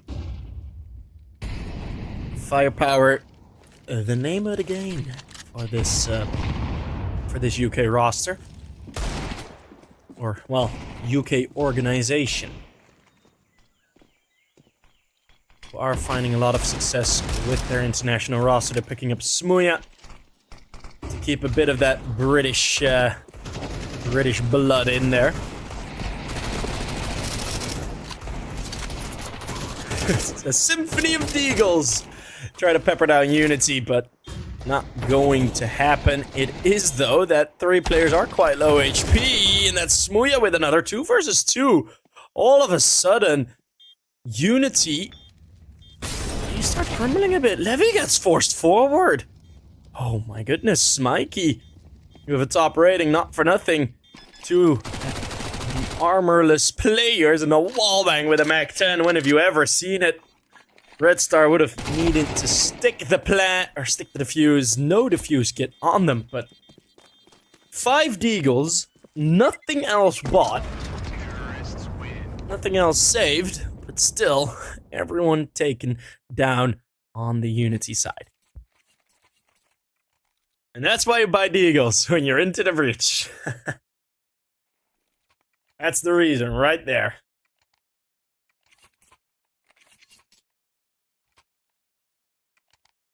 Into the Breach, heavy favorites on HLTV by the HLTV voters. Might be slightly lopsided as the Into the Breach fan base, the Kosovos, the Kosovo fans are real energetic ones.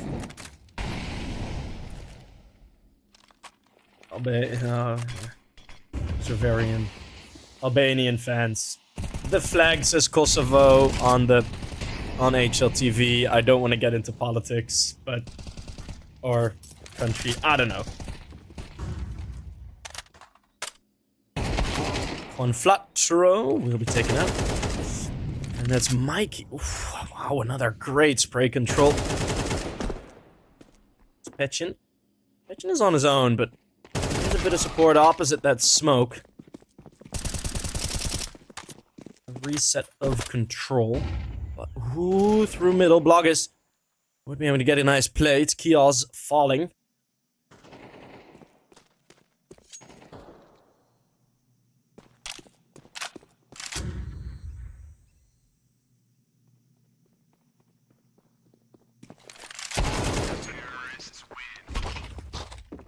And Fida will find Synopsy.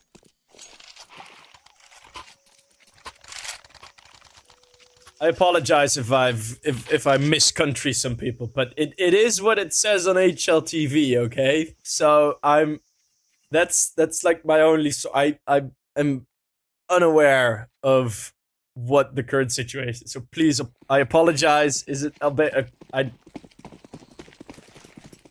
gonna keep out of it.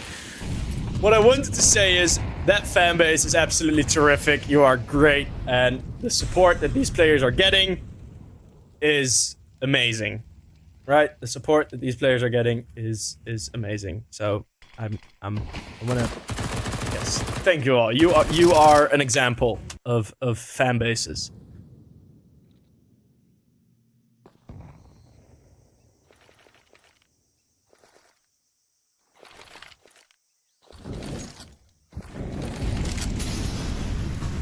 That's all that matters.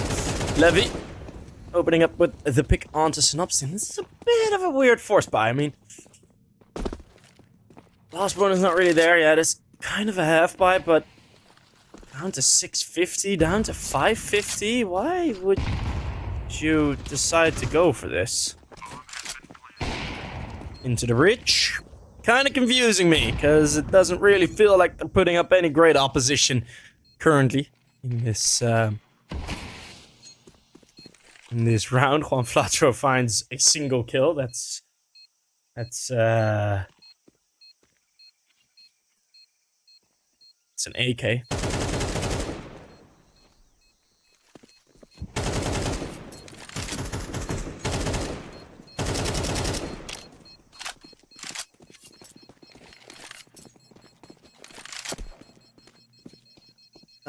Yeah, this buy kind of confuses me. They're saving, I guess. Juan Flatro might lose the AK. Ay, ay, ay.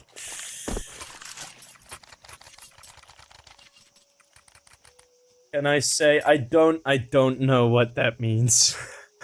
And I'm very, very afraid it might be something very, very mean. So, respectfully, I'm going to decline.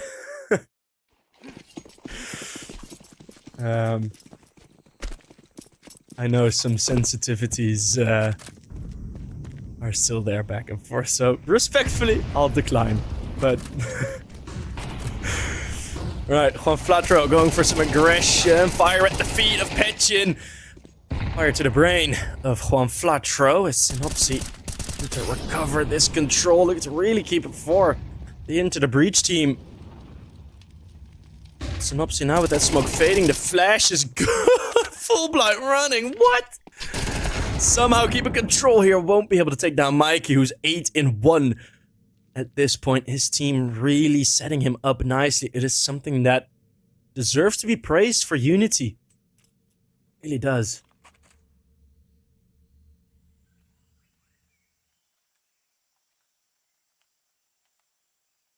Because it's like Mikey has like he was already good, but his ratings have really skyrocketed. But not in the way, like, a lot less criticism, for example, than the Z10 team, because the Z10 didn't make like a significant change in their playstyle. UNiTY have absolutely done so, but walking into Smuya will nearly always feel the same, with you getting wrecked. First round on the board for Into the Breach.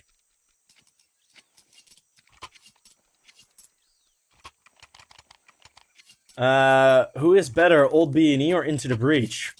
Well, if you've ever seen a squad with all Regon jerseys from Bad News Eagles, if you ever see them walking around in a live tournament, Cologne, for example, or at a major, those are all my Swiss friends. So I'd say B&E at this point has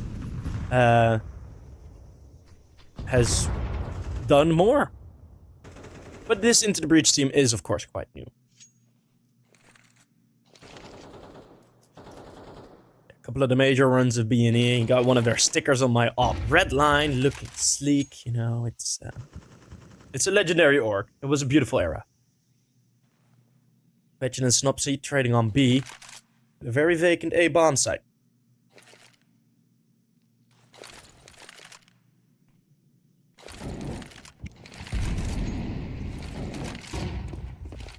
Flashes and nades all flying in. Red Star holding a very passive angle here. And Fida spots him. Instant Molotov, and Fida's so ready. Day one Fida. Where's it? Key Fida. Oh, flashbang! Ah, that's not the most useful. Messed it up a bit there, Smuya, but that's no worries. Molly into the closed corner, looking to clear out that side of the bomb site. They will now, so now the full focus can be on the extremities. And Red Star, oh, for a second there, I thought it was the spray transfer. Synopsy will easily be able to find the frag. Synopsy with the triple.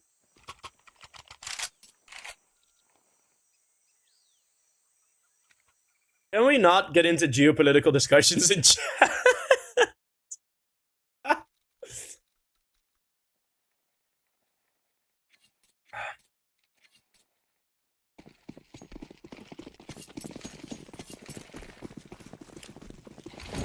Let's just enjoy CS.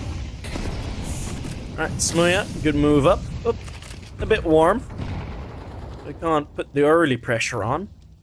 And now he considers it quite okay to just hold back. Mikey? For some jump ups. As there's two players here. Mikey's gonna get surprised. Synopsy with another double. Supported by Smuya. Well, they both get a double. Full mid control, UNiTY. No response ready. They've just been caught by surprise. There is zero response. They don't know what to do at this point. They're just waiting for these pushes, lying like a turtle on their backs. Just waiting for someone to walk into range of their strike, but there's nothing to do here. Very well done from Into the Breach. Managed to completely surprise UNiTY. And, looking very likely to take this round. Also, the weaponry didn't really afford a response. Didn't notice that. Didn't notice that the weapons were as low as they were. Because I saw Mikey and, the other that died. Top area. I think it was Mikey and Pechin that got fragged by Smuya and Synopsy. Which was kind of like, they had the rifles.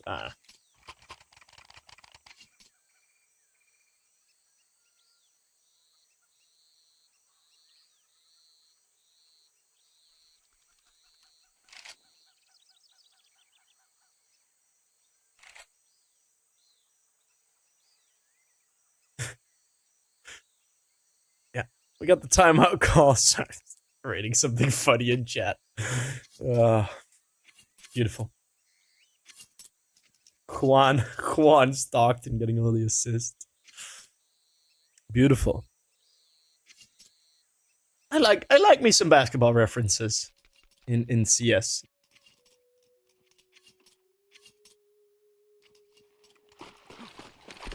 Earlier today, I've used Heat Check, and from the logo.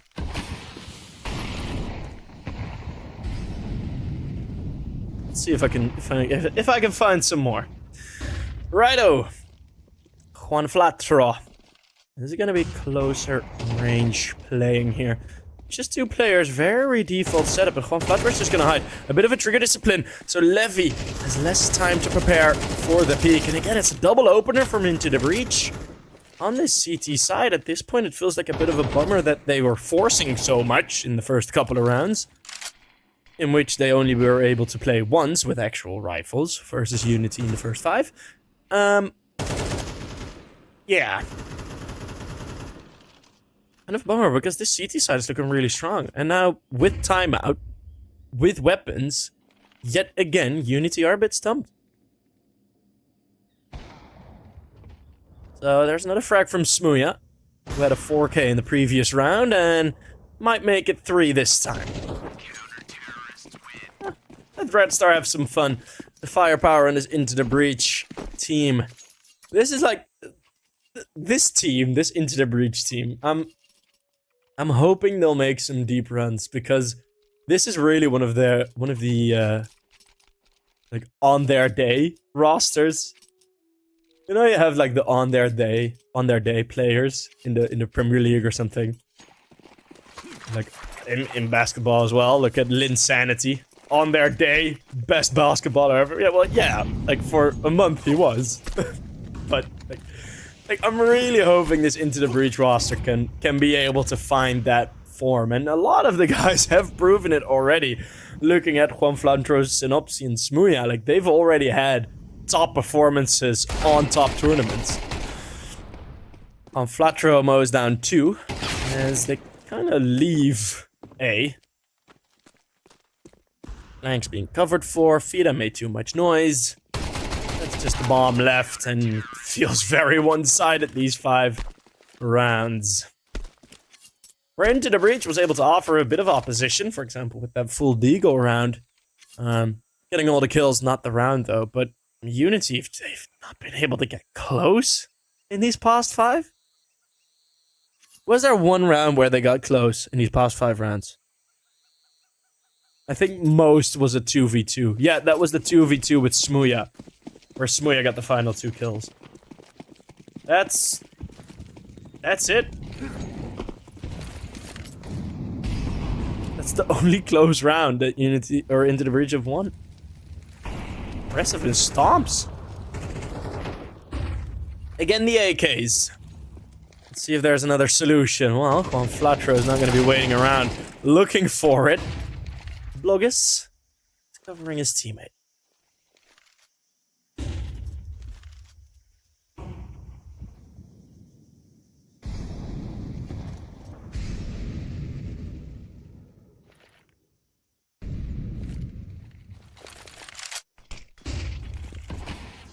Slow play.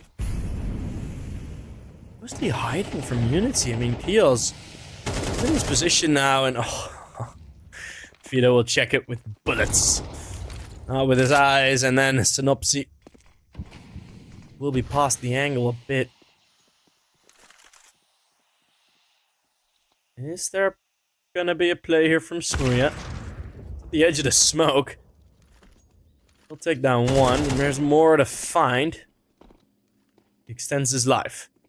Flank. Is he gonna be ready?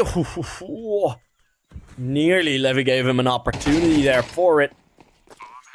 1v3. Show us how much a star you are, Red. Mikey's just hiding. Mikey is just hiding. I mean, such a solid play.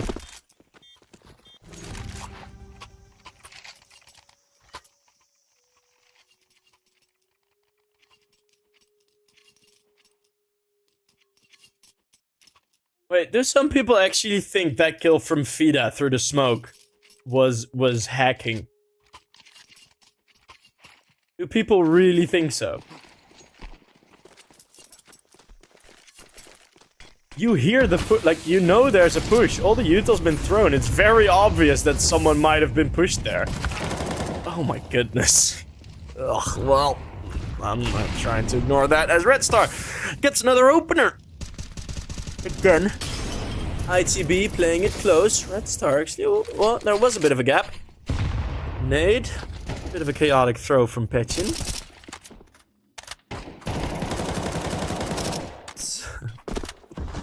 Good pressure. The only one actually within the B bomb site though is Kios, but they will be able to take him down. At least giving him some opportunity with the Molotov in cave. Bomb sites. There's Blogus. Soul has been taken. Juan Flatro with 1 and 2, and we're still on Red Star, even though he's... I'd rather see Fida's perspective at this point, because Juan Flatro will get himself a triple.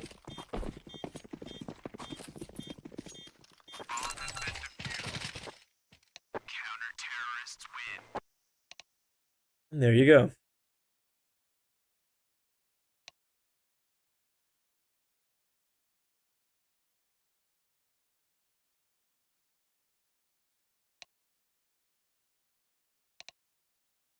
Okay, we can collectively. Can we collectively ignore some people in chat? I think we can. I think we have the power to. I think we have the power to do that. Well. Oh, that's never cheating. Oh. Oh.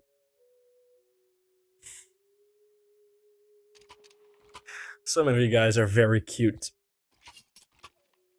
Can I clear chat, sheep? With how much is being spammed? Nah, I'm not even gonna bother. I won't be able to cost anymore.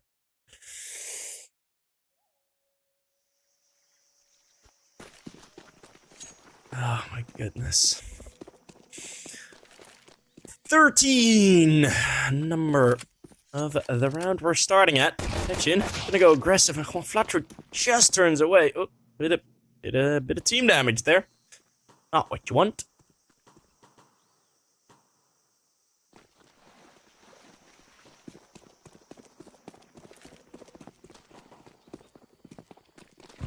As the bomb gets carried over to the other end of the map. Into the breach, looking to breach B. As it's just two players here. That Molotov not really touching anything.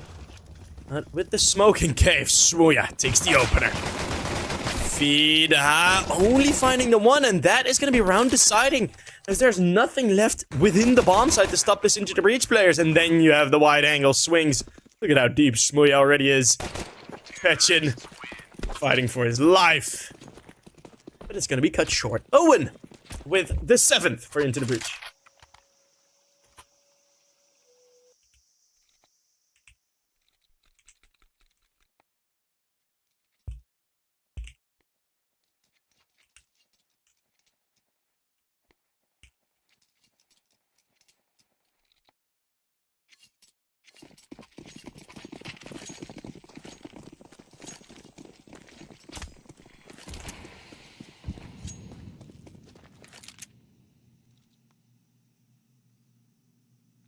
Logis with the CZ, one of the only investments, together with the P250 of Mikey. Mikey, who has been slowed down a bit. Started 8-1, is now 9-8. So that means, yeah, 1 kill and 7 deaths in the past couple of rounds.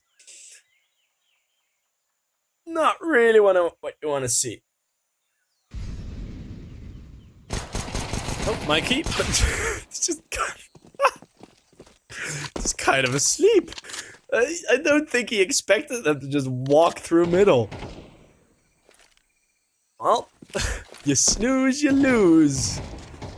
Or whatever Forsen says. So Smuya is looking to find a couple more kills. They're staying close together. I like this strat. Red Star with the Mag 10. Just do some research. Because none of the watch parties are going on, I blame Beva. You can always blame James. In any situation, it is possible to blame James. He has been such an omen of bad luck that he is blamable for pretty much everything. Oh, I love him. I love him so much.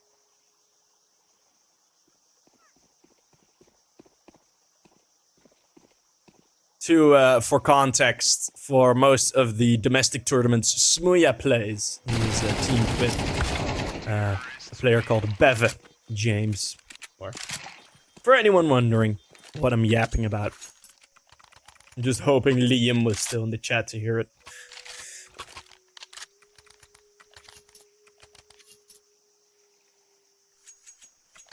But yes.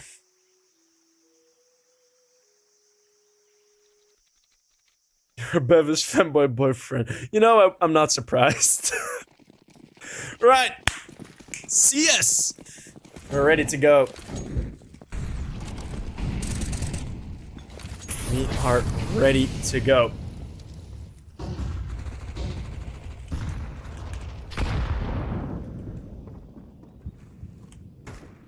Two kills back and forth. Bloggers taking down the Mag 10 of Synopsy.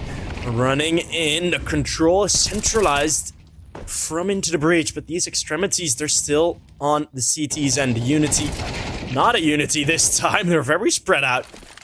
But the flank is coming in. It might be powerful as Smooya thrown into the clutch. But he can absolutely clutch this. That's the first already. Higher HP than Levy. Dodges the nade. It would have been right on the mark. Levy. Ooh, what are you expecting here? Oh, ooh la la. Now it's Battle of Mind Games. 50 seconds left. That is a long, long time. Levy is gonna try and challenge Smooya here. He will find the kill. Smooya seemingly more ready. But in a situation like that, it's usually the one peeking the longer angle that has the advantage rather than the one walking in.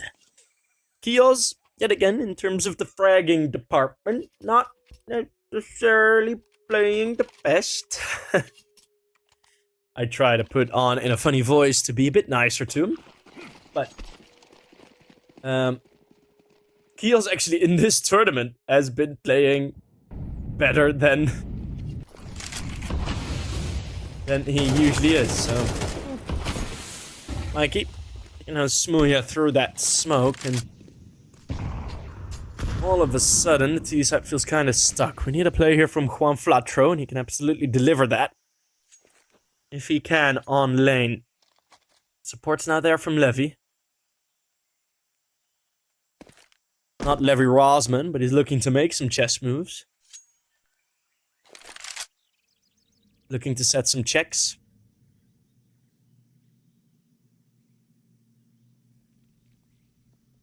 For the checks. Oh! Fire. Bars. Call that bars.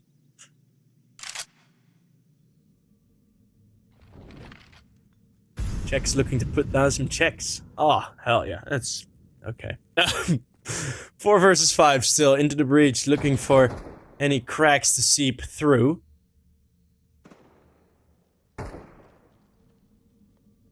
Maybe some stalactites can be formed dripping into cave. Maybe.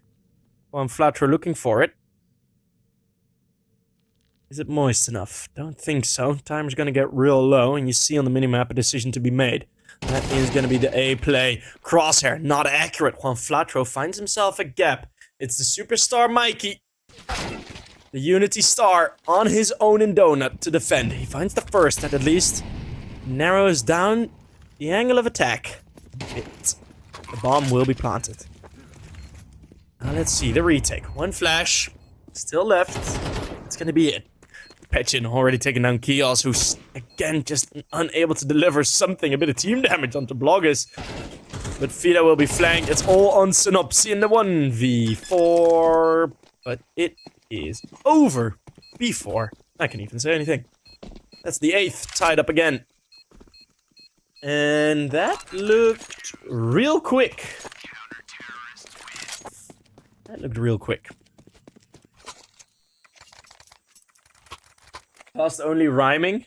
I've done that a bunch. But yeah, thank you GCT. I can only see the message.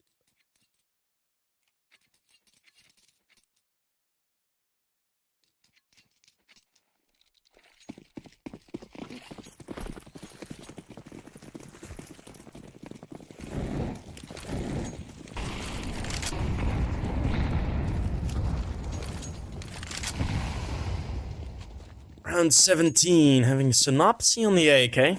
Good choice. Him or Smooya. Usually I'd see Smooya carrying it, but... will a T-side op be the solution here for Into the Breach? I don't think it will be like a golden amulet. I don't think that will bring all the peace to the Into the Breach world, but I think an op on this T-side does allow you to go for a couple of more plays, especially in these slower type rounds that Into Breach have been rolling out. An op on the T-side could absolutely bring you some advantages.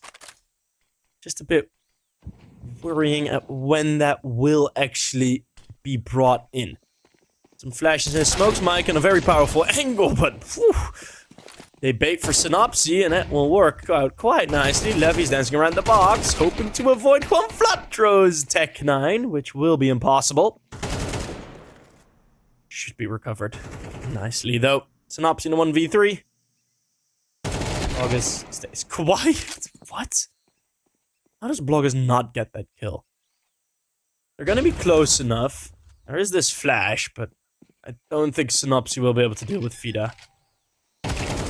Maybe. No. Fida will be quick enough, just not enough HP.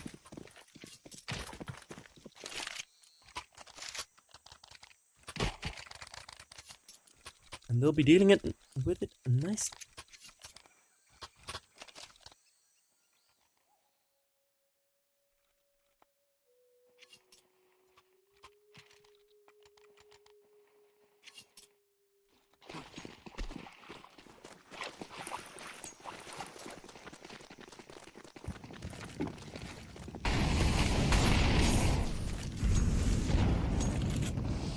Well, now it's the other way around. Synopsy the only one without a rifle. But again, it's...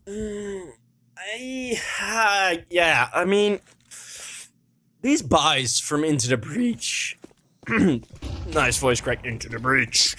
I feel like they just cause a bit of trouble for them. Unnecessary trouble, although the open A bomb site might give them that right opportunity. But Bloggers finds 2 to a single broken smoke. Oh, and another nade and another kill. Bloggers just completely denies this entire round. Like, yeah, Juan Flatro and Synopsy, they're dealing with something, but a 4K from that CT AWP just destroys any chance Into the Breach might have had. Looking for the open bomb plant for Smooya. Doesn't want to get sprayed through from Donut. 1 nade into the smoke. And gone. Wow. Okay. All right. Well. That is some way to stop the round. For a second there, I thought, maybe even with a terrible buy, Into the Breach can win a round, but I had been proven wrong very, very quickly. Now the aggression on a main for UNiTY. That is taking a lot of manpower. Now it's all about the speed the Breach will take with them. The Knights. Will their horses be galloping? Or will they be in a slight stroll? Because this flank is coming in hot. I mean, Mikey, he's already right behind, and he's gonna spot the bomb first. Did he see them cross? We haven't seen it from his perspective yet, but we're locked in now between the 2 A players. Oh, this is the nightmare scenario for Into the Breach. And they recover somewhat.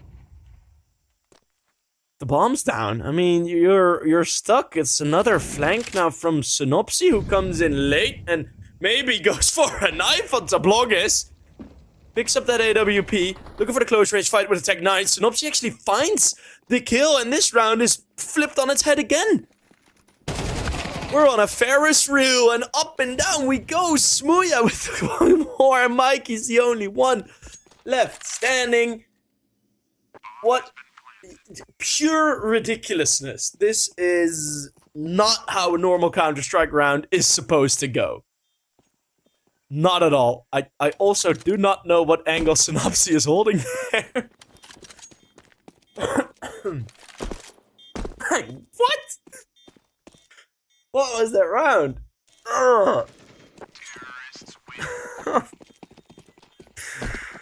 It's gonna be a 9th. Mikey goes down. I mean, Smooya has his AWP now. He's gonna be happy about that. I'm so confused. So confused. Oh, man. Mind you, this is the start of my 6th hour of casting straight. Well, I had a bit of a break, to be honest. I had a bit of a break in between. But yeah, it's about 6 hours now. I've been going. Observer as well. We've working with the same crew, so spare him a bit of sympathy. And no replays, sadly. I think for playoffs we will have replays, but...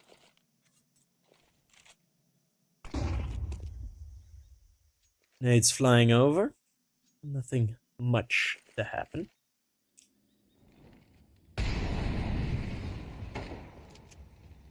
Juan Flatro is looking to be the first one to challenge to make any sort of play. Is Smuya aware that he has the bomb? And he's all alone on one end of the map? I'm unawares. Aiden switch. Kios nearly working out. Juan Flatro looking with a molly to just take one down. There's that one still Mikey. Just hiding a bit. Smuya has reconvened with his team. Just against the pistols. I don't know what I'm worried about. It's just the pistols.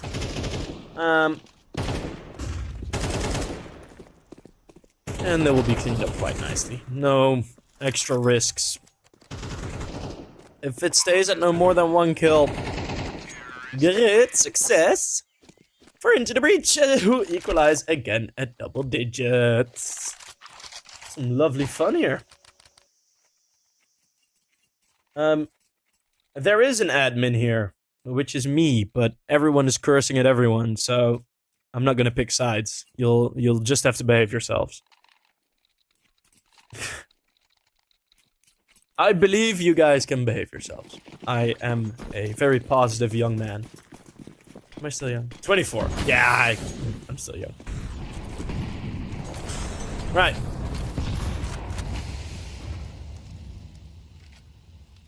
Levy.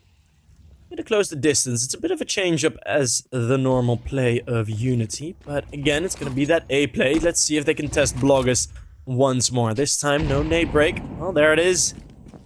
Not deep enough. They might actually have done that on purpose, because that smoke, yes, it doesn't go deep and it allows a bit of an exit, but it also prevents that nade break from being too effective. Kios and Synopsy now in the clutch. Oh, difficult to deal with, as everyone was falling to the flank of Mikey and Levy. Synopsy has a chance here, actually.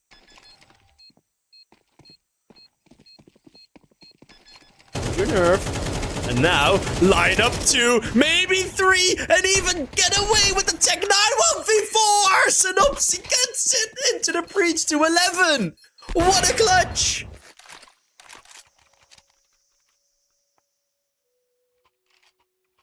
Oh, he stays patient, calls the bluff, not revealing his position through the smoke, and that is just job well done, Synopsy.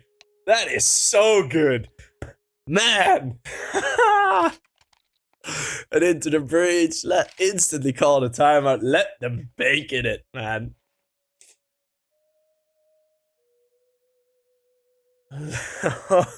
Yeah, here. Settle into that, boys. It's UNiTY can't, like, they don't have any options left. That was, that might have been the round, the game-winning round. Because UNiTY, they got no chances, right? You're now fighting for OT with a limited buy already. Okay, their last bonus is kind of decent, right? 2,900. They're gonna be kind of okay in the upcoming, but in this round, there's very little opposition to be thrown at Into the Breach.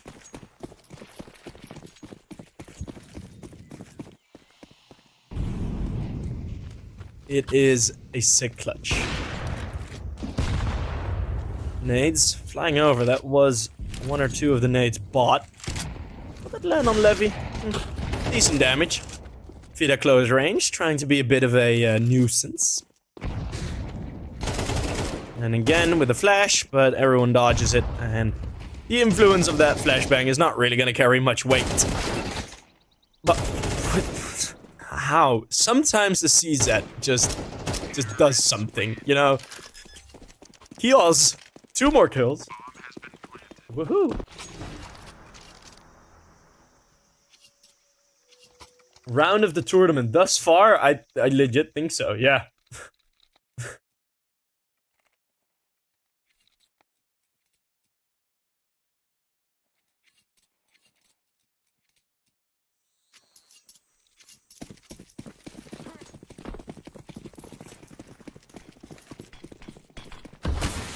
Okay, there's the weapons.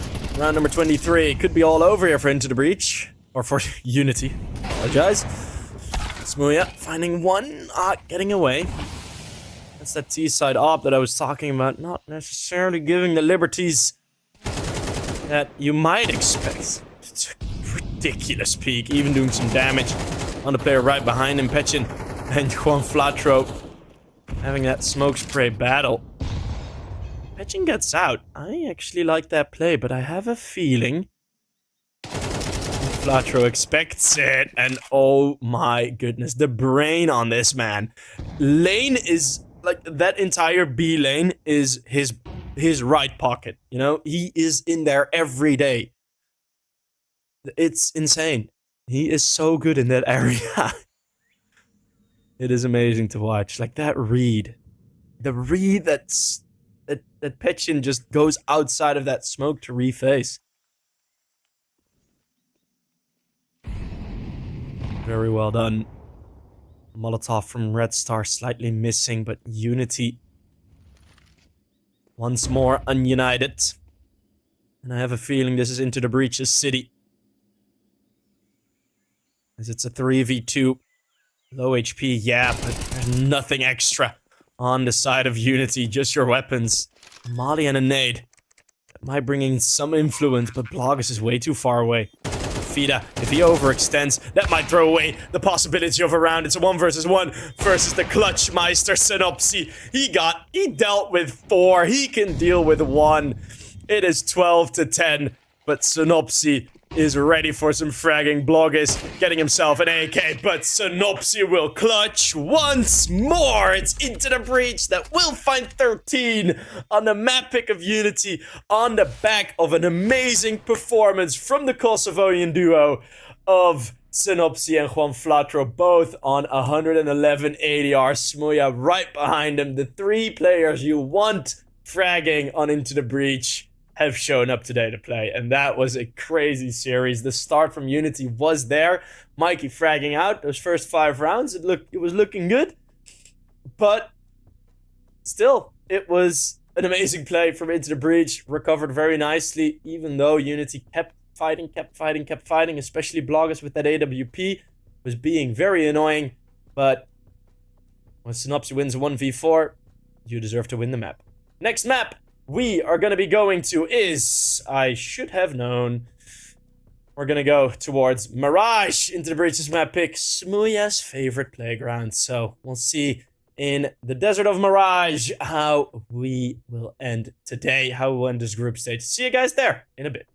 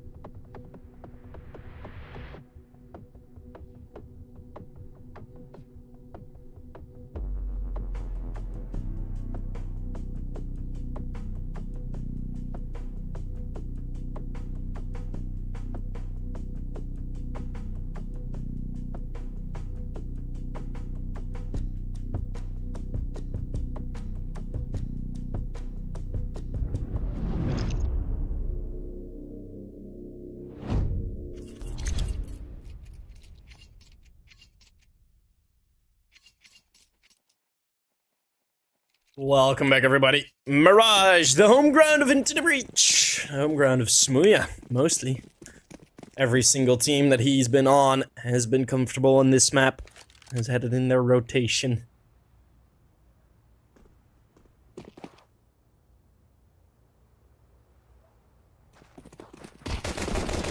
As the jump spot on short, very little other control, but they are being funneled into a bit of a crossfire. Not necessarily anymore, as the pillar provides coverage to Dinks towards the bomb site. That should be enough as Into the Breach make a move to solidly win this pistol. Bloggers with 12 HP is going to be walking right into Synopsy. I say that, but yeah, the fight's going to happen.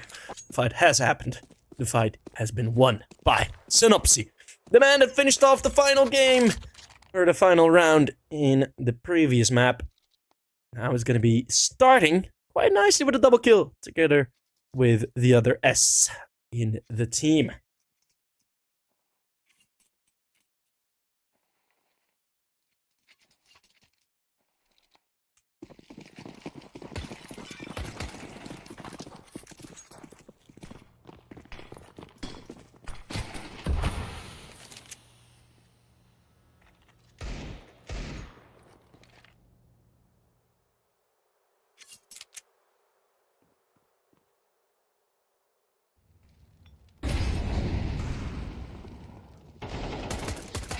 Synopsy within the bombs.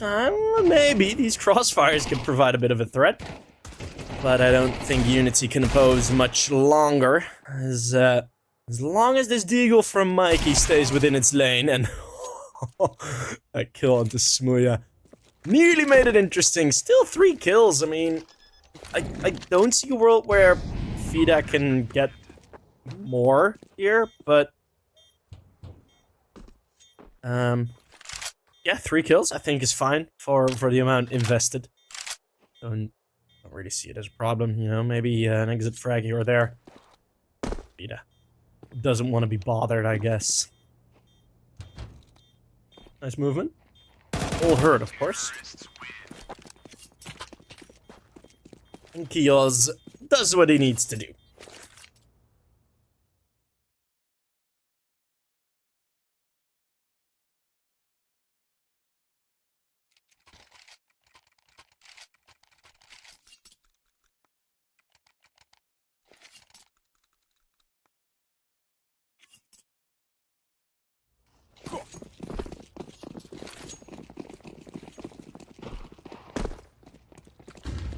Well, the chat is a lot less active than it was in map 1, as per usual, but don't know if that is necessarily a bad thing. As we're just looking for this game to get going. Full blinded shot is the opener, as UNiTY looking to hold this Into the Breach team to the confines of very uncomfortable positions. Kios, he is very deep in. A second blind shot from Bloggis, not gonna happen. His teammate is able to cover Red Star, unorthodox position. That's good enough for 2-3. Oh my goodness, the first one was actually for Smuya. Bloggis in a 1 versus 2. Yet again a 1v2. And yet again a very unwinnable one. And that is very, very easily given away. What? Huh? Huh. A purposeful choice to not go for the AWP. That's interesting. You really don't see Into the Breach go for that much. Like, is Smuya sick or something? Is he okay? No, I do get it, right? Especially with this buy. I mean, if you lose the op in an unfortunate position, you're just giving it back. Now you can kind of guarantee that that op won't be in play for a bit. Although I do think they'll have enough funds. Should be alright, especially with the SMG kill. Petchin is going to get closer to affording one. Yeah, this is what I mean. You want these AKs, you need the firepower. Because they're starting to get quite close. I mean, very little HP lost. AK picked up. SMG still in the hands of Mikey. This is DEFCON 4, I'd say, for Into the Breach. It's not yet full emergency, but also not the lightest. It's something that they have to be wary of, and DEFCON 3 now certainly activated. 2 versus 4. Red Star and Kios. And Red Star, the man you'd expect to get most of the frags in this situation, is low HP. Kios won't do anything in a 1 versus 4. That's UNiTY on the board. I have a feeling that's a timeout called. Tech pause called.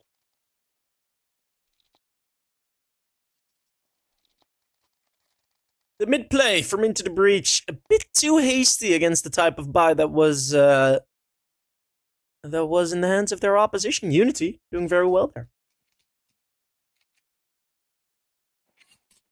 Diego with the Regon sticker. I nearly had a Regon shirt, actually. I didn't have money at the time. My friends ordered one, but I did nearly have a Regon shirt.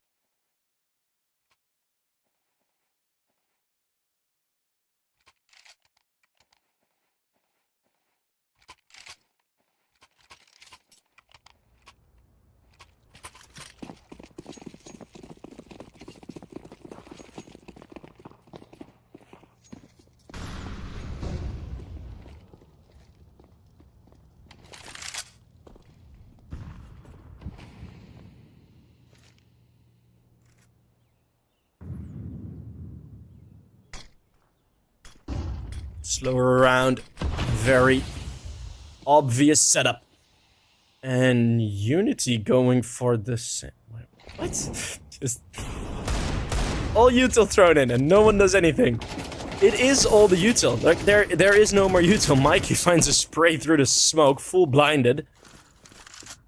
As Conflatro is looking for a bit of an opportunity. The nades still very much an advantage for the CTs. Conflatro with the wide swing. Won't find much more. Kios, spray transfer and a half, that one. Aiming upwards to find the second kill, but there's just a bit too much left in the tank for UNiTY.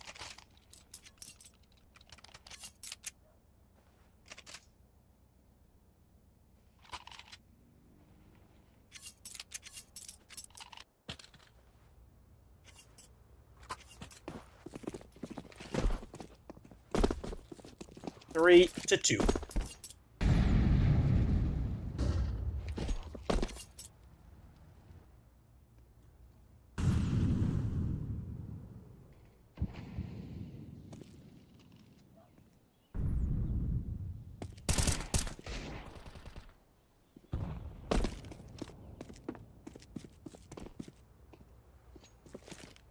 Push from Mikey against the pistols.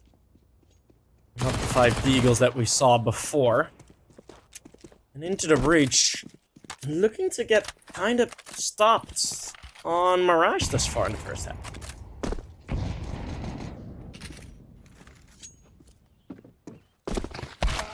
They've played Mirage a whole bunch. Had a 6-map winning streak ending at Aurora in the Yala Compass Summer. And Ecstatic also managed to beat them. Before that, earlier in the month, they lost it 4 times, but overall, quite a good success rate. They've lost it 13-2 versus Johnny Speeds, but the rest have all been decently close. Heading over towards UNiTY, who are doing very well now, are on a 3-map winning streak, currently on a 4-game winning streak. Anonymous Sinner Sampi have all been beaten, but that was in their winning tournament run on the Tipsport Fall Cup. The local tournament. Mikey and Fida opening up 2 kills, both on the ramp.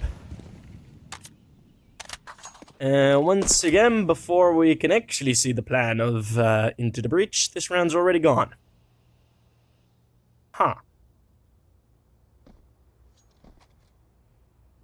It's similar as to what we saw happen on a couple of the T sides of UNiTY, actually, on whatchamacallit, on Ancient, where 1 or 2 kills come through, and then the entire round just kind of dies. Like, there's no other plan, and I know you don't really want to plan for a situation as an IGL where you're like, okay, yeah, let's have something ready for if we lose the first 2 opening picks. Smooya doesn't have the bomb, but 2 kills, still good. I reckon he'd rather save the AWP than go for the 8 HP 1v4 clutch. We've already seen a 1v4 clutch. We don't need to see one more. I think that's the vibe we're heading into.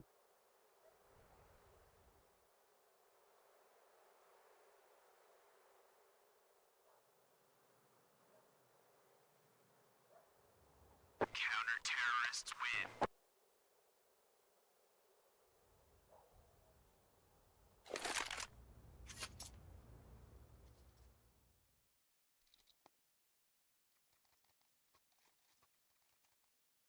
At 3 kills. I mean, money's still decent for UNiTY. They've been neck and neck. Smooya, 10 kills, unsurprisingly on Mirage. Quanflatro, 2. Not really where you want him after 7 rounds. Still more than enough time to recover, of course, but yeah, not exactly what you want.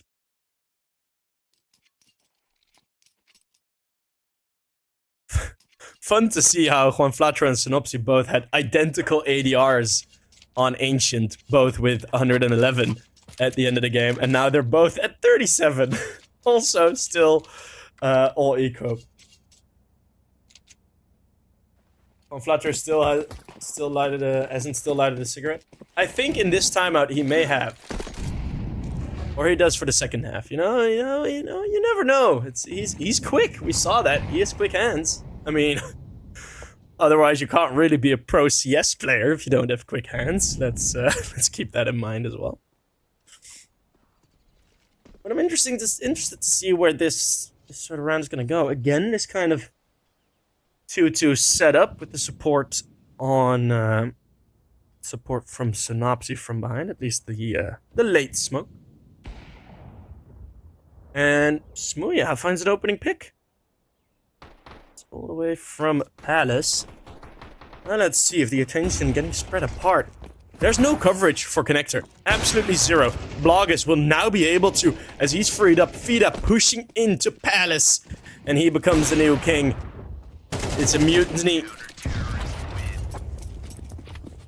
As he takes 2 on the push, 1 on the turn back. UNiTY 5 in a row.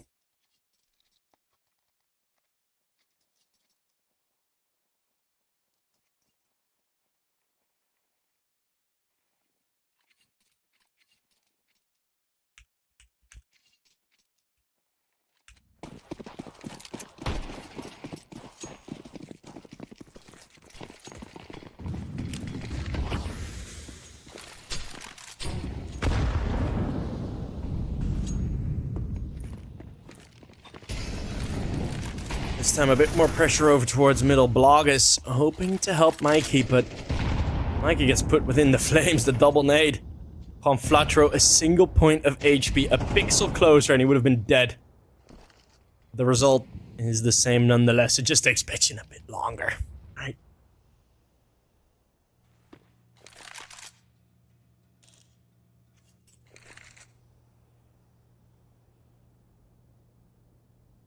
Full rotate into the breach. Their timings on these types of team plays, also on Ancient, they haven't been perfect.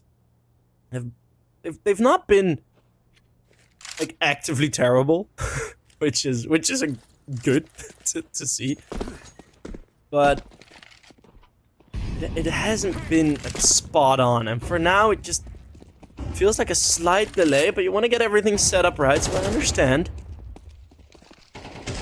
Catch in, and CT is able over the top to find Smooya. And now that pressure can really come in. Synopsy doesn't even bother peeking. 3v3. They're gonna drop in into Sandwich. Synopsis doesn't queue in on it. It's Red Star that does, though. And does so for a second as well. Let's see, are they aware of the A-Ramp play? Red Star is Chaos being his cheerleader. Triple for the Bulgarian.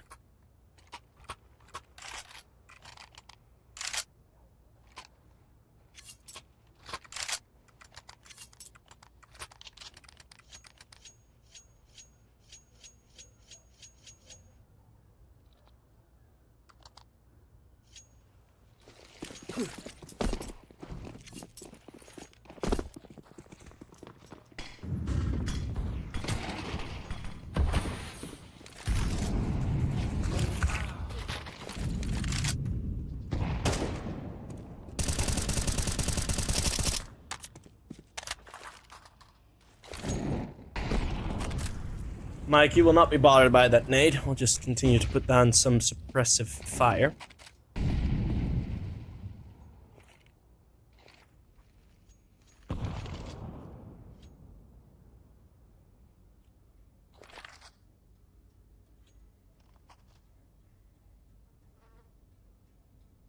Line up for a B execute. We haven't seen this much. At least not in a full gun round. Lining up all the flashbangs. Synopsis is gonna hop through.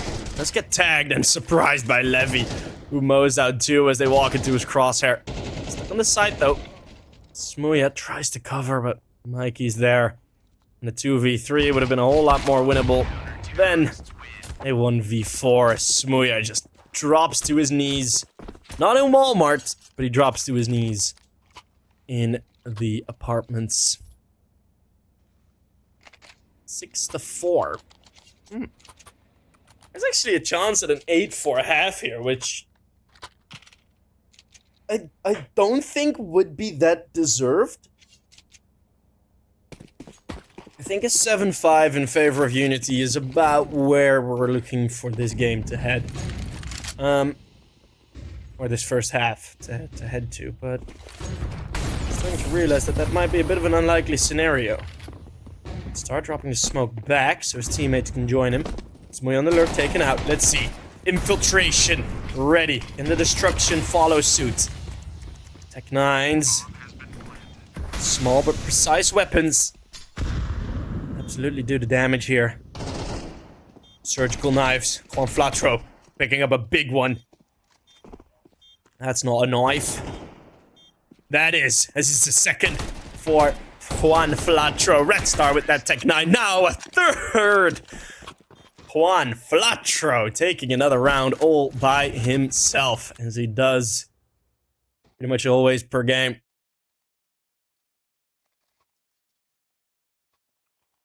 And there you go.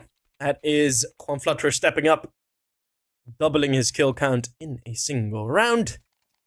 That should possibly solidify the 6-6 scoreline. Looking at the util from UNiTY, it's not the greatest. One FAMAS, you could still very much win this game, especially if Juan Flatro gets humbled like that.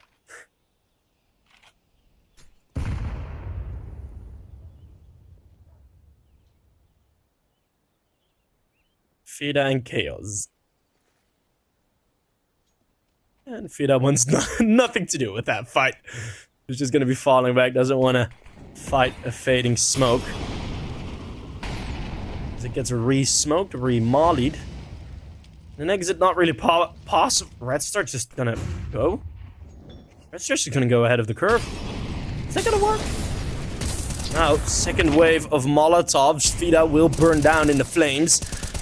Stepping out is Levy, who holds on very nicely for not a quad kill. Smuya will not okay, well, 1v3, 14 HP. It's a bit more than he had any other opportunity, and now you have no other option. Final round of the half, might as well clutch it, eh? Let's see if Smuya can give us another highlight. Let's see if we can get on board with Smuya. As hopefully just flying across. He is the British Batman as he's looking for one more kill. Petchin is the Joker. Holds on.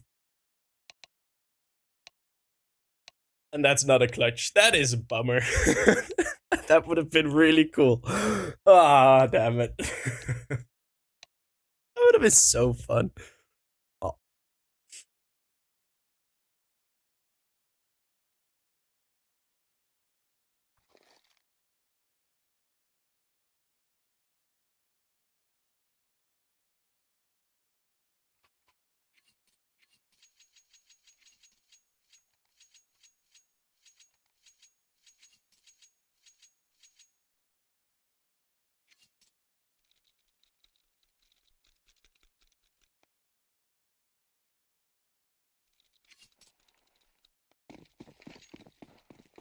CT side now for breach.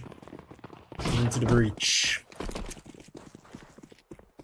Stats say usually their T side is... They win more T side rounds, but their CT round win percentage is a bit higher. Are we going to trust the numbers? Absolutely not. We're going to trust our eyes. And our eyes are seeing a bit of a fake thrown by UNiTY, with one player running into the A bomb site, trying to attract the attention away from this middle play. On Flatro gets a chase down kill. Smuya fighting on his own, while Flatro with more, and his pistol round is pretty much over already as... Jeez! Oh, that was Flatro with another triple. Okay. He's gotten frags in 4 rounds, and 2 of which were triple kills. So that's a pretty good record there for Juan Flatro.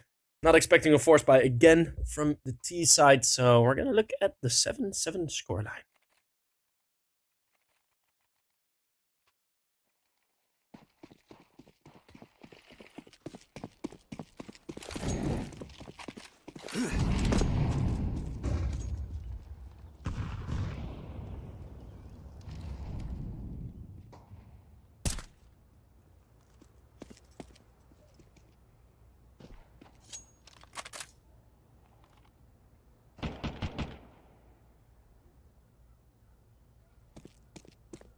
Smuya with the FAMAS finding 1.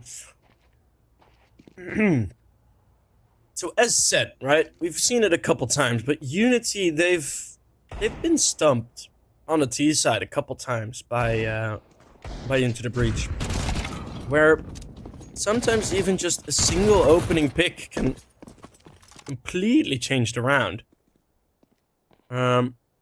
or just completely destroy the round. For UNiTY, we've seen it a couple times on Ancient, where some weird situations, just one opening kill, and all of a sudden UNiTY just kind of deer in the headlights, just freeze, and not really be of any threat.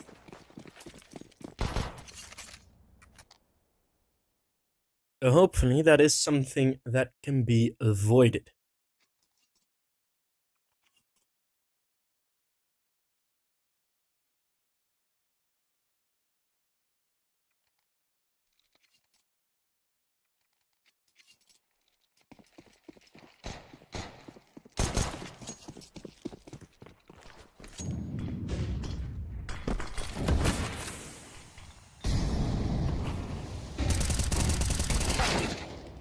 Spray full blind. Well, announce your presence, get shot at, or something. That's not a saying.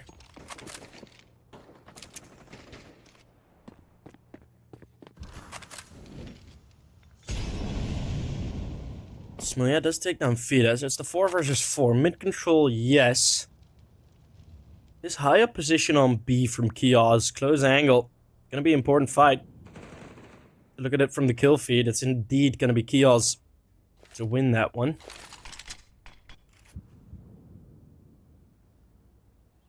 Fetchin slowly moving out of Khan. It's gonna be together with other players, but they're gonna be a bit delayed. Smuya repositioning, looking for a higher angle. It's a good flick up from Blogus.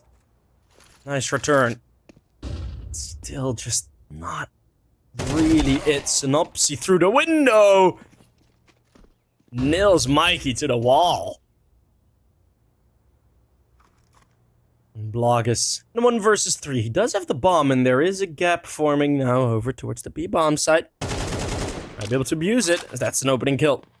of this clutch. 1 versus 3. Blogus is gonna need the ace. He has a single flash on him, and that's to fend off more than a full belt of util. Spread across 2 players. First nade is in. A molly, a smoke, another molly, and another smoke, and the defuse gets there. Not necessary. None of it. Just the bullets from Red Star will do. Into the breach, take the lead.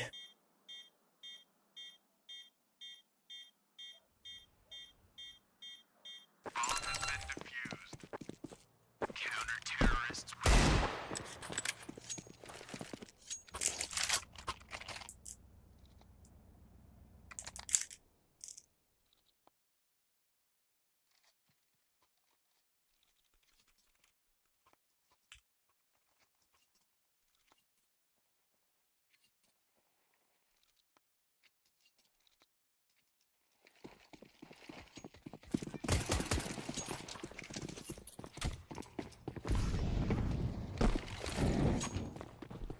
Another round of AKs bought, but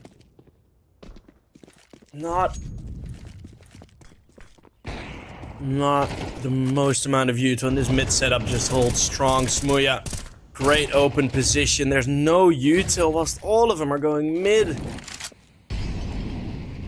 So vulnerable to the crosshairs, to the crossfires, and the crosshairs.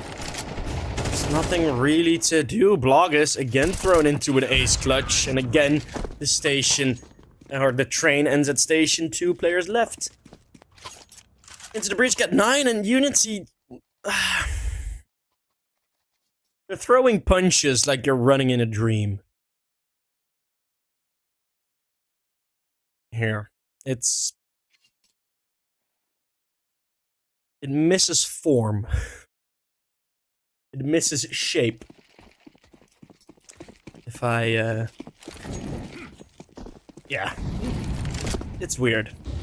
It's, that was a bit of a flat round. Bit disappointing in that.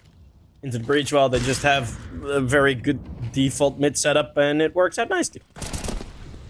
Flatro looking to aim over that smoke thrown. A couple of nades thrown in. Mikey is forced out. Oop. Bit scary for gewoon Flatro with the dig. Molotov. That's not necessarily threatening.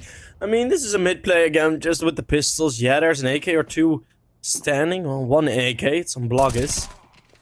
The smoke's fading, and Flatro will easily find 1 more frag. Blogus. Nice flicks, but Synopsy will return the Serenity with a double kill. Maybe a triple. Oh, it's gonna go to Smuya. 10-7, and it's pretty much only been into the breach. Now we're gonna get another full buy. Tech pause called. Obviously.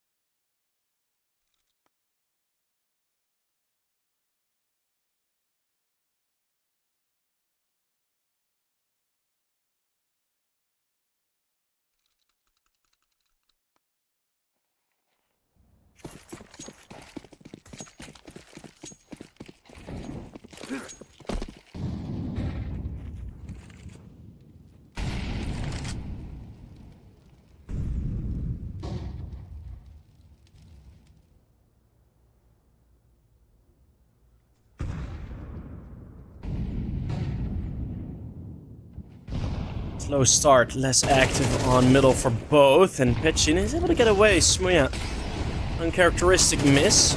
UNiTY looking to get a lot more control, but then 2 players line up for who else than Juan Flatro, instantly bringing the round back into contention for both. 5 in a row now for Into the Breach on the CT side, looking to continue their perfect streak. Eos, a ballsy peek, just completely dry through a smoke. One more for Smooya. And once more, a 3v3 just dies. UNiTY feeling like they're running on low HP every single map, every single round.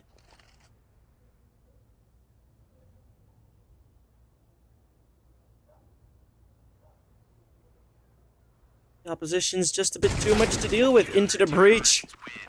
Just not to be beaten by UNiTY today. Absolutely not. So many of these rounds you're looking at like, well, maybe. And then it's an individual stepping up and into the breach say, well, maybe, well, no. I was gonna say something mean. But, yeah. It's into the breach that are really, really looking nice. I was gonna say that into the breach tell UNiTY to suck an egg. To quote Max Verstappen. Aye, bit of team flash. Could have done without.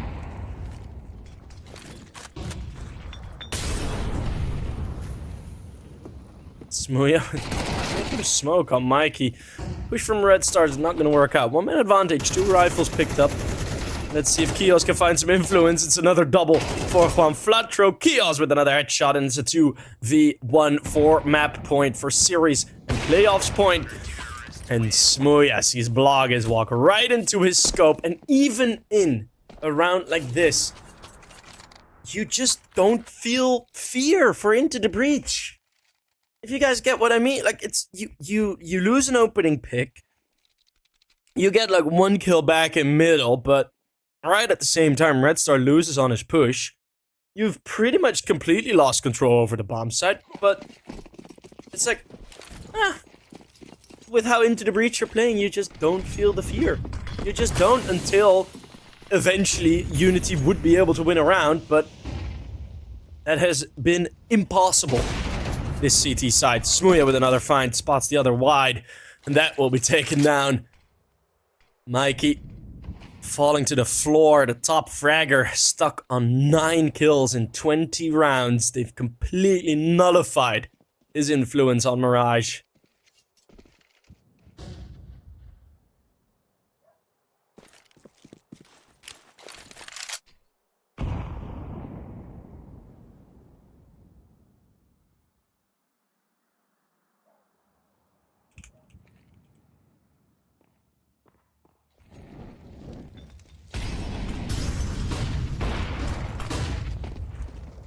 Flash is raining in. Kios on the side finally got something to do with the help of Smooya, and he will finish it off with a final headshot. That is going to be over. 13-7, wiping off their hands, dusting off their shoulders. It is Into the Breach that will fly their way into the playoffs quite easily, actually, in the end, against UNiTY. And UNiTY is quite a strong team. So, who were in good form. This has been a great victory from Into the Breach. Lovely play. The mistakes that I've seen them make were mostly within the buying department, where sometimes I think on 3 or 4 occasions I see them going for a certain buy where I'm looking at like, don't really know why this was picked, but you know, a couple of those rounds they managed to win to prove me wrong. In the end, great performance from Into the Breach. Individual stepping up. Juan Flatro having a super slow first half. Absolutely stepping up in the second on the CT side. Smooya just being up there as expected on Mirage. Synopsy completely choking the life out of UNiTY's Ancient with that 1 versus 4 clutch. It's been an amazing showing from Into the Breach, and I'm happy to see them doing well. Happy to see them performing at this level. UNiTY, they got some work to do for the RMR. Because if you're showing up like this versus Into the Breach, that RMR is going to become a lot more difficult. So, some fireworks outside. Someone's really happy that Into the Breach won. That scared the heck out of me. Okay. Well, guys, thank you guys very much for watching Into the Breach. Keep that energy from the fans going. And, yeah, see you guys later. The playoffs will commence, and I will be casting 2 more days later on next week, I think. So yeah. Have fun. Enjoy the rest of your day. Peace out.